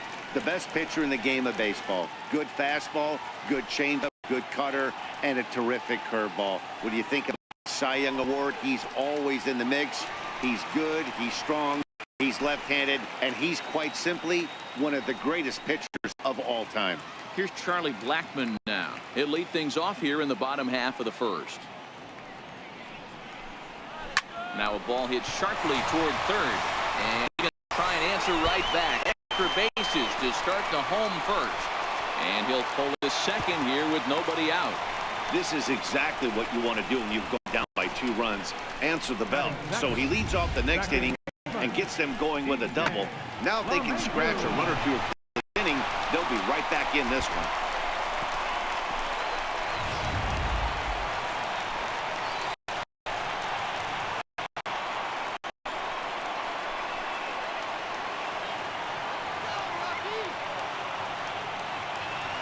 Standing in now, DJ LeMahieu.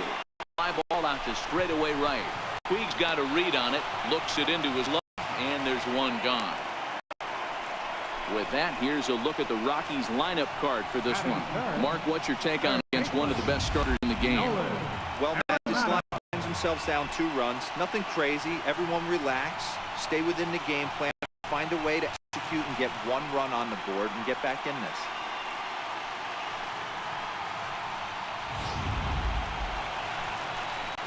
Here's Nolan Arenado. His lifetime numbers against Kershaw. He's a .327 batter, and of those, 3 of them were of the home run variety.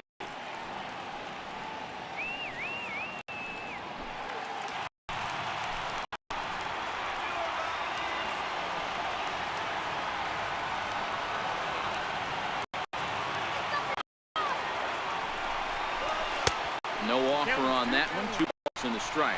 Kershaw has finished off more than 1,900 career innings during his time in the big leagues. An ERA just under 2.5. That's allowing just over 2 runs per 9 innings of work.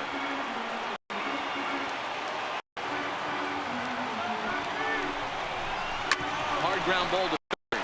Turner has it, and that's the second out.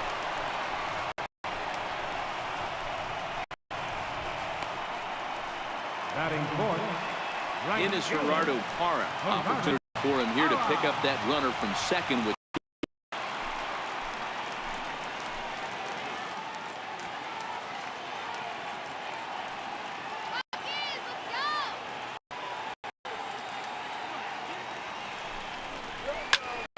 Two balls and 2 strikes now.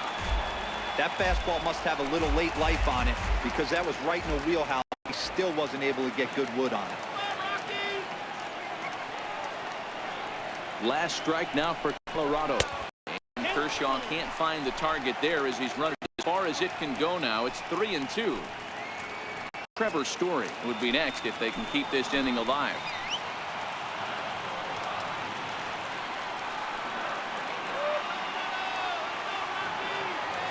Kershaw on set. Here's 3-2. Very weakly on the ground. Can't imagine he comes back with a 3rd breaking ball. That hitter looked like he timed that one up pretty well and just missed it, fouling it away.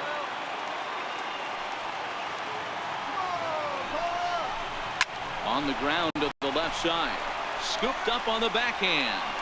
Throw won't be in time as he reaches it first. You know, D-Roll, as a pitcher, that can be so frustrating. You're taught to try to go out and make quality pitches, and that was a really pitch. And I would be willing to bet you he's surprised that that turned into an infield single. Yeah, at the end of the day, he's smiling. That hitter's smiling down first base knowing he's got an infield single right there. He has no business. He'll line out probably 15 times, but it won't even out. You take him when you can get him.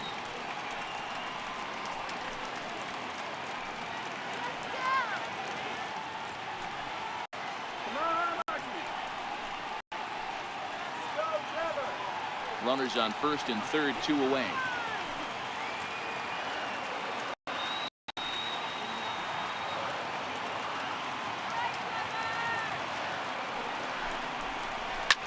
hard on the ground toward short. He's got it. Throw on to second for the force, and the ball game. You might think it's just another win, but awfully hard to win in this game, especially on the road. But they find a way to get it done, and they should be very happy with this performance. A 2-0 finish today. The Los Angeles Dodgers get the win despite only mustering one hit. Clayton Kershaw takes home the win. John Gray lasted only an inning in the losing effort. So that'll just about do it. For my partners Mark DeRosa and Dave Zach, this is Matt Vasgersian. You've been watching a presentation of MLB Network. So long, everybody.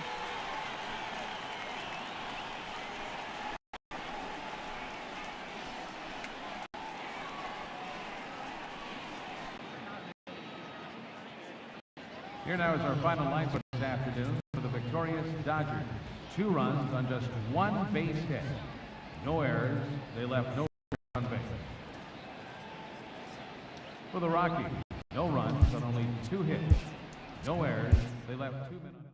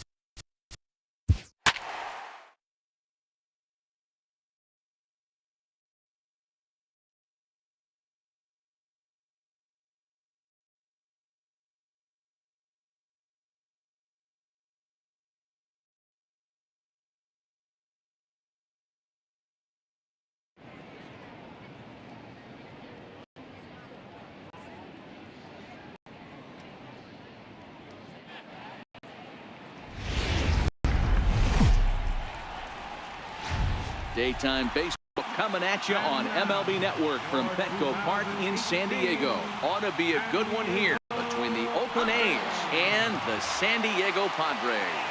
It's interleague baseball on MLB Network.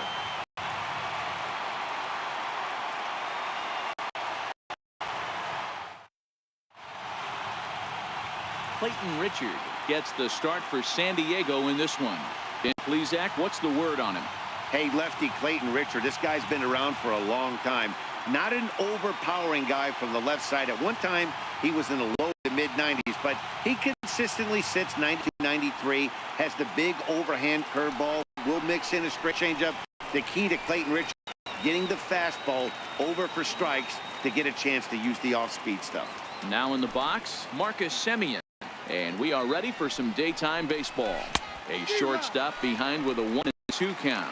Richard has tossed more than 1,000 innings at the big league level and sports an ERA right around the major league average at just over 4.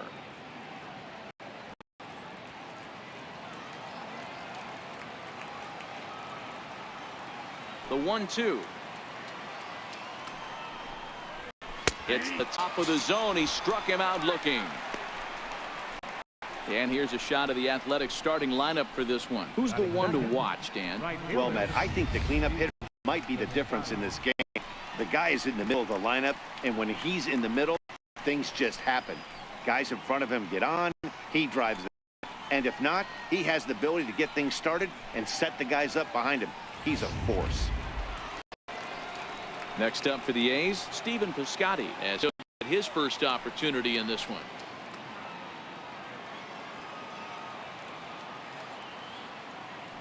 Now the 1-1 pitch. Pulled high in the air out to left field. Renfroe is in pursuit. 2 down. Here's Jed Lowry now. First chance for him here in the top of the first with nobody on.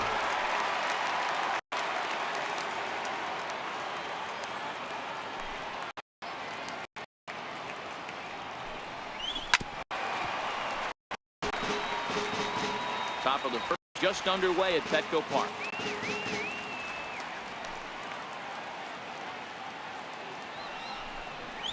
Waved at hit and miss for the third out. Not much of a chance at hitting that one. The inning is over. A's are gone in order. And now the Padres get their first opportunity in a scoreless ball game.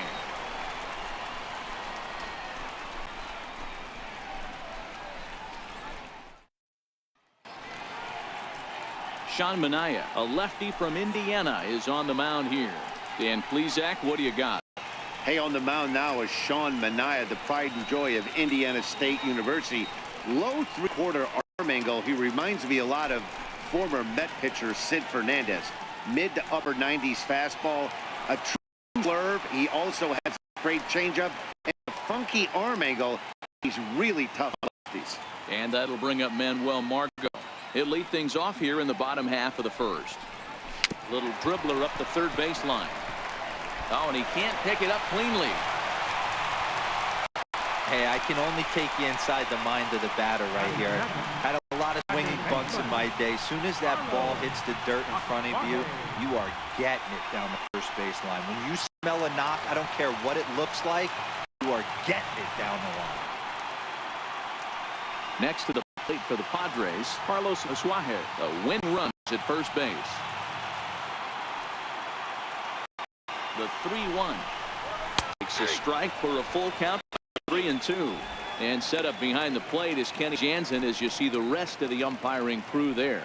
Hey, the book on Kenny Jansen, D-Road, not a very big zone, but he will give you that low pitch below the knees. Yeah, and he's consistent. You're okay with that as a player. He wants to give that pitch below the knees. If this pitcher can execute consistently, you better make the adjustment. And a good bite that slider as he swings through it for the first out of the inning. Time now to check the hometown Padres lineup card in this one. Mark DeRosa, tell us about this lineup in a daytime home contest. Matty, the key in this one for this lineup is they got to stay staunch in the middle of the plate. They can't start swinging everything or this guy will abuse them. He'll start flipping up the rosin bag. They have to sit over those 17 inches and hold to that. Here's Will Myers. He's got a chance to end this one and send these fans home happy if he can get a ball deep enough into the gap. Come on, Padres.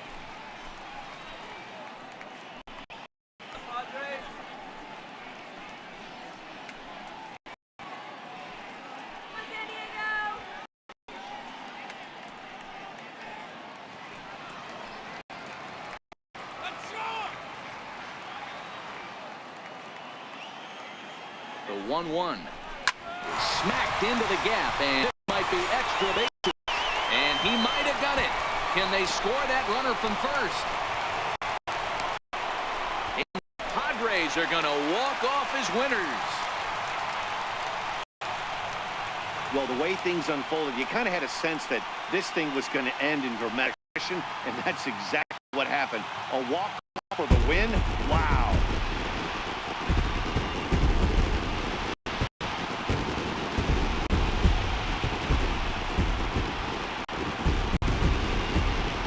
Fellas, the outing turned in by the man you see there certainly can't be recognized. Clayton Richard. Talk about a worthy recipient. He's our top player of the game. Yeah, there's absolutely no debate as far as I'm concerned. He dominated this game, and he really never allowed the opposition to gain any kind of momentum. This was fun to watch.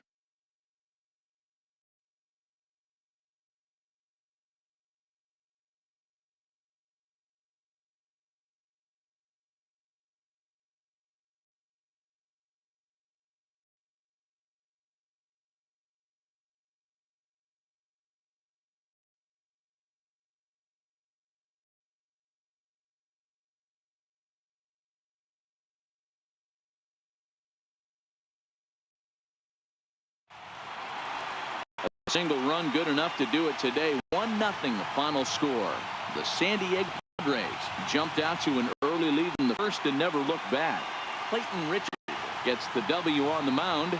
Sean Manaea couldn't get out of the first in this one as he takes the loss. So that'll just about do it for us this afternoon. Thanks to Mark DeRosa, Dan Plesac, and the rest of our crew. This is Matt Askersion, and you've been watching a presentation of MLB Network. See you next time. San Diego Padres. 1 run on 2 hits. No errors. They left no runners on base. For the Athletics, no runs on no hits. no errors. They left no runners on base. Time of the ball game, 2 hours and 20 minutes. A reminder that post-game trolley service to Mission Valley, Old Town, or to South County is available from the Gaslamp Quarter or 12th and Imperial Trolley stations. MTS buses are also available outside the park on the 4, 11, and 25 routes. And service on the 3, 5, and 16 routes is available a few short blocks away on Market Street.